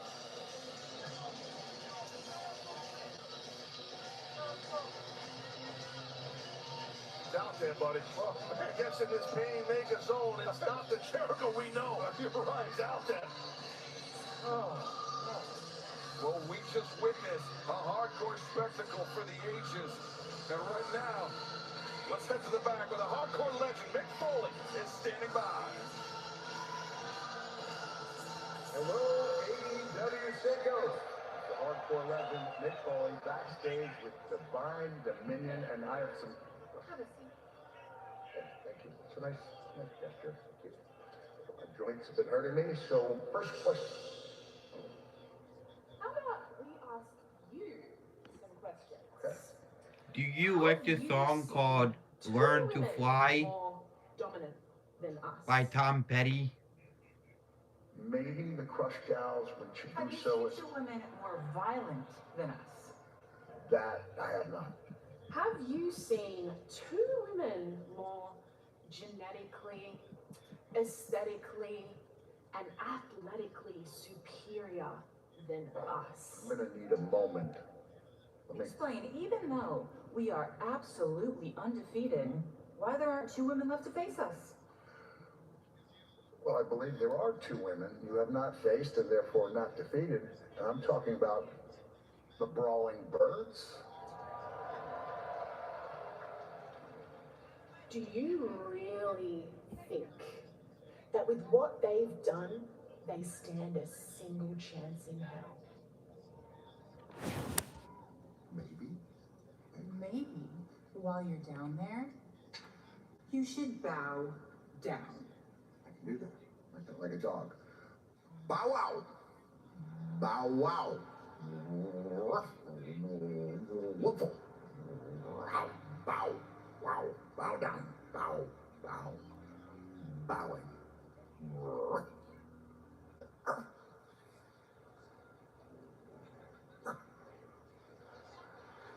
Hey, you guys better take it away. This is going nowhere for me. Wow.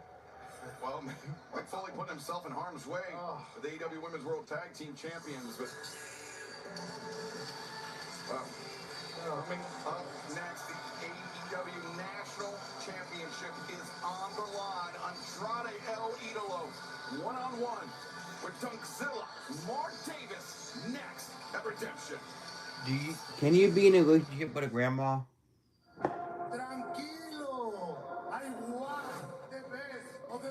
Can you be in a relationship with a grandma? A relationship with a grandma. If you can beat Jake Doyle, you can challenge Mark Davis. And he apparently is in possession of MJF's Dynamite Diamond ring. Would you hump a grandma? National Championship. Andrade Davis, the AEW National Championship, on the line in Montreal.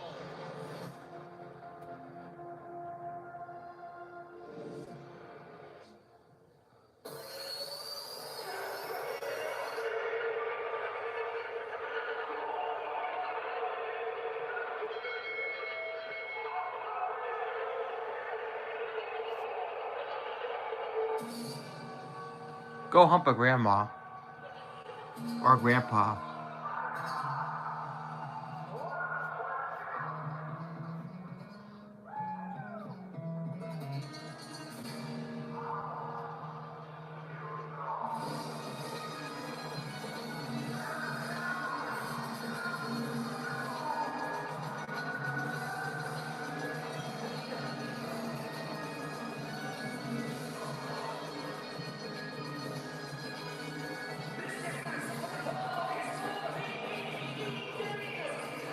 Go humble grandpa. Go back to your daddy's nuts.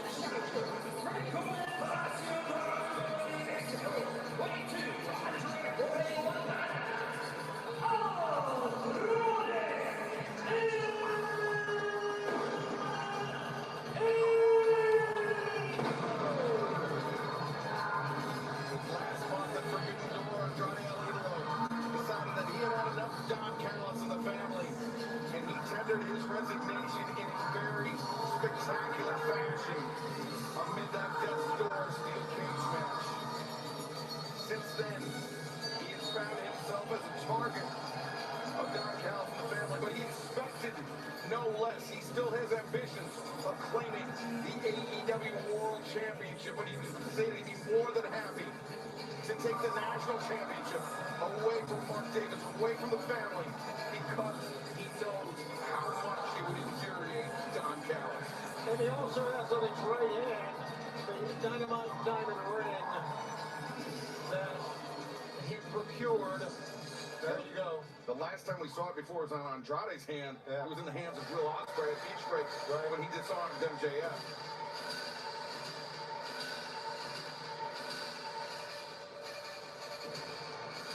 And his opponent from Brisbane, Australia, weighing 264 pounds, he is the AEW National Champion, Godzilla Mark Davis.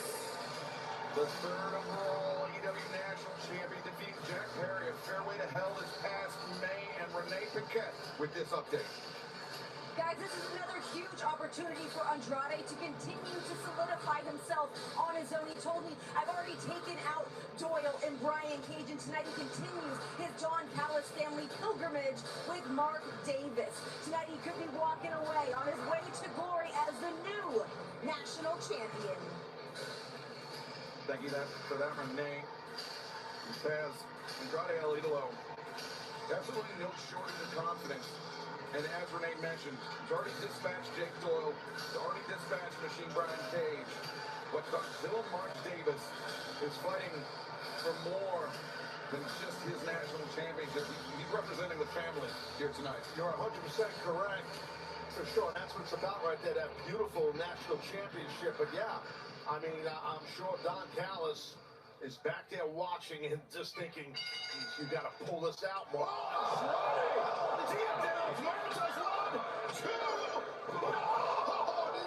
Narrow escape for Davis. He feinted the kick. And looking for the DM there, Davis charges forward. Talk about an explosive start and a smart game plan by Andrade, the challenger here. And Davis now behind him in the sleeper. Andrade's been in this position before, but Andrade backing Davis up to the corner. Elbows. Well, that Davis, he's a big, strong, raw-boned guy, man. He is a powerful cat. And Tez, what about the chin of Davis to absorb a shot like that right out of the gate? That's a good observation, and I agree, because Andrade brought it. And, man, I'll tell you, Davis ate it. Knife edge chops from Andrade El Idolo. Andrade is yet to claim a singles championship in his AEW career.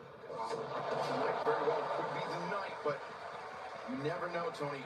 When the Don Callis family's involved, their numbers are so great. Absolutely, and Andrade realizes this. I think that's one of the reasons. Oh! Big senton there. Sorry, Tony. That's all right. Davis, not a cover instead of Mount raining down elbow strikes. Yeah, I think it's one of the reasons he brought the ring out with him. I mean, you got to have some sort of equalizer, one would think. Man, Duckzilla is something else, isn't he? He is. He's an excellent athlete for a very big man. He's extremely quick. Just a brute. Now, highly experienced tag team wrestler. Oh, for sure. I mean, not just alongside Kyle Fletcher, but we've seen Davis and Doyle have a lot of success. We saw him as 1/3 of the AEW World Trios Championship, our champions, alongside Kyle Fletcher and Kazuchika Okada, but he has adapted very, very well to singles competition. He has an opportunity tonight with a victory to eclipse the high water mark of defenses in a single reign that Ricochet set as in his inaugural reign as national champion. Hammer throw? Oh no, Andrade Pulls over, out onto the apron, Andrade. All ball here. Arm up in the ropes. Trying to tap the arm, trying to perhaps tear at the bicep of Donkzilla Davis. Yeah, and realizing Andrade cannot get a win that way, but just going to soften up the arm maybe for Diving cross body. looking else. Into a cover. Davis kicks out. Not even a 1 count. Smart for Davis to get out of bounds here. Probably should get out of the ring, but I'm not sure he knows where he is right now. Right. Try to caught him flush with that Gamagiri. Now Andrade, now Idolo over at the top. Nope. Man's on the apron. Davis thought he's put himself out of range, but instead Andrade comes back. Andrade is so agile. He has shown the agility, and of course, he loves Harkening back to his early days as a luchador in Mascarado. He competed in Mexico as Andrade dapping up the fans at ringside. He wasted a little bit too much time. Oh my gosh, we're going to stop. Right there. Got 4 girls with him in an entrance tag. Then what's a 5th? Let's just taking a photo. He's all about the fans. He loves the AEW fan base. He's a jerk.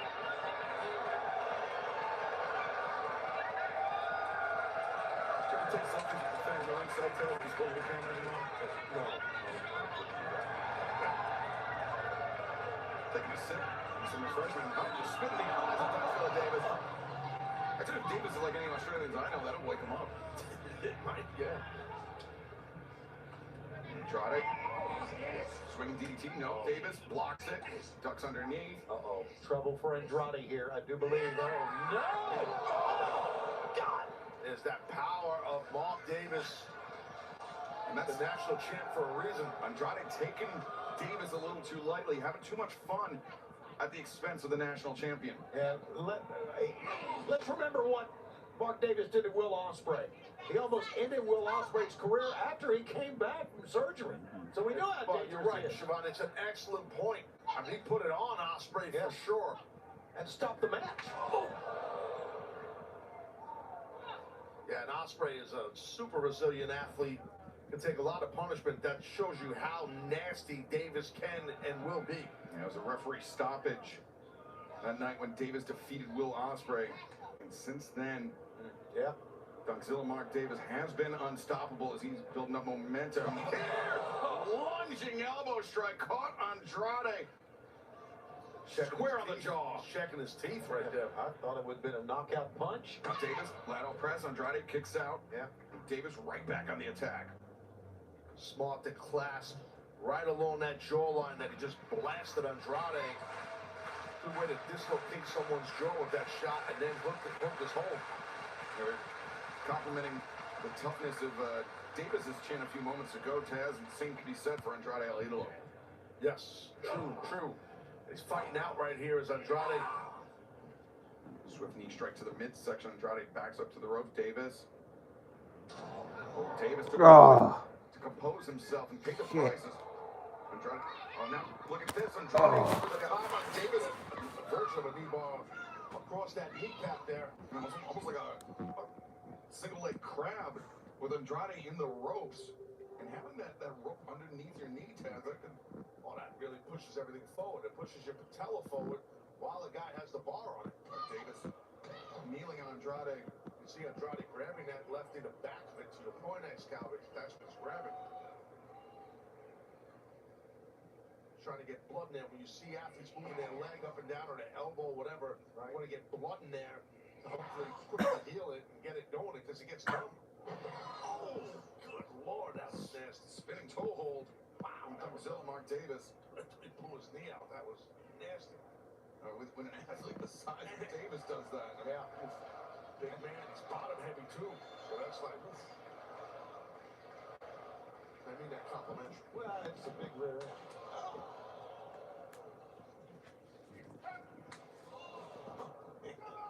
Heavy-handed guy is the national champion.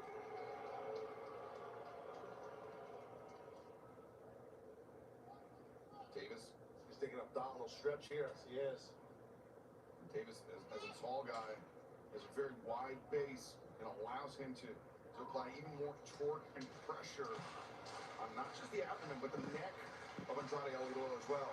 And those intercostals in your ribcage area, it pulls it apart on your opponent this deep in a match. It's tough to breathe when someone does that to you. And Andrade is just about to slip free. Davis felt the move getting away from him. And, whipped Andrade to the ground, but then the knees were up on the senton. But you see Andrade still clutching the knees. I think that hurt Andrade more than it did Davis. I think there was no question about that. Andrade attempting to get up to a... They're ready for him at the elbow strikes, but now these two team off on one another. Yeah, I think Andrade is waking up from all his physicality. He's feeling it now. You can see his eyes. He's getting super intense. He is Andrade. Davis is just intense all the time, but this is a slugfest, you know. God. Oh, I'm smoked. Andrade went for the lariat. Davis, though, absorbed the contact, stayed on his feet. Andrade, step back. Another shot for Davis. Andrade turned his back on his opponent to the Cardinal sin.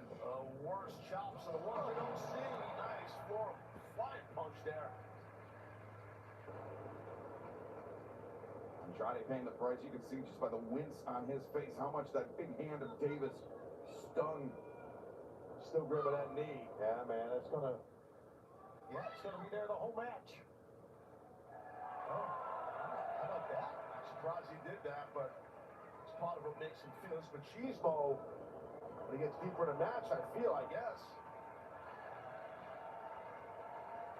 Davis down in the corner. Andrade likes to use the warning knees. Could be giving Davis a little too much time to recover. We shall see. No, Davis up to his... Oh, did he ever? And levels Andrade. Yeah, did he ever? Davis, gut wrench. And, oh, no. Andrade finds his feet behind Davis, and Andrade, Oh, here goes. hammers down on Davis. Neck breaker with the elbow dropping as well. Andrade. Well, got this big, you got to sink your hips deep on a suplex, and that's what Andrade's doing. Going for these three amigos here. Respect towards the late great Eddie Guerrero. Everybody knows worldwide what he means. How do you know? Coming. Lateral press, two.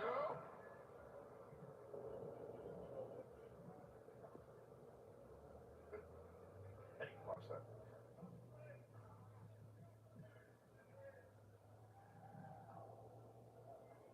Davis, after 3 consecutive suplexes, able to survive, at least for the moment, continue his reign as AEW National Champion. He's had a lot of punishment put on him, has the challenger here, Andrade. Andrade getting it. The knees in the corner. Brings Davis out. 1, 2. Boy, Davis is just so tough to keep down, man. Just rising up each and every time. Look at him in the background there.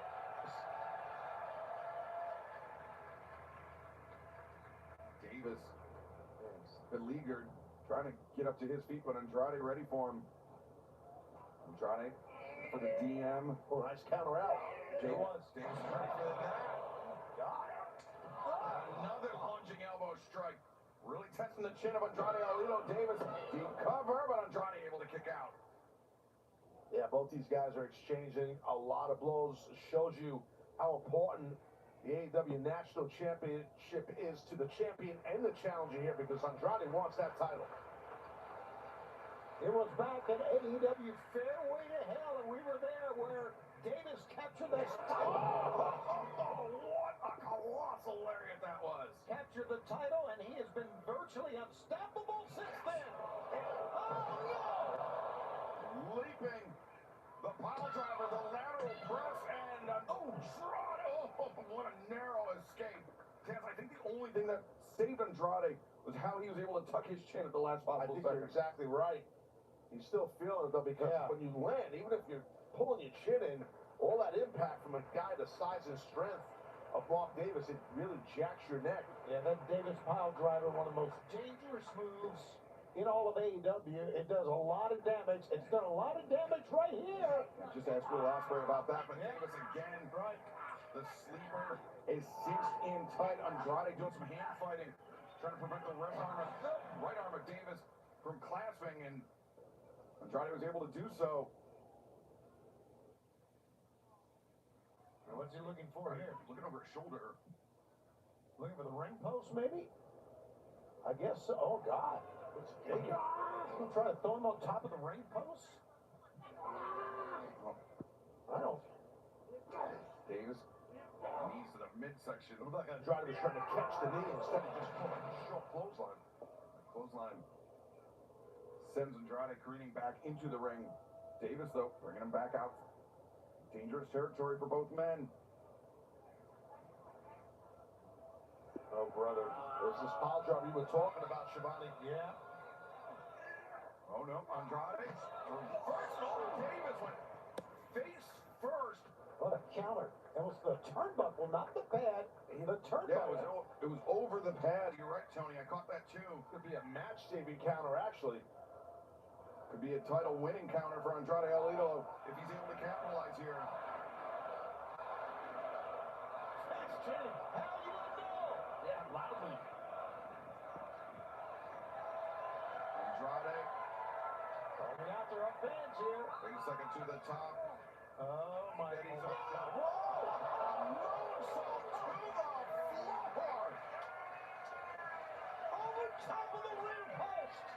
Super hard and super dangerous, man. Andrade nailed it. Yeah, what a risk for Andrade El Idolo. Will it have paid off? God, there's so much danger in those moves, but over top of the ring post, even more.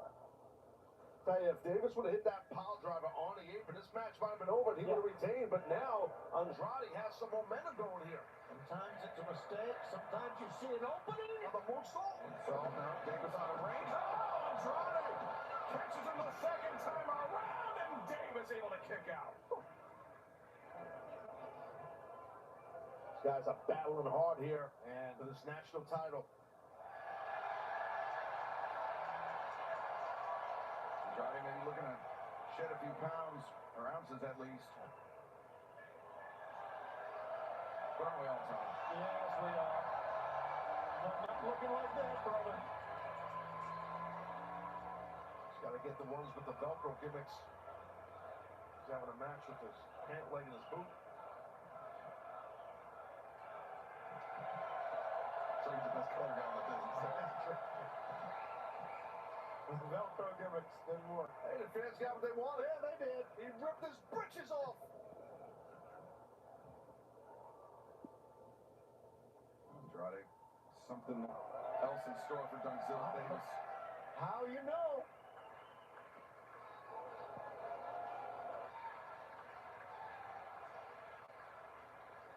Andrade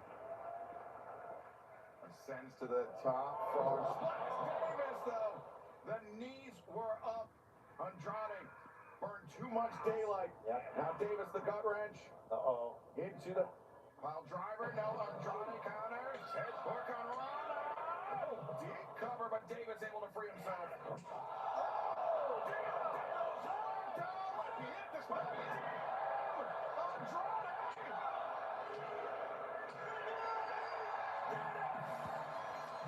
Here is your winner, and new national champion, Andrade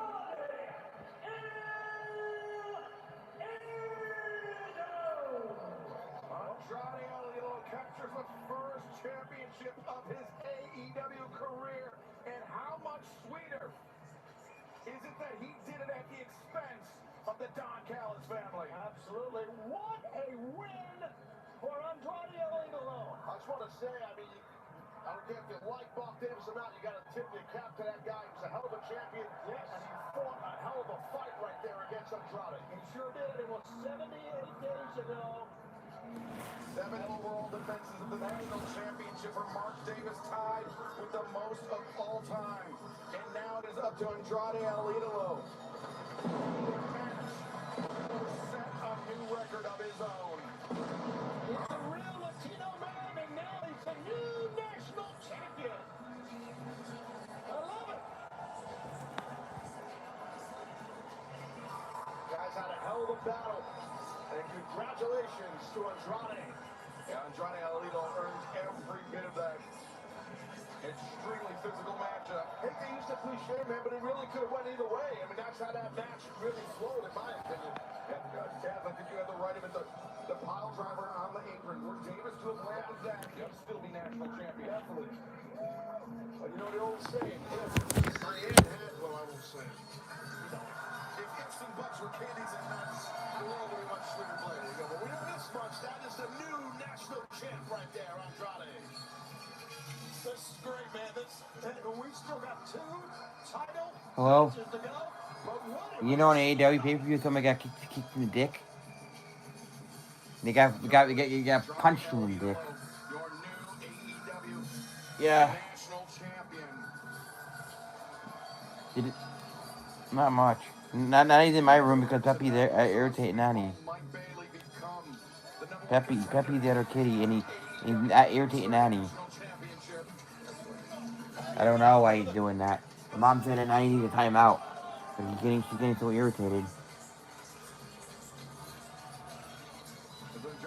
I'm not feeling good. Mom's tired.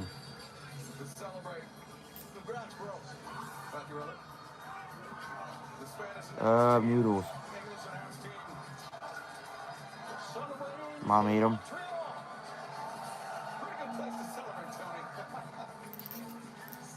Yeah. Didn't go anywhere. Yeah, I didn't want to go anywhere. I don't think I'm going anywhere tomorrow either. Tomorrow doesn't feel good. You know somebody that Mom knows from working, one that Mom knows and kept contact with, kept wondering, because she said Dill's not taking care of you, and and Mom's like, Mom had to tell her that Dylan's doing good, he's helping me out and everything. And I told Mom, this is why I don't talk to nobody, because they think I'm doing something and they don't know how to fucking leave me alone. And now see, you had to tell them. You don't know how to leave me alone. Take it away, Lexi. Yeah, no. They don't know how to leave me a frick alone. They don't know. It's really ridiculous. You know when I tell the Blue Turbo Ranger when I ever see him again, I'm gonna tell him I heard very bad things about what you did, and even if they're true or not, I don't care that you did, if that's true or not. I think you're cool. I had the best night of my life. What? I've been coming to this arena ever since I was a small He's saying that he has product for sale, and then he's saying he's scamming on them. Even Jason Frank, the original, one of the other Rangers, Jason Frank, who played the Mighty Morphin Red, who played the Mighty Morphin White, Green, and he was on Turbo the movie, and then he was in VO, and he played the Dino Black. You're saying that he. First time I beat you clean in the Continental Classic. Second time we fought, you needed the help of the Don Callis family to beat me. And now, third time's a charm. And after tonight, I'm feeling real lucky. Big challenge thrown out by Speedball Mike Bailey for Grand Slam Mexico as we return to Arena Mexico coming up in just a few weeks. But right now, the AEW Women's World Championship is on the line. Willow Nightingale, the Toxic Spider Tekla, one-on-one next. I am so sick of the same damn question. Who will be AEW Women's World Champion at All in London? One hides behind a fake little poison. The AEW Women's World Champion! Got 2 belts, baby! And the other hides behind a fake little smile. You missed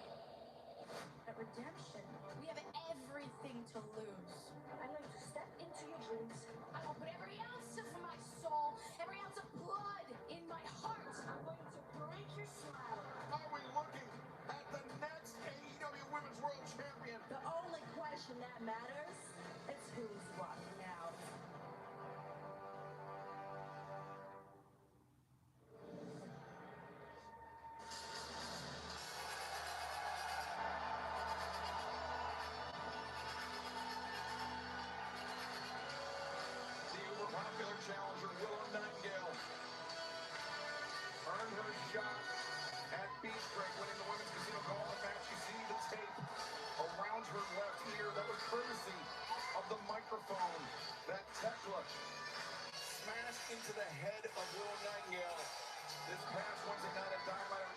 I understand requiring some stitches in order to close the wound. And she got stitches while Mick Foley watched on. I mean, Mick's an expert on getting stitches. Yes, he is. Expert on ears, too. That's the good part. That's good. I hear you. And Will Nightingale, you can see it on her face. Confident, ready for this battle, but it is going to be heavy. You know, I don't think you can really take a look at these two women and say these are complete polar opposites. I agree with you on that, Tony. You're right. You're exactly right. Willow is smiling, enjoying being here. Tekla just wants to, I don't know what she wants to do. The thing is, though, Tekla brought a good point. And she had said recently, I think it was last week, about, and I'm paraphrasing, how Willow has this infectious smile. She's always in a great mood, and everybody loves her. But she's got more when Tommy and Adam and Rocky, when they had Tommy and they had Adam and they had Tanya and Catherine, they said ship in a turbo, and then he said, and then they say Red Lightning turbo power, and then when TJ and Carlos and them took over, they say ship in a turbo, and then it just morphed. Yeah, and then when Jason Frank did it, he said ship in a turbo. Red Lightning turbo power. They just say their power. They say ship Red Lightning turbo power, or when TJ and them took over. And I found out the information why they did it. It's because they wanted to do something new. That's not a good answer. That's not the answer. That's not a good answer. So I'm gonna, when I go there, I'm gonna ask. When I go to Morphicon, I'm gonna ask them the answer to that. Blake Foster said they when he said ship in a turbo, and he said Red Lightning turbo power. When they say that, they did, and then when TJ took over, he said ship in a turbo, and then they do. They don't say that. What happens is this. I learned a little later that Blake Foster said the reason why they didn't say Red Lightning Mountain Blaster turbo power. It's because they just morphed and it just says normal. They don't say that because they want to do something new. That's not really an answer. That's not really a good answer, I think. I've been wanting to. Every time I go to these things, I got something I really want to ask them. Yeah, I'm like, oh, fuck me. I forgot to ask them that. Fuck me. But good news is I got another chance. I got a third chance. I went to New York Comic Con, and when I went there, the Blue Turbo Ranger, he was there, but every time I go by there, he's always went to the bathroom or something. Yeah, I only got one question for that, and I always fucking forget. I got a question for Jenna. Jenna, Stacey Frank's daughter. I gotta ask her. I don't know if she knows the answer. I'm gonna say, what happened in Turbo when he gave his turbo powers up and gave it to TJ, and then Carlos and them took over? And then why did he come back for Dino Thunder and became the Black Ranger? Why did he decide to come back all of a sudden? I don't know if she knows that answer. I'm gonna have her sign my picture of him and I. I don't know. I never met her. When I met her first time, she wasn't signed. She was with him, and she was younger. And now all the suits that he had, Mighty Morphin Green, White, Zeo Red, and then Black Dino, he had the same suits, but made for her like if a female took over. If they want to do a reboot, and they want to use Tommy reboot, they should use her. They should. Yeah, they should. I'm gonna ask her that. I'm gonna tell her. I remember you were like small. Now she's older now. Champion, I should say. She wears her suit. I don't know, but she wears her suit. She wears her dad's suit, but she got it made for herself. And since then, Tekla has been unassailable. Willow's got to just kind of keep the pressure on.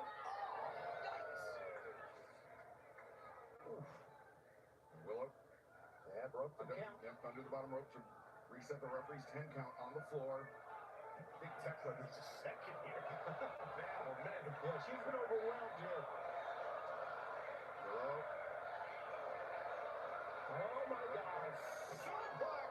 And gave Tekla plenty of time to think about it. That's right, man, about the power advantage. It was 8 days ago, Tekla. She continued her war. Oh, wait, whoa!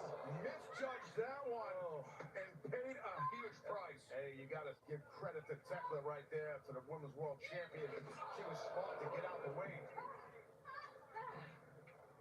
Yeah, she's still reeling, though. Stop driving Willow's head into the thin mats here at ringside. Yeah, she's definitely still reeling, but it's slow.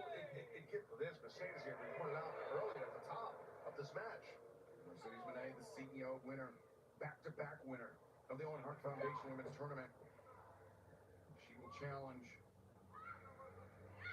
for the title of the Women's World Championship. Is she gouging the eyes or?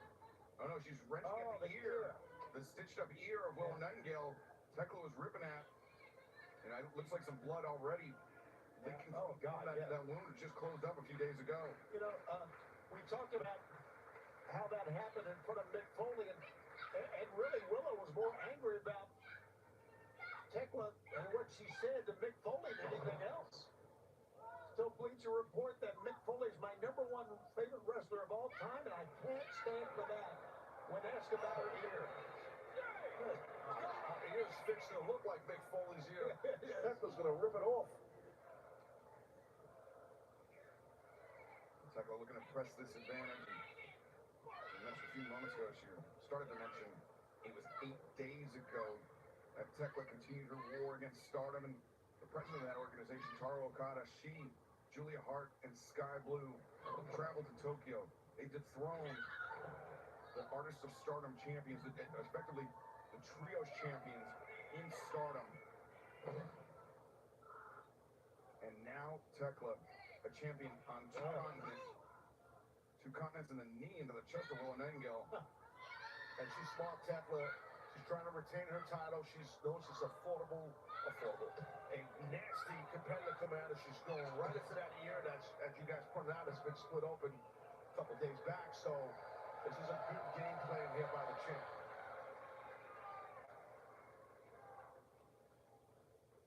And Tekla, though. Look at the vicious blows. Now, flatten her out real nice and then comes over. Think of the same thing, Taz. And now, wrenching at the mouth, the nose of Willow Nightingale.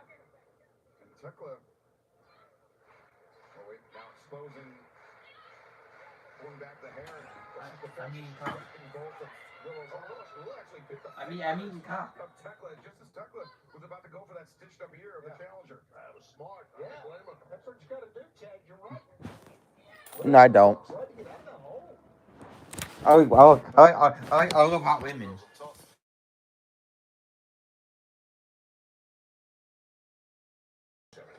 That movie comes out in December. Oh, Spider-Man, Friday. Supposedly, Tom's gonna die in the movie, and then because Robbie Downey Jr. wants this, so Tom's gonna die in the movie, and then Doctor Strange gonna go back 5 minutes where he died, and then Robbie Downey Jr. is gonna be playing Doctor Doom and gonna take Tom and join his team. Then the movie's gonna be over, and then in Doomsday he can take over. You know Ryan Reynolds is not gonna be wearing a black. He's not gonna be wearing a red Daredevil suit in the movie. No, red Deadpool suit in the movie. Red Deadpool. He's gonna be wearing the gray Deadpool suit. He is. They have a picture of it and everything. They exposed it. And there's a picture of him wearing the suit with his mask off. He's gonna be wearing a gray suit. No, Friday. Sounds like a 50-50 split between Support for Tekla, support for Willow here in Montreal. Nice No, I'm going to see you Friday. Tekla, though, slips between the ropes. Well, you're going to be wearing a gray suit in the movie. Tekla. What a shot that was. Yeah, in the Doomsday movie, you're going to be wearing that. You know all the new Fantastic Four figures for the Doomsday movie are all going to be fucking Walmart exclusive figures? Willow shoulder tackle, though. I know, I'm never going to find them. I never find Walmart exclusive Marvel action figures. I only found one. I was like, last year. Trying to keep her head in the game. Can't focus too much on. Can't pre-order Walmart figures on the website. You can, but they always send you the wrong shit. They never send you the right things when you pre-order. No, they never do. It happens to lots of people. They pre-order and never get the right items. They never sent you the right shit. When CM Punk, AEW Spring Custom figure wanted to pre-order on Walmart.com, people kept getting the wrong figure. They kept sending them Kenny Omega. Except sending the wrong one. I gotta say it. You gotta give the nod towards the And Magneto's getting a new action figure, and it looks a lot better than the current one I got. And you know the Gambit fig I got? They're making he's not gonna be wearing the red because he made it. He's not gonna be wearing like the black and red, black and purplish suit, like black like pink suit. He's gonna be wearing an all purple suit. Yeah, in the movie, yeah. So basically, in the very beginning of the movie, X-Men and like Hugh Jackman gonna go to Toby's Road and gonna try to fuck with Toby. They exposed that already at San Diego Comic-Con. Today they did. Today. They did. Yeah, that any good that they did that? They didn't say that. They didn't show any pictures. They didn't show any pictures. But they only just talked about it. There was a panel. There was a panel over there, and they talked about it at the panel. They're not. They're saying they're saying that at the panel they were at, and they were saying about the movie. Toby's confirmed they got a new suit. He has to get a new suit. He has to have the updated material. But if he doesn't get the updated material, he's gonna get his suit cut off, and he's gonna die. No, Tobey Maguire. The Spider, yeah. Man. Well, that's gonna be in the movie. They confirmed that today.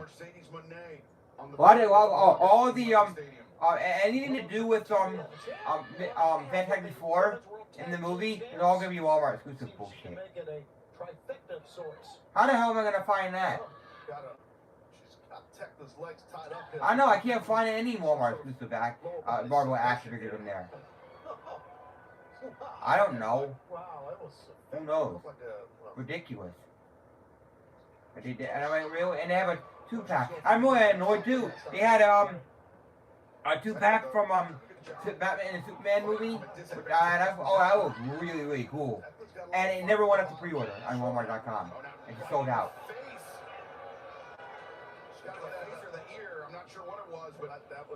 I don't know. It says it goes up at 12 o'clock, and it sells out at 12 o'clock. Yeah, they do. What that is. I couldn't buy it.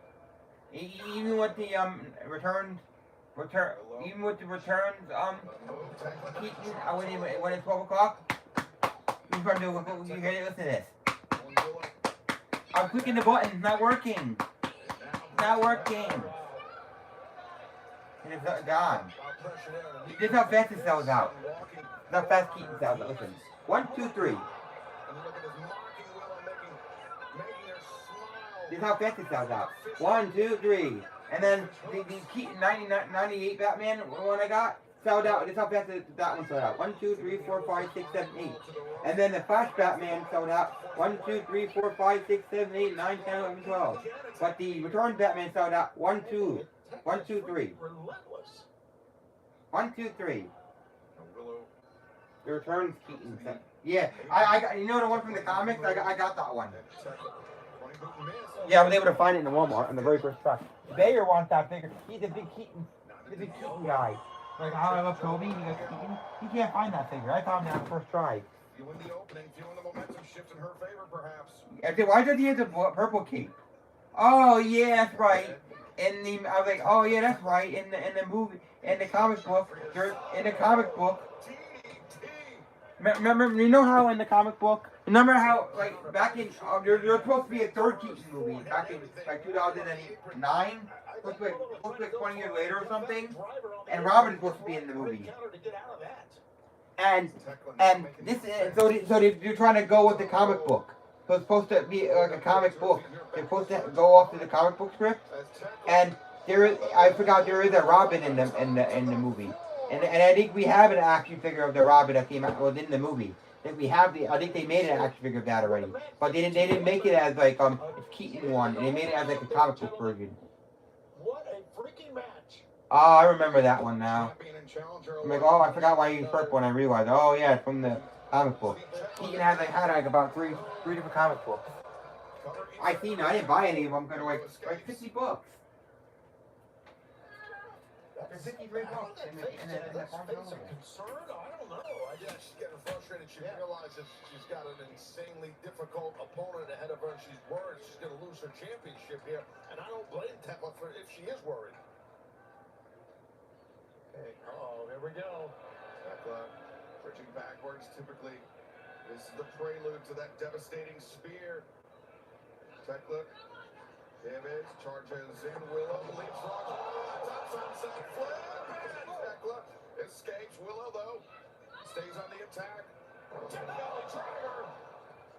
Willow moving with speed, moving with purpose, but Tekla more than equal to the task. You saw that sense of urgency by Willow after that Death Valley driver because she felt like I could win the championship right here. Here we go. Willow dropped the straps. Straps coming down. The gut wrench could be the babe with the power. No, Tekla escapes. And an elbow strike. Rocks Willow. Tekla. O'Connor roll. Bridges back. Grabs on the rope. Like Posey saw it. Yeah, right in front of the referee. And tends to be smacks of desperation from Tekla. Definitely.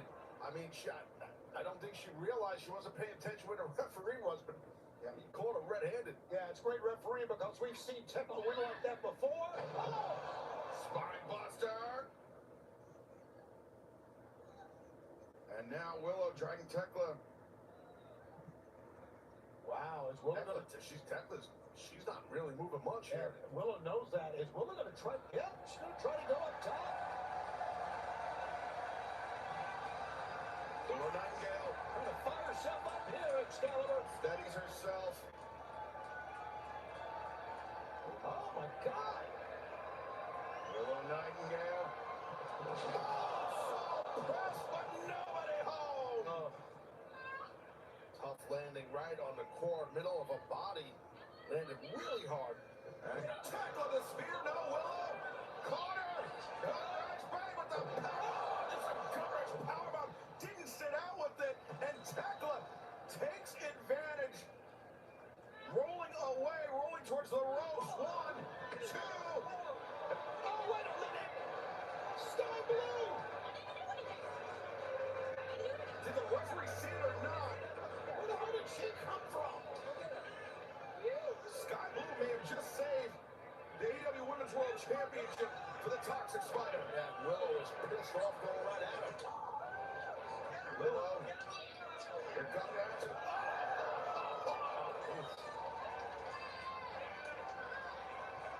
Willow needs to get back in the ring, and Tekla's waiting on her. Oh, watch out here. And not content with just one. Tekla circling her prey. Oh, went for the stomp instead. Willow. Backslide. 1, 2, 3. He's done it. Oh, my God. The winner of this match.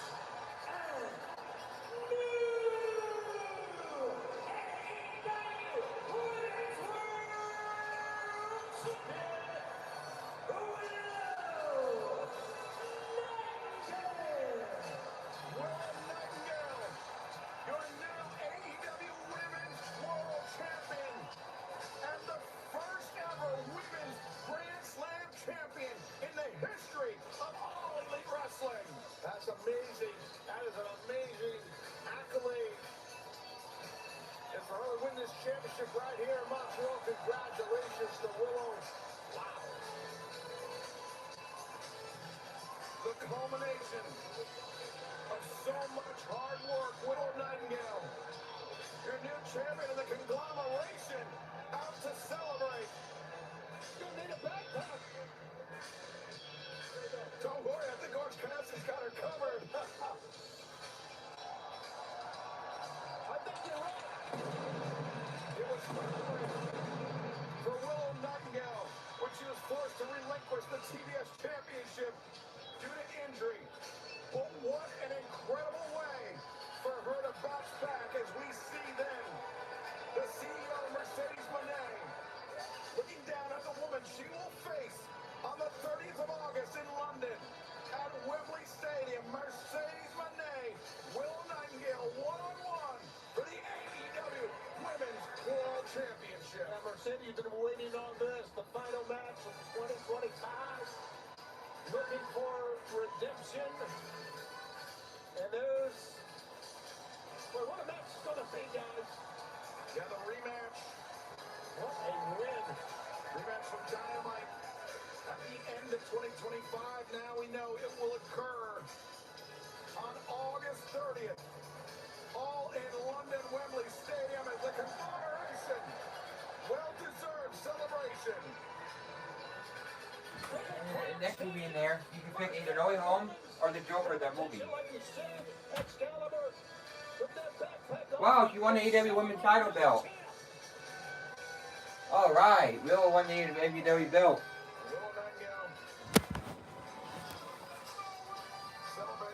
Oh, good news is that I'm not going to watch the next pay-per-view. I'm not watching it. You know the next pay-per-view?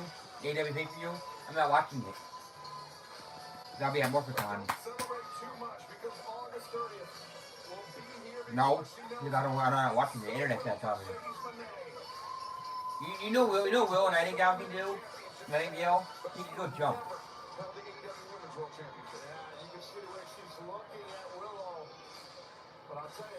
Nah, you can't put that on YouTube. You can't put it on YouTube. If you put it on YouTube, YouTube gonna take it away and you'll get thrown off of there. Oh yeah. Remember I told you about my violation I got on YouTube, on TikTok? Well, I appealed to it, and then 3 hours later they said, "Oh yeah, we're sorry. We made a mistake." They violated me. They made me violation because somebody called me Big Daddy Fat on my live stream the other day. That's not my fault. They called me that. I didn't block them because they sent me money. They sent me a few bucks. And then somebody said to me they were laughing because they said they sent you money just to call you that. And then somebody reported me. And they gave me a violation for reporting me. Someone did. You know when somebody says I'm rich and then you're poor? You know how someone says that? And then they don't like you because you're poor? You see that in the movie? Well, Gundrick thinks that his guitar playing is rich. And I'm not good enough for him. And he doesn't like, he likes acoustic guitars, electric, but he prefers electric guitars, and I play a lot of acoustic electrics, and he doesn't like. I'm not the only acoustic electric player on here. There's a lot of them on here. And then I knew there was something wrong with him because what happened was he did a live stream saying, oh I gotta move, I can't be on long, I'm gonna be moving, and then a day later, like almost like 14 hours later, he moved already. How the hell you do that? And I knew there was something wrong with him. He could go. And I told Mom. He didn't. Mom say, I said, Mom, you know Gundrix? Yeah, Mom said, what about him? Well, as far as I know, you know what Gundrix did? Fuck him.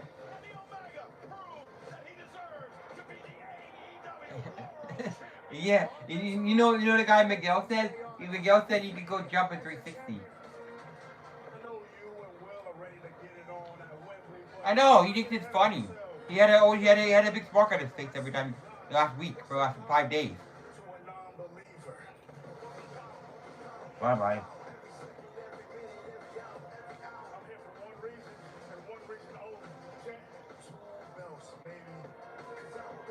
Kevin Knight, there's one lesson that I need to drive home. There is a vast difference between world champion. 5-time for everybody can go over. Jet 2 belts, perhaps a vision of the future. Redemption. I'm going to teach you just how big that gap actually is. Redemption marks the starting point for when we turn up the heat in this place. Sit back, enjoy the view, give all praises to the one you look up to. Say, Kevin Knight. It's main event time live in Montreal. And to make it official, let's go to the ring in the Dapper Yapper, Justin Roberts. Ladies and gentlemen,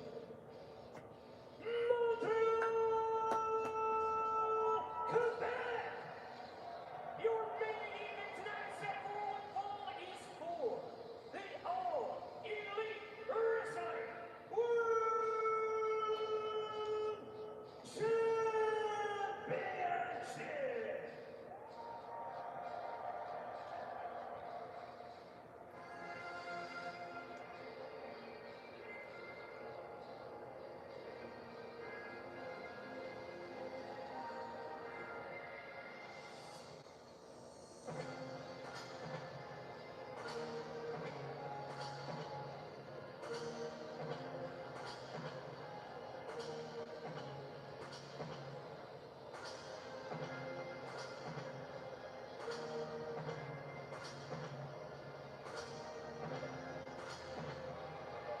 Couple of things as Kevin Knight stalks to the ring. The doctor in New York Post, he said, Don Callis told me in order to get to the top, you got to step on some folks. Well, I think he's done that. Kevin Knight, I'd like to remind him that he became TNT champion before he was a member of the Don Callis family. But he said that he didn't need the Don Callis family to defeat Darby Allin. He said he didn't need the Don Callis family to defeat Kenny Omega. He can do it on his own tonight. He can become Jet 2 belts of his own volition. Well, he is one of the fastest, maybe the fastest rising star we've ever seen in AEW.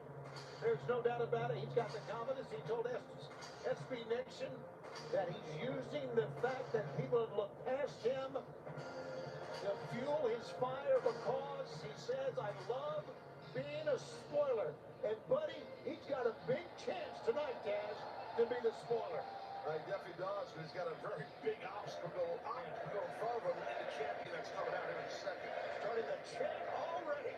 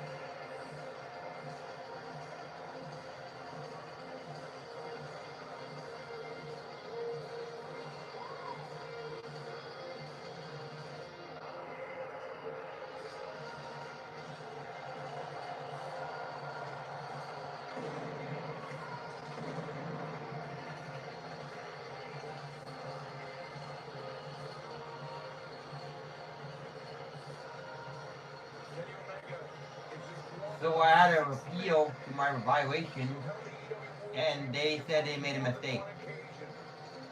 And Taz, despite his Hall of Fame career,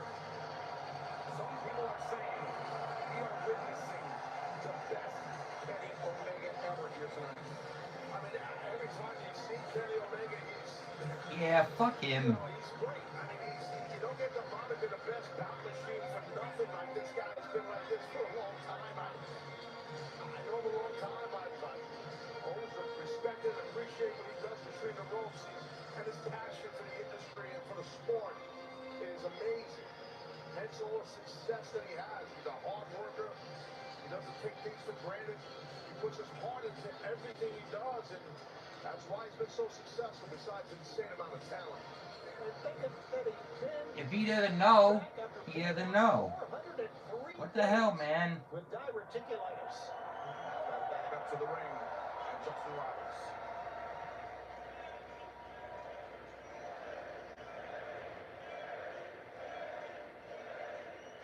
Introducing at this time, the challenger from Atlanta, Georgia, weighing 211 pounds, he is the TNT champion, the Jet, Kevin.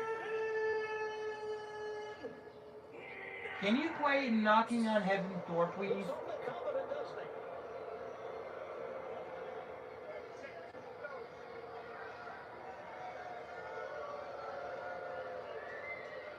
His opponent, from Winnipeg, Manitoba, weighing 224 pounds, he is the reigning and defending All Elite Wrestling World Champion.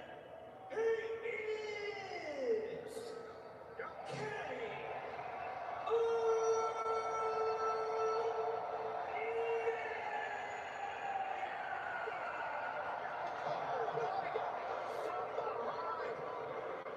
Kenny Omega had no chance to protect himself, and Kevin Knight strikes first. The calling's up 2 belts. Kevin Knight, the bell is not even sounded. Well, that's how we ended Dynamite. We saw Kevin with both championships, and that's how this match starts. But that could happen at the end of this match. You're right, Taz. He's picking up right. Undoing the tape from around his wrist and choking Kenny Omega before the match has officially begun. Well, he's using every trick that the Don Callis family will do, and that Don tells his guys, and I'll be honest, I don't blame Kevin at all. And referee Bryce Remsburg trying to restore some semblance of order to get this match underway. But Kevin Knight, there it is. Now body shot from Kevin Knight, but Omega. You see, I feel like Kevin was getting a little desperate there. He had the right idea, but he rushed into it. And he kind of got caught there by Omega, and this is what happens now. Yeah, get his pissed off right now, gentlemen. Chops to the chest of Kevin Knight, isolated against the ropes. Omega on the move, and leaping back elbow strike. Knight getting berated by the EW World Champion Kenny Omega. Beautiful drop kick. You're not kidding. Yeah, that was an excellent drop kick, and it drop kick, I should say, that shut down the champion right away. Knight, the elbow strike, backing Omega to the ropes. Repeated blows to the midsection. As you mentioned, the battle with diverticulitis. It was 10 centimeters of intensive that they had to remove as part of Kenny Omega's recovery from that disease. But Omega, undeterred, pulls through. Yeah, forget about fighting for his career. He's fighting for his life with Omega. Certainly was, and now Omega with Kevin Knight on the outside. Knight back up against our announce desk. Kenny Omega building up momentum. Knight, though, slides in. Kitchen sink. Shuts down the champion's momentum. Kenny Omega made a mistake he normally does not make. Knight sent tumbling to the outside. Excuse me, Omega sent tumbling to the outside by Knight. And Kevin Knight puts his body down.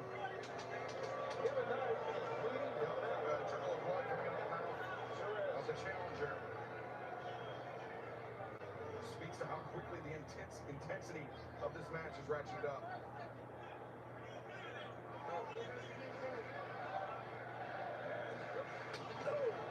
Omega had bounced off the announce desk once, twice, and about third time.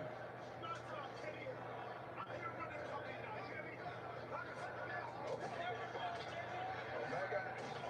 Now, he's the one. Bouncing Knight's head off the desk. A lot of impact there, man, right in front of us. That was nasty stuff. Sledgehammer shot across the spine. Sometimes it takes a while for Omega, champion, gentlemen. It takes a little bit for a match to get physical. This took about 3 minutes. Well, actually, a lot less than that. Yeah, I'm talking about really the table. Kevin Knight. He's so agile, so quick. Look at that. Connects. That kid is so talented. Omega.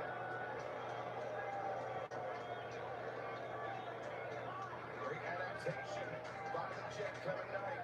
He's blocking in the fence here as well. He needs to focus on the best practice. Here's what he needs to do. Returning Omega to the ring. The challenger. People saying he still sucks. They would cheer him for like crazy a couple months ago. Now he sucks. This guy's an excellent athlete. He's a TNT champion, for God's sakes. That's an insane, awesome accolade and accomplishment. I mean, yes, it is. Some respect. The TNT champion with 10 successful defenses, the most of any champion, TNT champion in a single reign, eclipsing the high watermark set by Darby Allin, by Kyle Walker. Cover here. Just a 1 count. Two things happened to him, Taz. He attacks Darby Allin at Double or Nothing brutally, and then he aligns himself with Don Callis. That will get you on the wrong side of the fence. Right? Yes, I'm right. Well, if I don't say anything, then I think you're right. I guess I'm not going to argue. What am I going to say? Hi, Natty. Oh, Flash, nobody home there.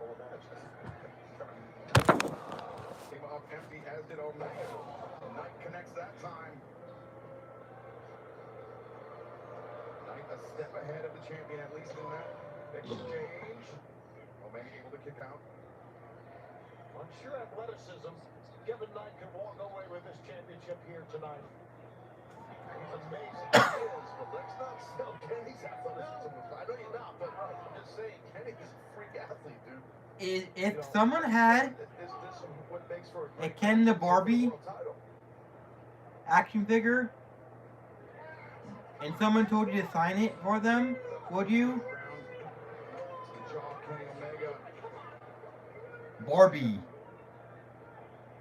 Felt like he owed it to himself to have his second reign be under his own terms. It was the first reign as AEW World Champion that Don Callis played a very large part in, and Omega feels like that's tainted his legacy here in AEW. That Omega, he has to do it the right way. He has to do things his way, not Don's way. Right. Remember, they ran out of Daly's place for the belt. Remember that? And the left. Got him in the eyes. It's Kevin Knight.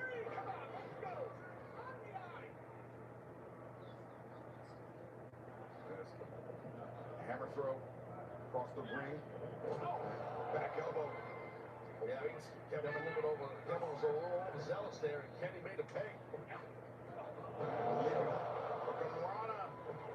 Kevin Knight.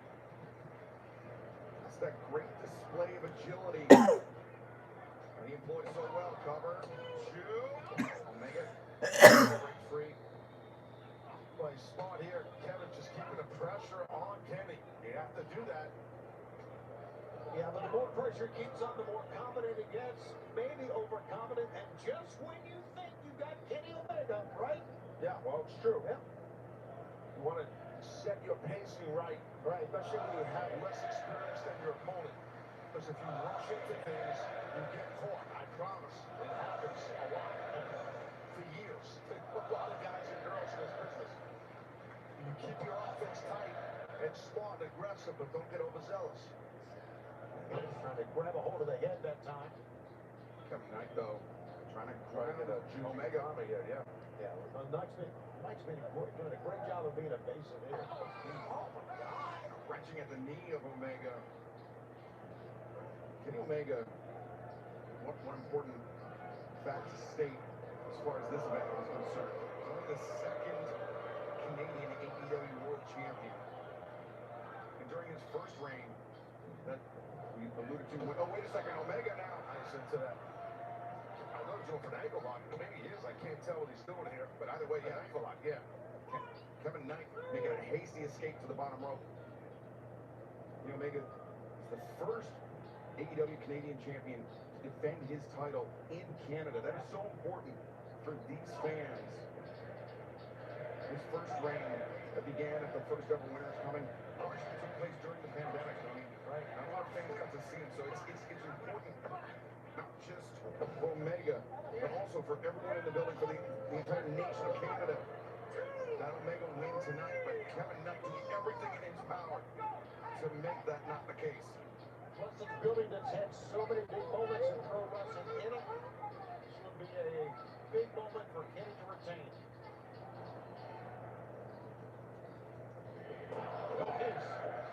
Lariat.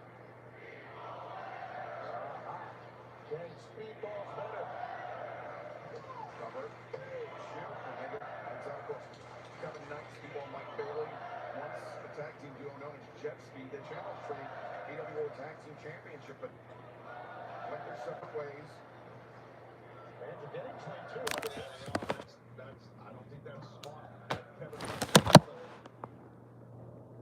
Can you play Learning How to Fly by Tom Petty? Since that exchange on the outside has been fighting from behind.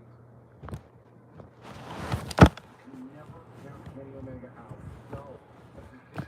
All the big matches he's had, everything's been exclusively in and out of the ring.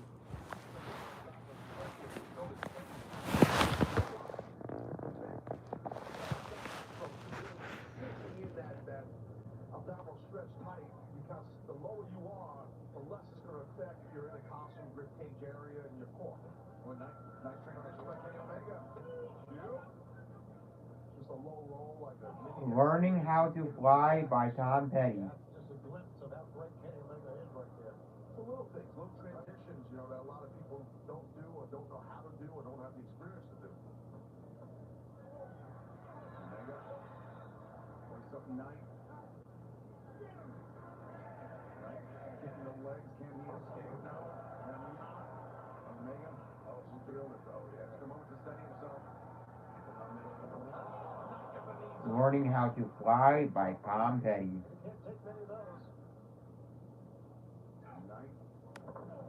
Arm drag out of an attempt for you or not yet. I think that's what Kevin was trying to do. A knee though between the shoulder blades. Catches the challenger. For years now, your Nadia's wins causing the crash landing. Crash landing of sorts. Reverse Hurricanrana. Most definitely crash landing. Fans are loving this one.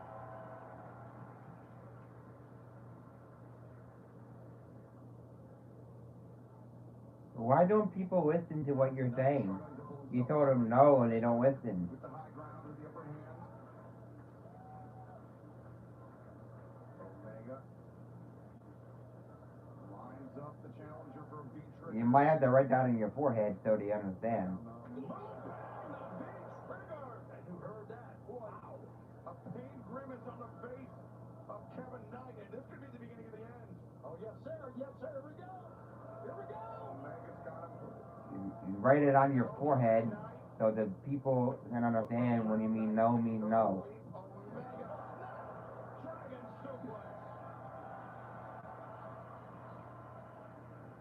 Yeah, that Snapdragon's a very quick throw. Lowers his base, does Kenny, and a really quick snapping back arch to pull off the Dragon Suplex, which he calls the Snapdragon. Yeah, he's got a crazed look in his eye. I don't know if you guys noticed that. A big smile. Omega. Handful of hair brings Knight upright. And he's got it again. He wants to probably go for this thing on the apron. Arm stretch to the middle of the back. Here we go. Oh, my God. Omega. Kevin Knight. The Snapdragon on the apron, and Knight falling again to announce that. Oh, nice. There's some frustration on behalf of the challenger.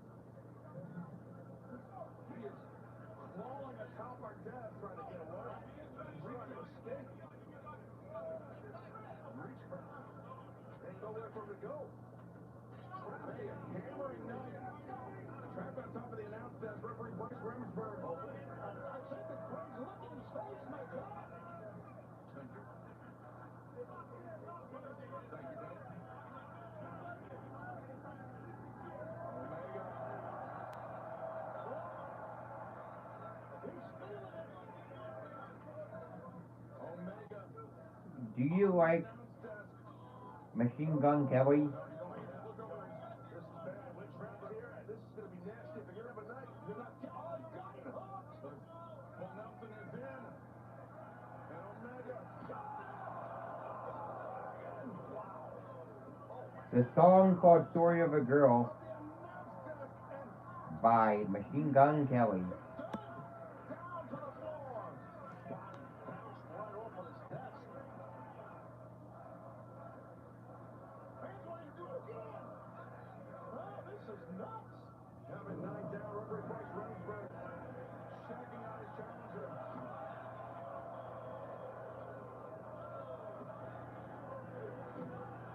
Omega, amid a tangle of wires here on the announce desk, continuing his attack on Kevin Knight. We have had a great crowd all night here in Montreal. They are behind this Canadian hero right now. I mean, Kenny Omega is one of the greatest wrestlers of all time. Of all time. I don't think many can doubt or argue that. I don't think it's an overstatement. Omega gets the upper hand at least for the moment. Kevin Knight is on the receiving end of such prodigious punishment. Kenny, silence in the crowd. You never be me. You'll never take what's mine. Wow. Kenny fired arm. Firm knee strike.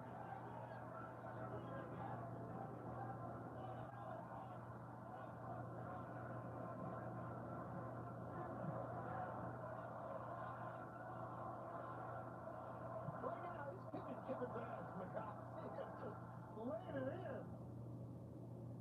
Sorry.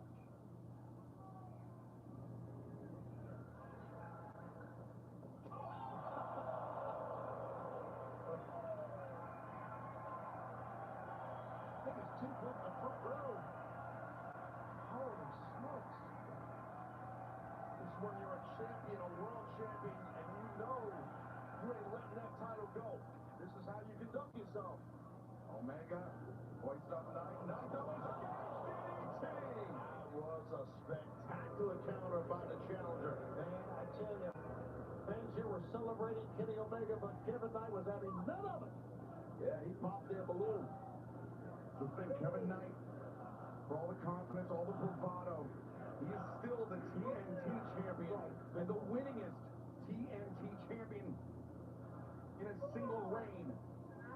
Kevin Knight does not lack for quality. Great point, Estella. You're right. He's a champion.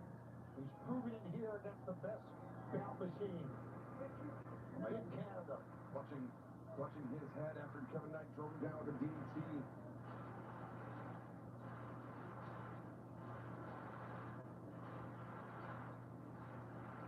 Kenny, now the first to fire back on Kevin Knight. 3 shots.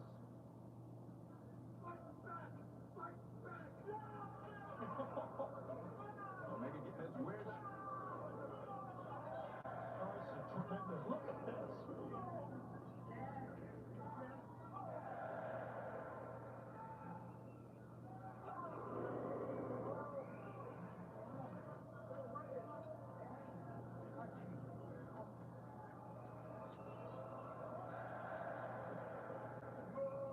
Wow.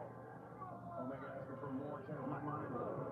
Was the fact that both Jay Omega and Kevin Knight have spent significant portions of their career competing in Japan. Yep.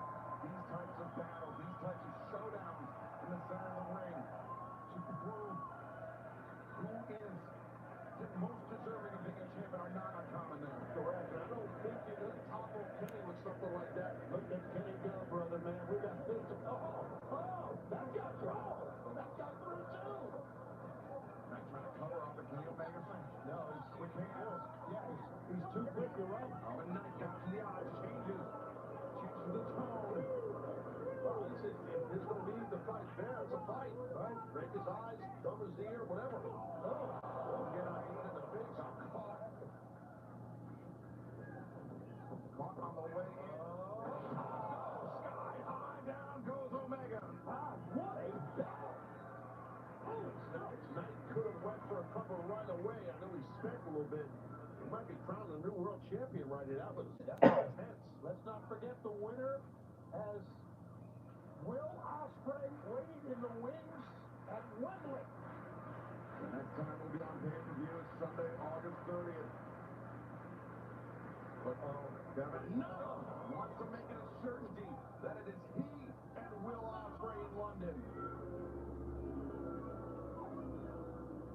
This is Knight on the spring. Coming down and an awkward landing for the challenger. Boy, Kenny laid it all out that time. That was amazing. I'm not sure if Kenny Omega was targeting the leg of Kevin Knight or if it's just a take what you can get sort of move. Yeah, it's tough to tell. It slowed Kevin down, so that's what he wanted. I mean, Kenny.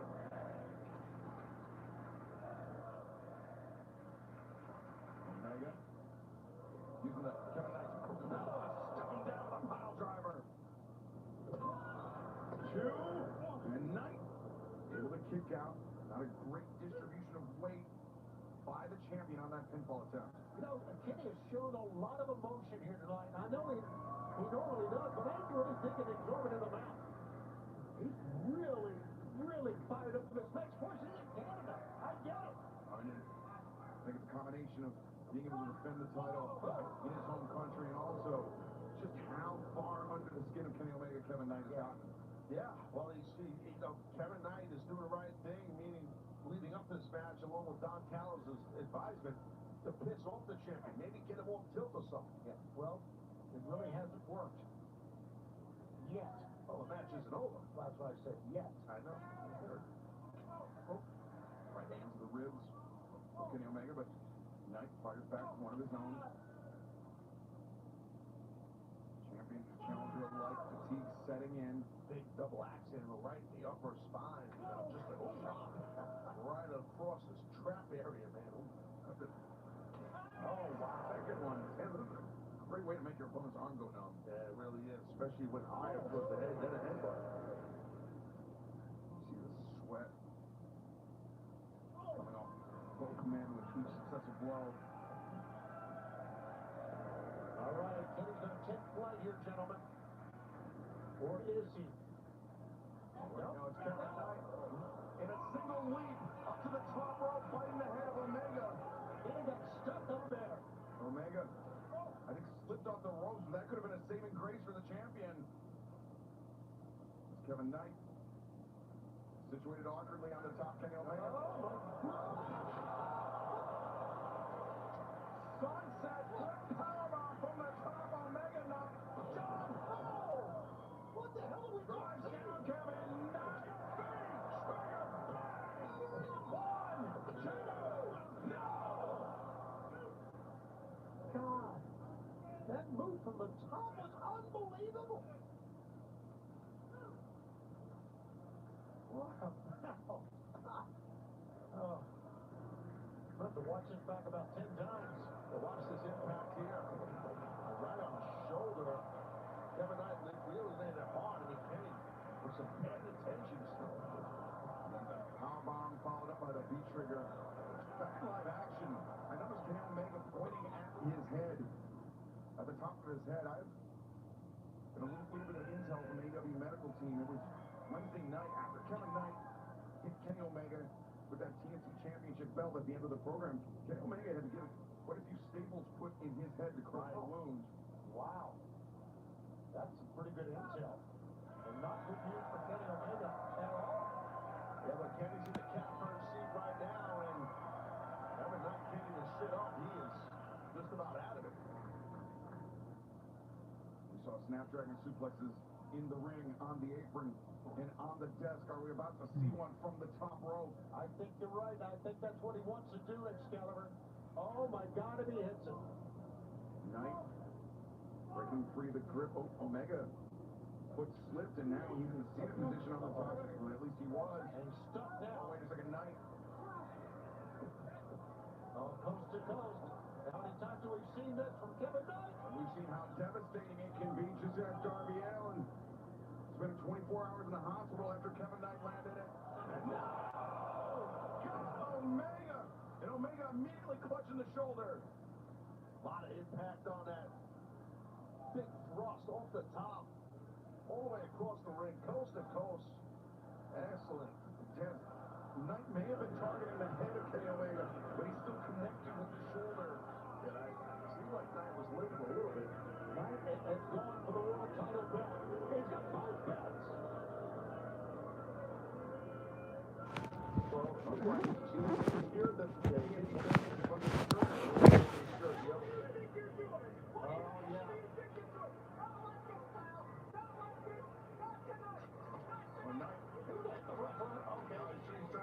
trying to create a diversion. Yeah, charging it. Kenny gets the boot up into the face of Knight. Oh boy. One-winged angel avoided. But now the crash landing on the TNT Championship. Knight throws the evidence away. And then he covers. One, two, Omega. Oh, I thought it was done. Half a heartbeat away from Kevin Knight defeating Kenny Omega.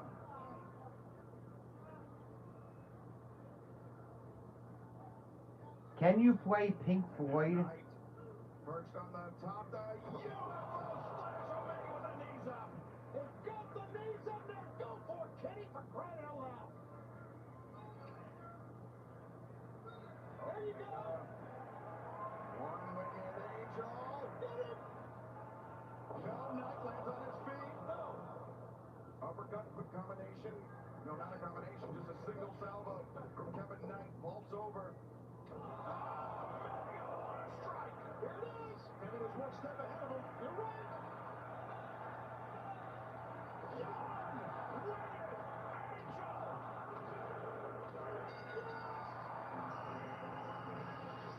The winner of this match, and still All Elite Wrestling World Champion, Kenny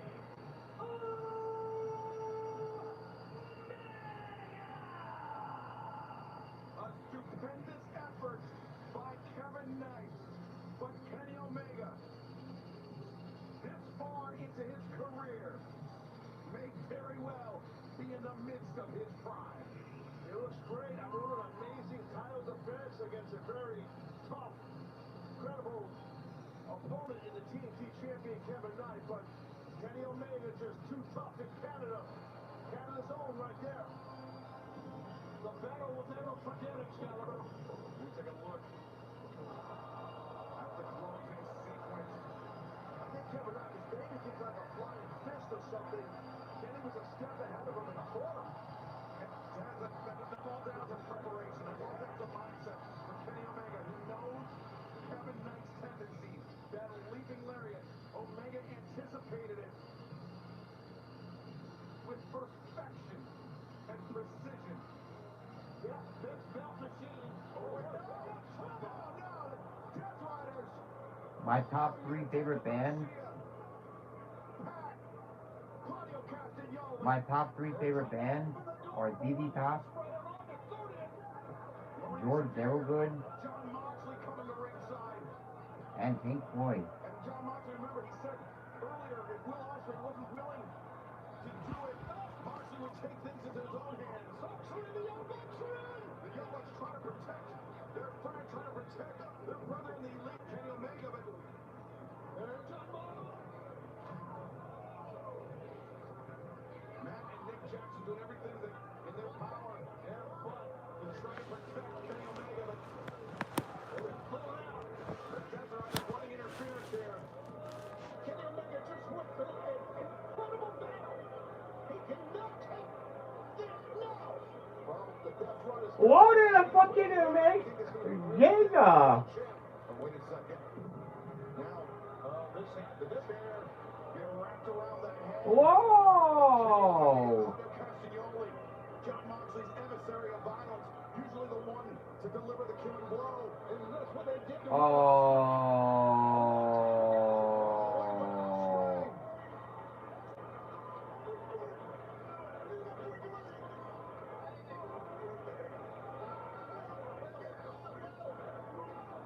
Whoa.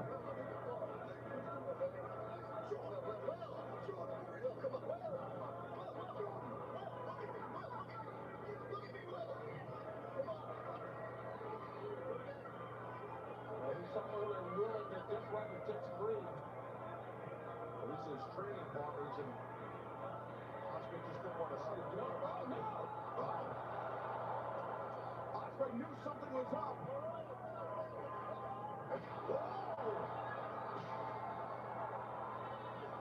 Well, listen, Osprey looks. Kenny Omega is best. And much like Kenny Omega, Will Osprey wants to do it on his own terms. He doesn't want to answer it. Right. I think that's what it is when you just say there, Excalibur. You're right. Now, Mox is going to try and negotiate something here. Chase the Death Riders away with that chair. And John Moxley slowly getting in the ring, hands behind him. Can you play Walk This Way by Aerosmith?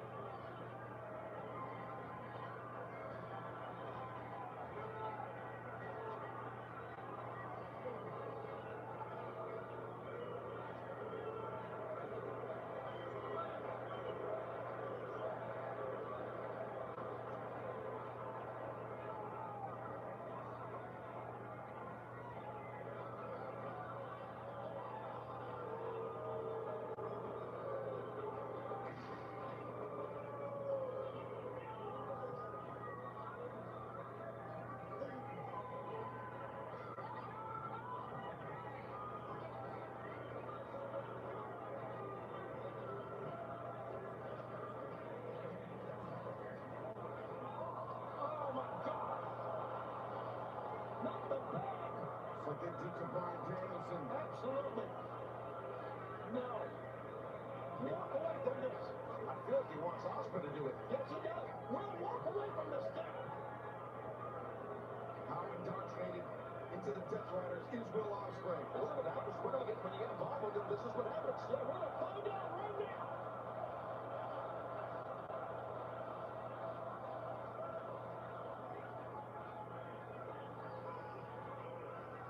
What is your most favorite Pink Floyd song? I like Money. Oh my God.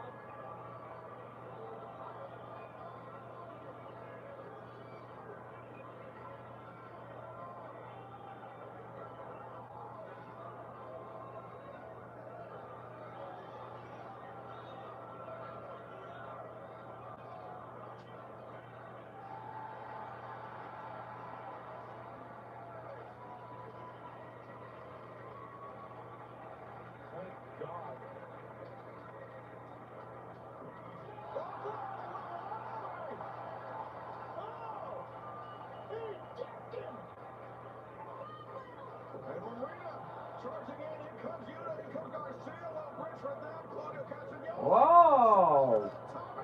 Kids are gonna. Whoa!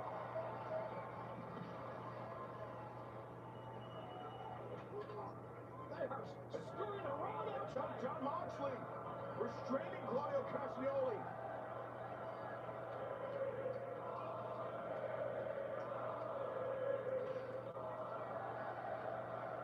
Can you play Money?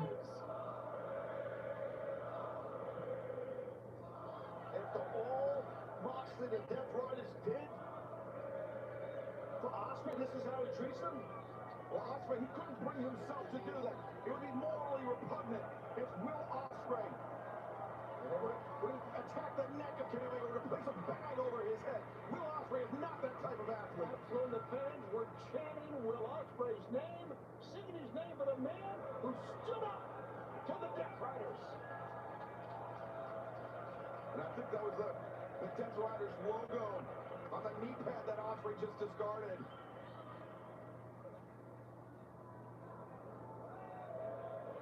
Well, Osprey takes sight of the AEW World Championship. The the title that he will compete for on Sunday, August 30th at Wembley Stadium. All in London. Ospreay Omega is now official. And what a battle, gentlemen, that is going to be.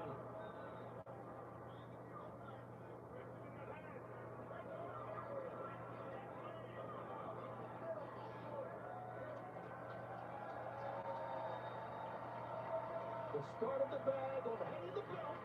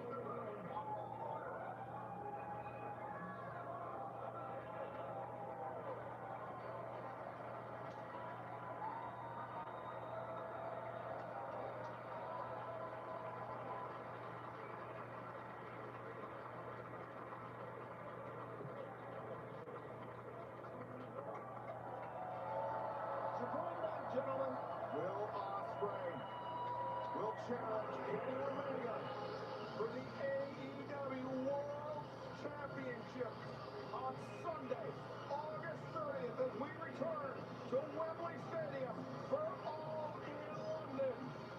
Will the reign of Kenny Omega continue, or will Will Ospreay be the first English man to win the title on British soil?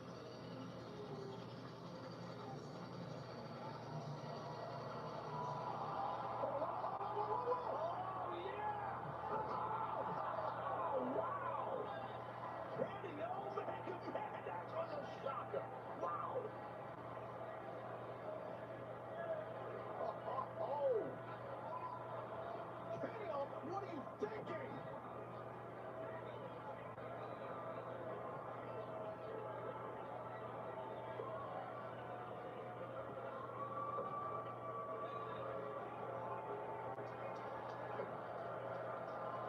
Matt and Nick Jackson equally as stunned as the rest of us. Boy, I thought Kenny Omega wanted to do things differently this time around, Tony. I don't know. I'm just assuming. Well, we could hear something.